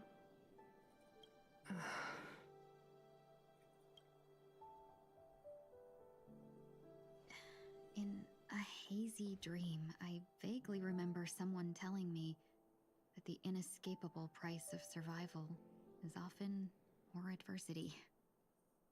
But,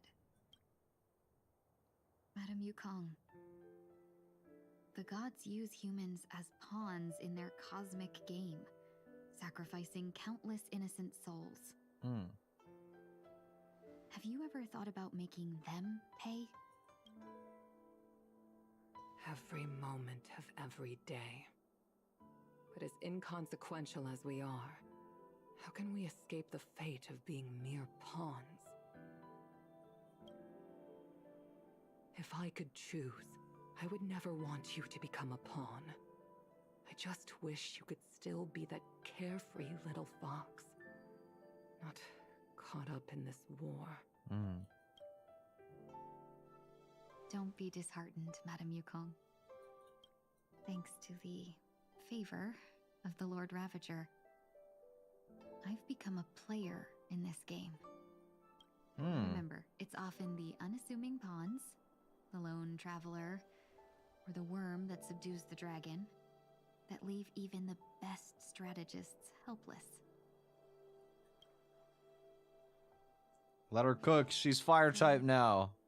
Now I'll I'll become a cunning speck of dust and make those masterminds behind the curtains sneeze a few times. Okay, okay. Nice.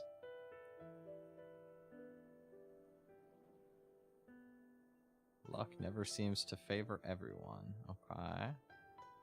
Switching to Sunday's POV. Oh my goodness. We're back in the Penacony classic. Is this place also 12 affected cutscene by back the to order? back to back to back to back.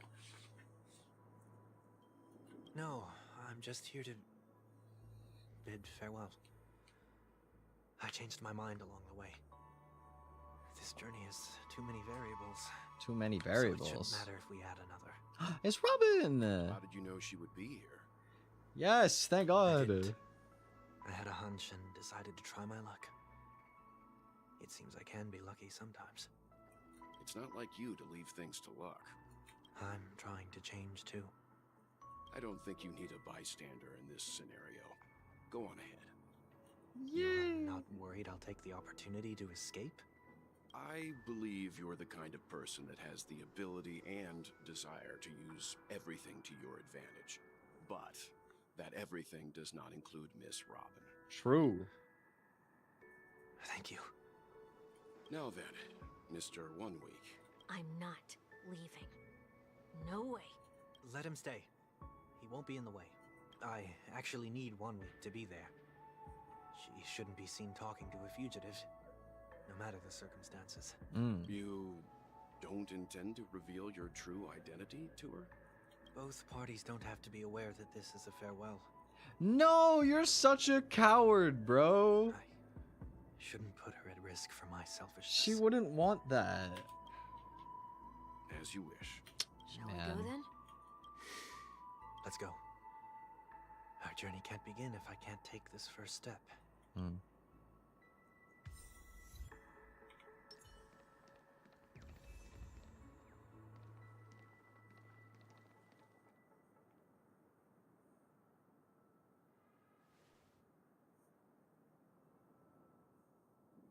Okay. I didn't expect to see you here, Miss Robin. It's nice to meet you, miss. May I know your name? My name is 1 Week. I'm a member of the Nightingale family. Oh, you're a Dreamweaver. Thank you for all your hard work. You all are the reason the Dreamscape has been able to recover from this crisis. You're too kind, Miss Robin. You must be very busy. What brings you here to Dream's Edge? I'm taking a break. I wanted to find a quiet place to relax. Ideally somewhere where I could see the stars. Before I knew it, I'd walked all the way here. I know these stars only exist in the dream, but... Well, perhaps the dreamscape is not so different from reality. When we look up into the night sky, the stars aren't really there. The glimmering lights we see are merely the images of stars from long ago. Oh, look at the shooting stars. So, have we ever truly seen a real sky full of stars? True.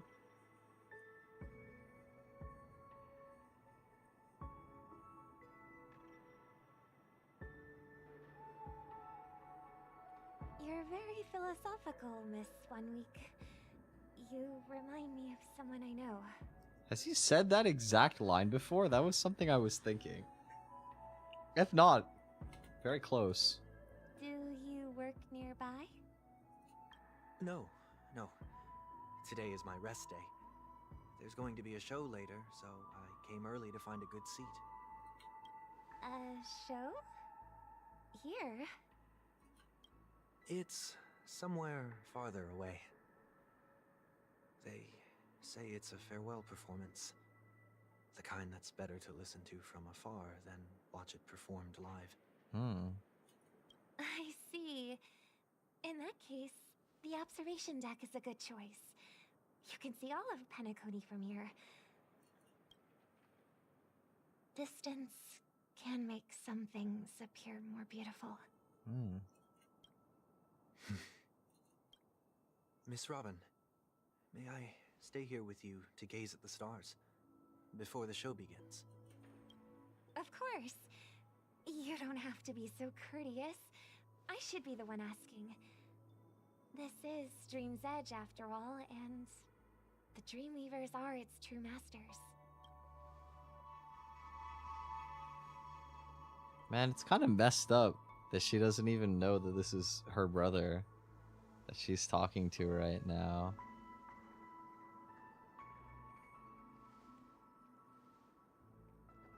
But at least they're having a nice conversation. These stars are unfamiliar to me. I don't recognize any of them, and it makes me feel uneasy. What makes you feel this way? Is it because the sky is so far away, or because it's the unknown? Perhaps it's both. The Stellaron disaster may not have had any real consequences, but many guests still chose to check out. Now the hotel feels quieter than before. It makes me wonder what Penacony's future will be like. I just hope it will not negatively affect you, Miss Robin. You're too kind. I'll be fine. The disaster was unexpected, but because of it, I was able to witness many pasts and think about many futures. True. My only real regret is that I left some things unsaid. Did the person you wanted to say them to leave? Yes. He left in such a hurry that I didn't even get the chance to say goodbye. Man, take that disguise off right now. Sometimes, what's in your heart doesn't need to be dressed up in words. Maybe he already knows what you wanted to say. But don't you think we should put in some effort when we want to encourage someone? If you don't mind me asking, who is it that you wish to encourage? It's someone who experienced failure recently and is about to embark on a long journey. There are many such people on Penacony. Failure is like the setting sun to a dream chaser. It's something that happens every day. I believe they all have the willpower to start anew. Especially after receiving a smile from you, Miss Robin. But he's different. He's stronger than most ordinary people, but because of it, people have this misconception. They think that when he falls, he will stand back up faster than anyone else. Are you saying that's not true? It's not. Because before he stands up again, he will hesitate and agonize for ages over whether that is the right course of action. Failure may be a good thing for someone like that. Being able to reflect on one's actions is a valuable quality to have. You may be right, but I still hope that he'll never change. Why is that? Because I have faith in the person I remember him to be. Aww. I guess that's true. I mean, he was twisted by the Stellaron, but he's probably not that bad at heart. He may have taken the wrong approach when he failed, but I don't think he had the wrong intentions. We once stood together at the same starting line, but now it's his turn to fly for the stars. I believe he'll find the right path, even if he has to do it alone. We don't have to soar into the sky together, because I know we'll reunite one day, up there in the clouds. I hope so. Miss 1 Week, may I ask a favor? There's a jigsaw here I'd like to finish before I leave. If I have a Dreamweaver's help, maybe I'll be able to fill in the missing pieces. A dream jigsaw. I see. I'll do my best. Don't worry if you can't find them. Just think of it as us taking a walk together. I'm still inexperienced, so let's just hope we get lucky. Thank you anyway. I expect the first jigsaw piece will be a part of the starry sky. As for the other... It seems we've been blessed with good fortune today. Is this... A scrawled note. May your sky be forever radiant. Seems familiar. Aww. Another Dreamweaver probably left this behind. It's a habit for this profession. They hope to use these blessings as a foundation for the dreamscape.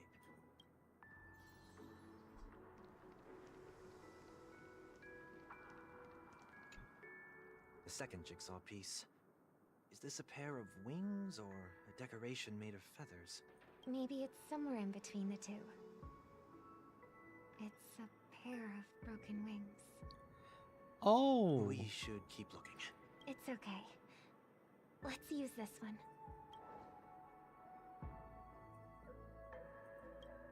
May your stage be forever lustrous. One more thing, staying fit is important, but don't forget to eat well, too. We have enough. Let's go True. back.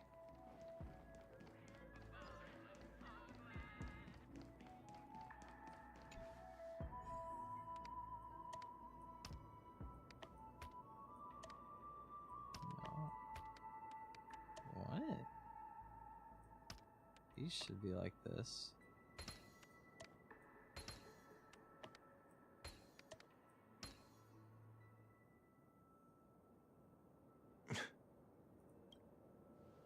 It's done. Have a look. It's the bird.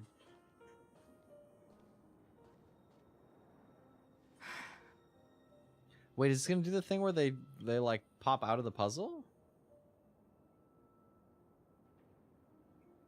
That painting feels like a blessing and also seems to mirror someone's resolve. Even when the broken wings no longer belong to the sky, the direction in which they fall will still be towards the stars. Oh, this is like all a metaphor. Soon I shall travel to those unfamiliar stars, none of which I recognize. He had to sever his wings to learn to fly. But as long as you continue to gaze upon them from here, then those unfamiliar stars will one day be the place of our reunion.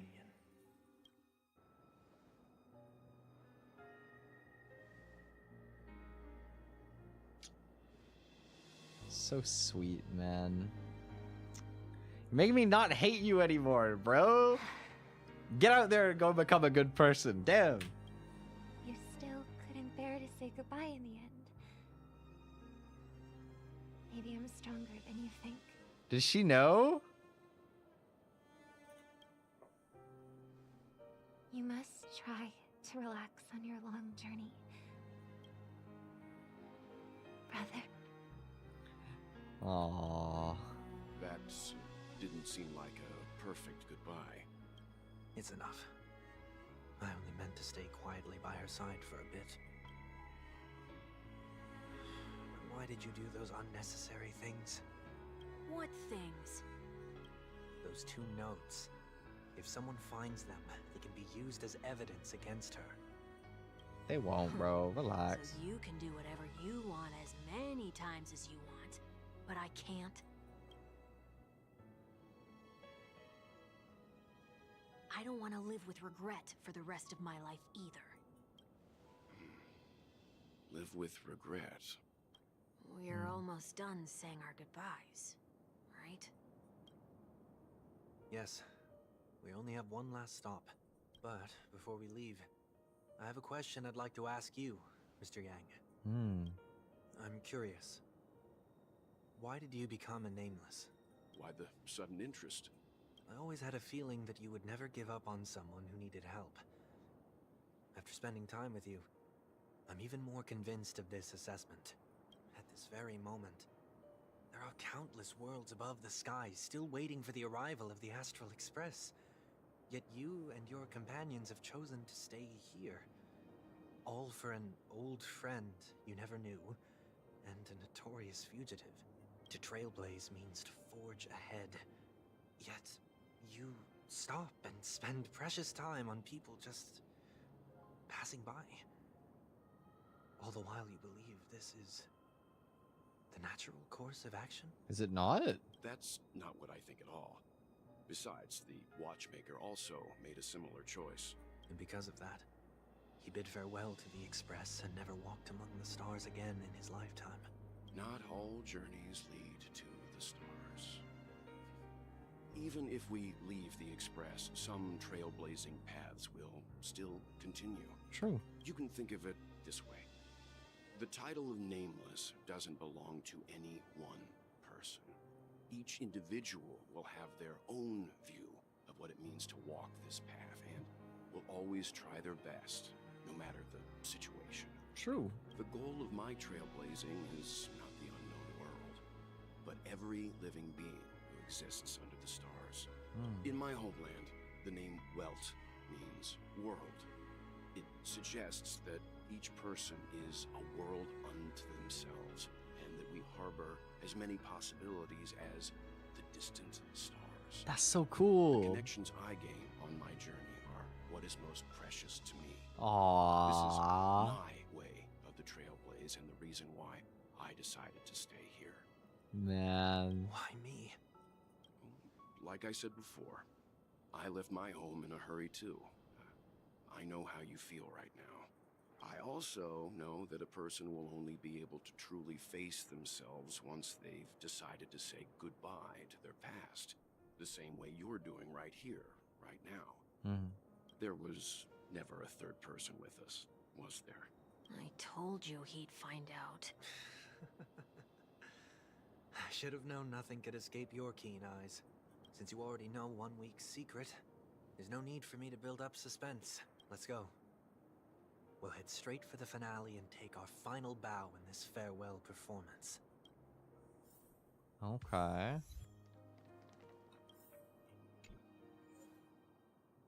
Penacony Grand Theater. What, are we gonna fight? We're gonna fight the boss battle again? Your appearance, but trespassing on restricted family grounds is still a bold move. Don't worry, I won't take too much time. I was a child when I first visited the Grand Theater. I remember seeing the light behind the curtains from here and believing it to be the morning star guiding me toward the land of the dreams. When I returned here many years later as the head of the Oak family, I finally learned that the light was actually a stellaron. Now that you've returned to the stage, what are you planning to do? Prepare for my departure. I've always believed that a person's starting point should also be his last stop. That's true. In a lot of ways. Have you ever seen the elderly at the end of their lives? As they welcome their final moments, they invariably raise their hands, stretching their arms into the emptiness. Much like how babies also stretch their arms into the air when they are first born. Humanity flaps their wings twice as they complete their journey. Once when they are born, and once when they die. In order to flap my own wings and soar again.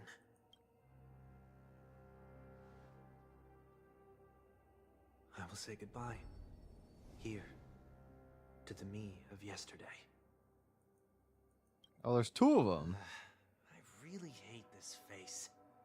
My expressions feel so dull and lifeless. I see. That explains why something always felt off about your appearance. The halo above your head that symbolizes the harmony. It's been missing since the moment we reunited. Ah, it's true that this ring was bestowed upon our people by the heavens. But that doesn't mean it can't be thrown away. While I was in the gallery of thoughts, at the entrance of the dream, I chose to completely sever the halo from myself. Why? I am a fugitive, after all. I must remove any chance of being detected by the family. Another reason is to feel pain. sky with broken wings that can keep me awake. This is how I can cast aside all the blessings of the harmony and the order and, for the first time in my life, enter the sweet dream as an ordinary person. Is that also how Mr. One Week came into this world? No. You wouldn't believe the real story even if he told you. He was born from an accident. One that you're actually quite familiar with. It was that try not to laugh challenge. Quite embarrassing, to be honest.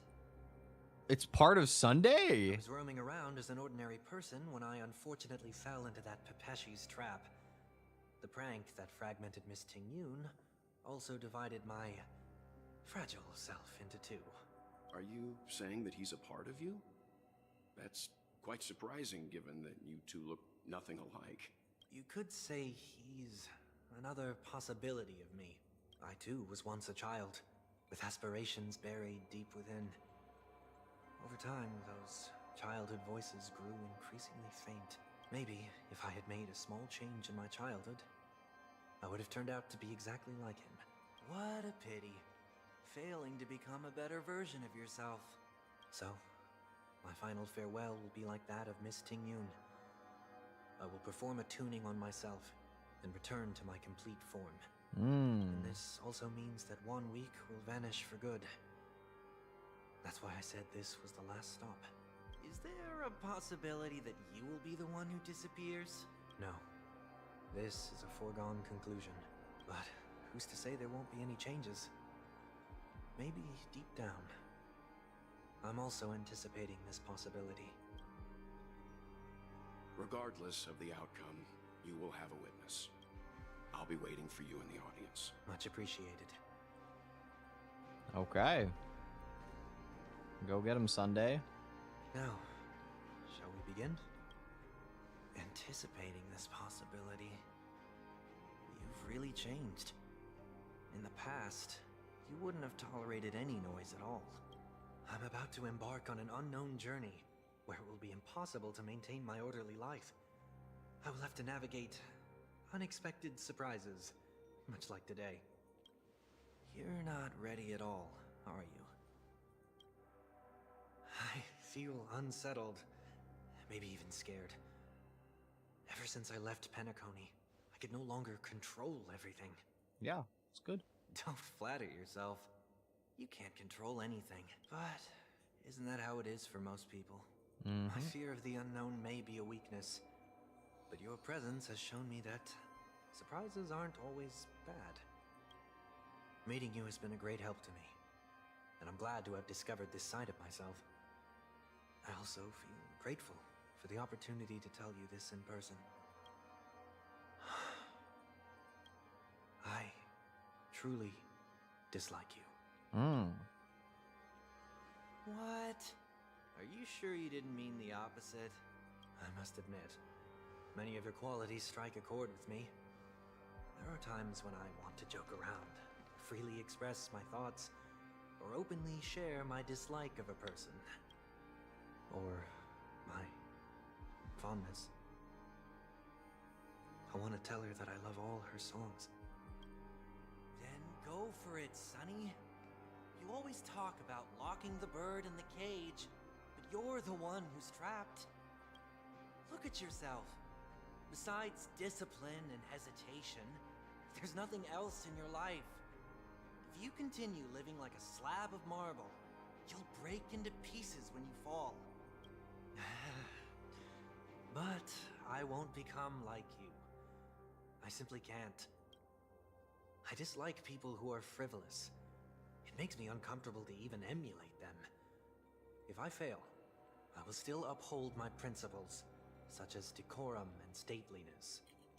As for the harmony, my stance remains the same.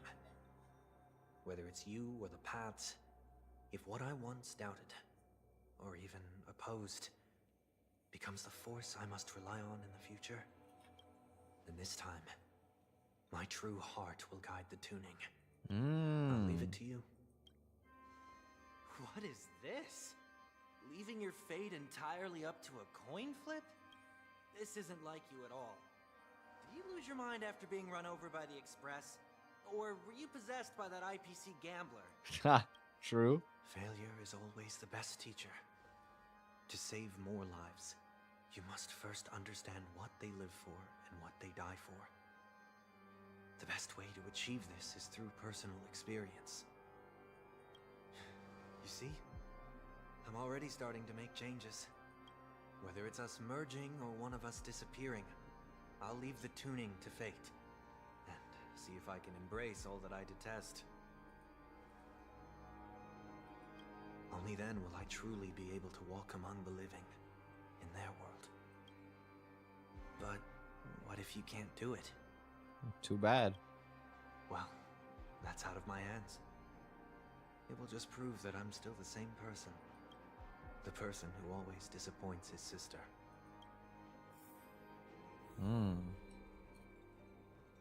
Wow. Falling is just another name for flying.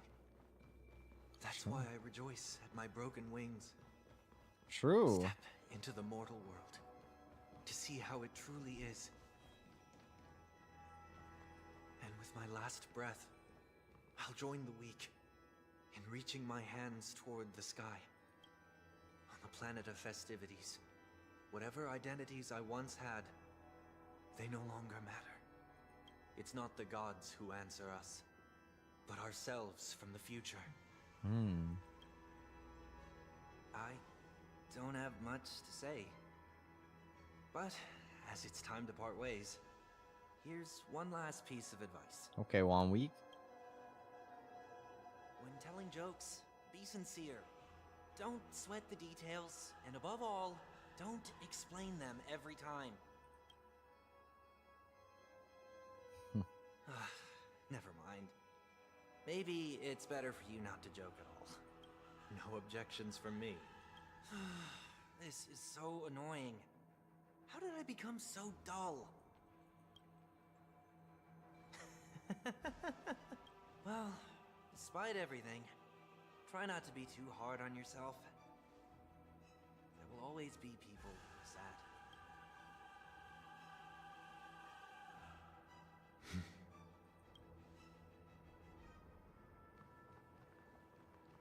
Let's see.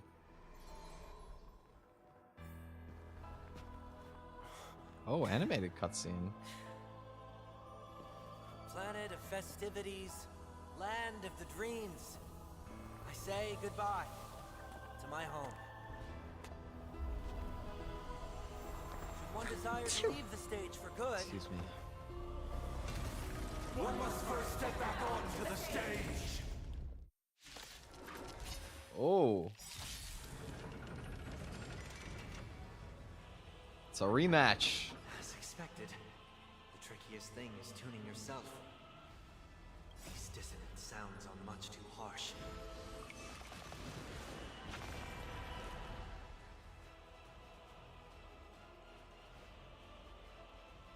Rice like a good brew, my friends. Indulge yourselves. Boink.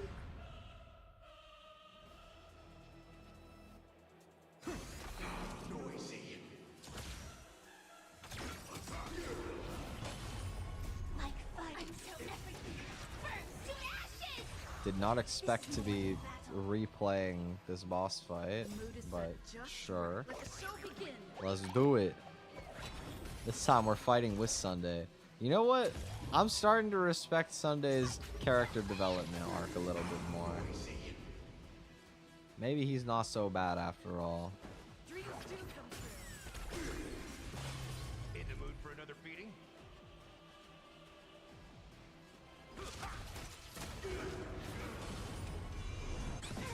Seek and you shall receive.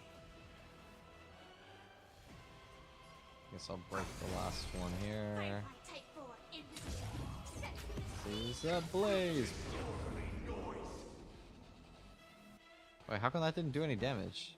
Echoes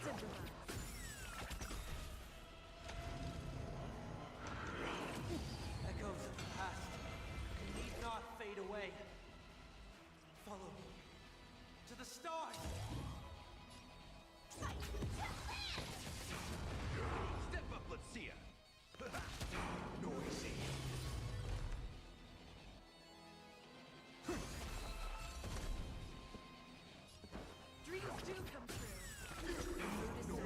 I forgot to put my thing back up. Oops. It's okay. We win these.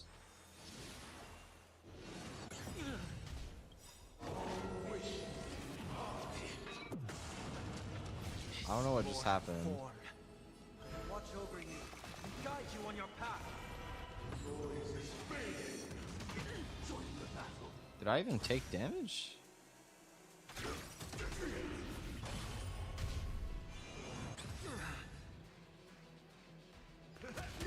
Overcome the thorns. Set in position.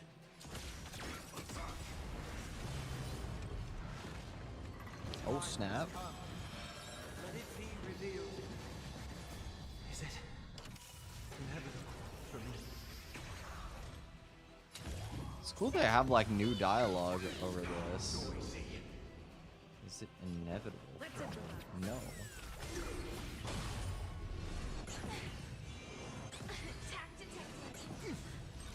Stop delaying my attacks, bro. Boink.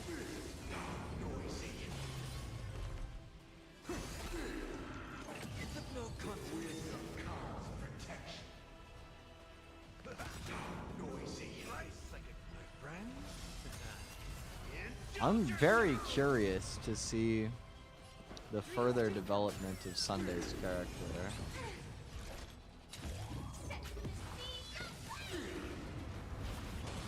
The mood is set. Let the show begin. And one more. Seek and you shall receive. Oh, it lets Sunday got the last hit as well. That's cinema, bro. That is cinema. Oh my god.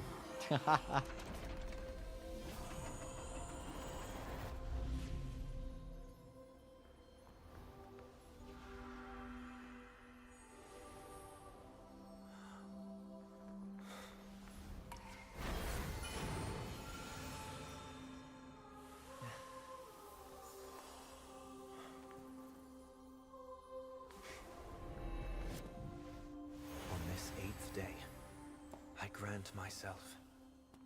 Departure. Oh, his halo's back. Grant myself departure.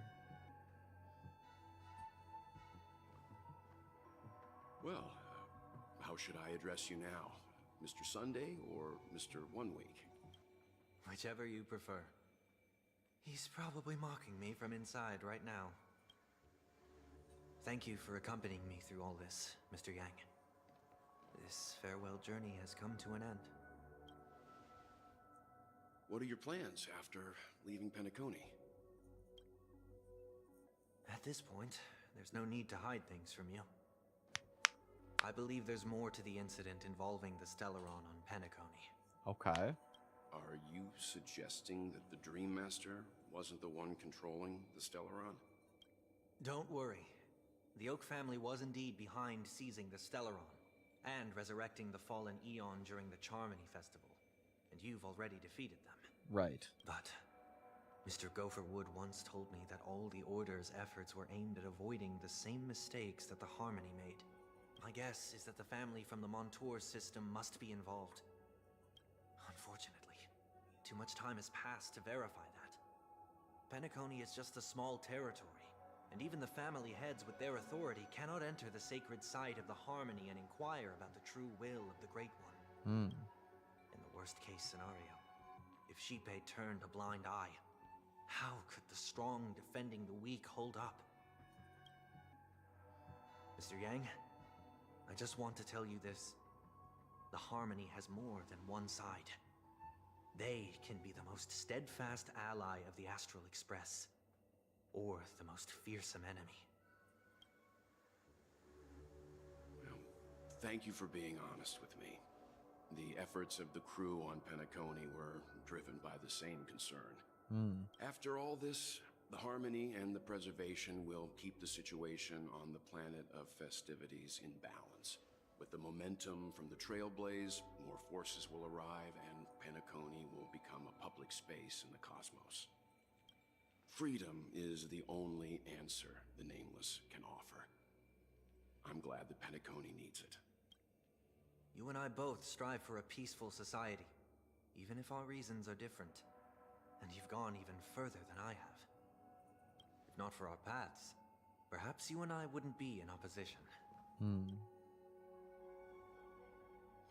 Don't sell yourself short. We're not fundamentally opposed. Otherwise, you wouldn't have shown me mercy in front of the Dream Master. This shared journey is my way of repaying you. After all, you are one of my trailblazing goals.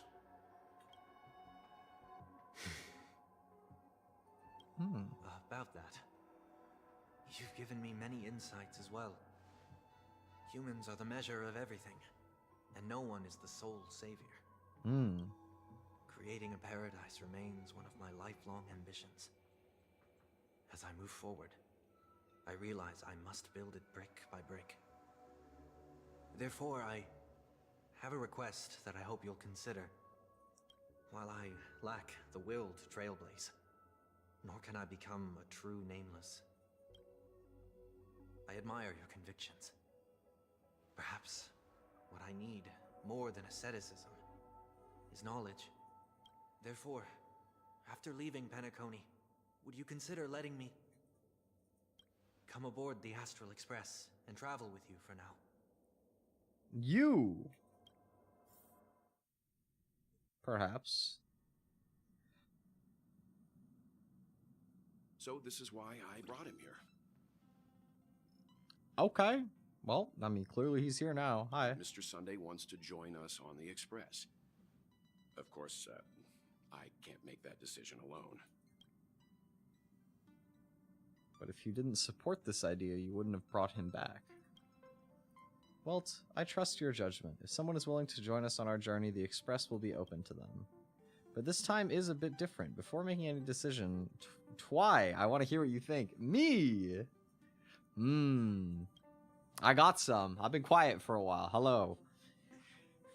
In this battle, you were the only one who directly confronted him. Your opinion holds the most weight. Lessons from my past opponents. Please, say whatever's on your mind.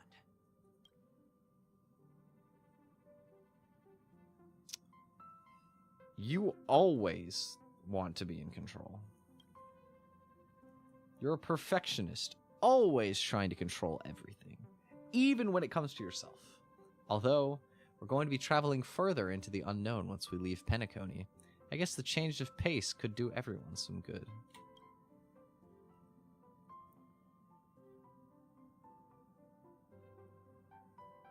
Have some hope in humanity. Maybe you're too pessimistic about humanity, but the Trailblaze isn't like that. We had to learn to have faith before embarking on this path. You must do the same.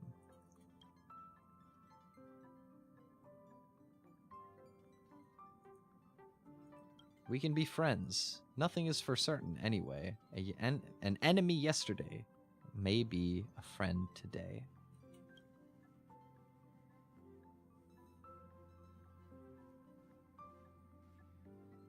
I'll have my eye on you at all times. You should know that I'll be watching your every move. We will watch your career with great interest, Mr. Sunday. Don't let me down. I guess it shouldn't be a problem. After all, he did get nerfed after turning into a good guy. That's what I'm saying. If we could beat him in the old form, like we could always just, you know, hit him out galactic baseball into the stars. If he doesn't, you know, if he acts up, you know, teach him what it's really like to fly, you know. Thank you all for your forgiveness. Well, I think it'll be fine though. Perhaps I'll find the answer I'm looking for on this journey. And when that day comes, it'll be farewell. Until then, I will do my best to fulfill my duty as a passenger. Looks like we've come to a decision. Remember to keep the conductor in the loop too. Now that our business on Penacony is settled, it's about time we get back on track and prepare for our next warp jump. Yes, it was a long detour. I didn't expect it to go this long. Let me try contacting Madame Hurtub again before we set off. She helped us look into Amphorius. Even though nothing new came up, I should at least let her know we're leaving. Try? I tried contacting the space station several times, but I never got any response. Maybe there's a problem with the interastral network. Shouldn't be anything to worry about. What could happen on Genius's home turf? Even the Antimatter Legion wouldn't stand a chance. For all we know, Madame Herta could be making a move again. Okay. No, we're still not quite there. Oh. It's time to leave the space station. It's one of her puppets still here. Whoa! Whoa! Why is it turning to black? Huh? What is going on? Indeed, this is only a minor ripple that no one will ever notice.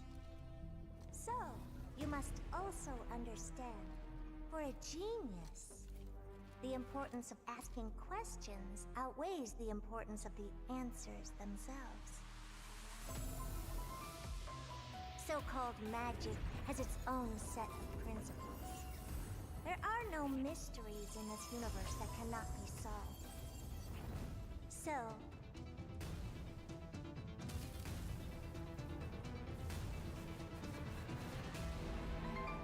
all-seeing presence, I ask you this.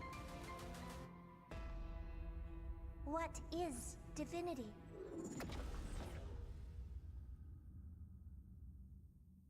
Whoa.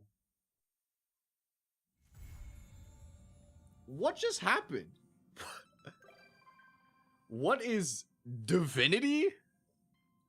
Is Herta trying to become a god?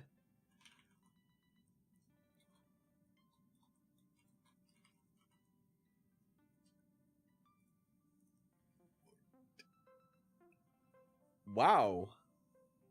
That's crazy. Oh my god. That's the next area? Noise. Heroic Saga of Flame Chase. Whoa.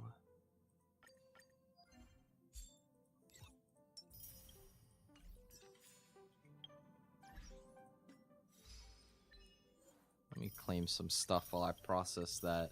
Is that our next sequence, I suppose? Is that we're gonna go to this new planet? And I mean that was a crazy cutscene. My god. TND hopped on and did dailies since the last time during the stream. Thank you, TND. Yes, sir. Wow. I didn't expect there to still be so much left of the like Penacony story. I didn't expect all the stuff with Tingyu to becoming like Fugue. I didn't expect Sunday to join the Astral Express. Like what? Dude, that's a crazy plot twist. But he's actually like not a bad guy anymore. They had the goodbye with Robin and the thing with Yukong and Tingyu. There's too much stuff that's emotional, bro.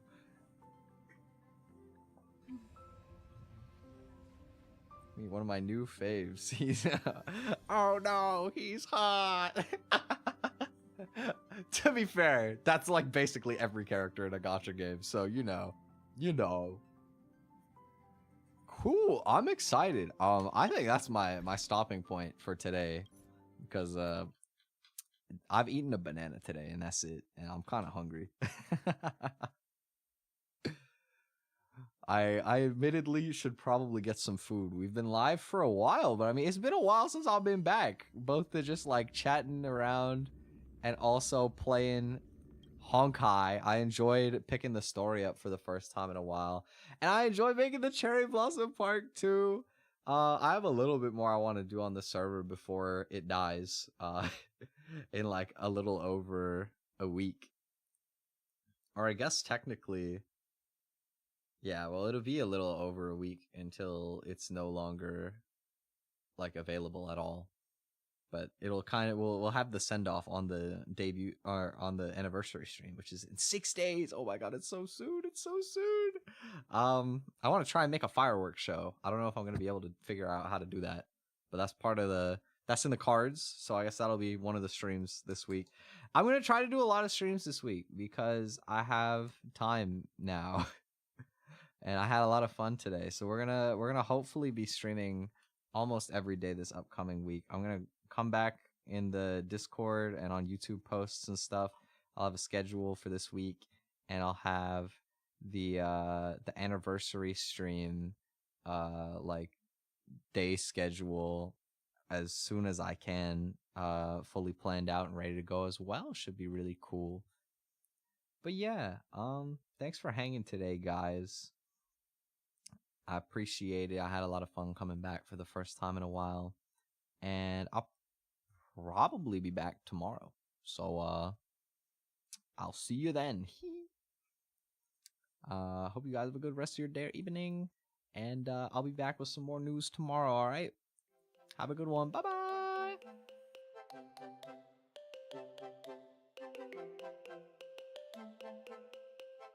Also, shout out to the villager that was in my attic earlier. That was funny. All right, bye.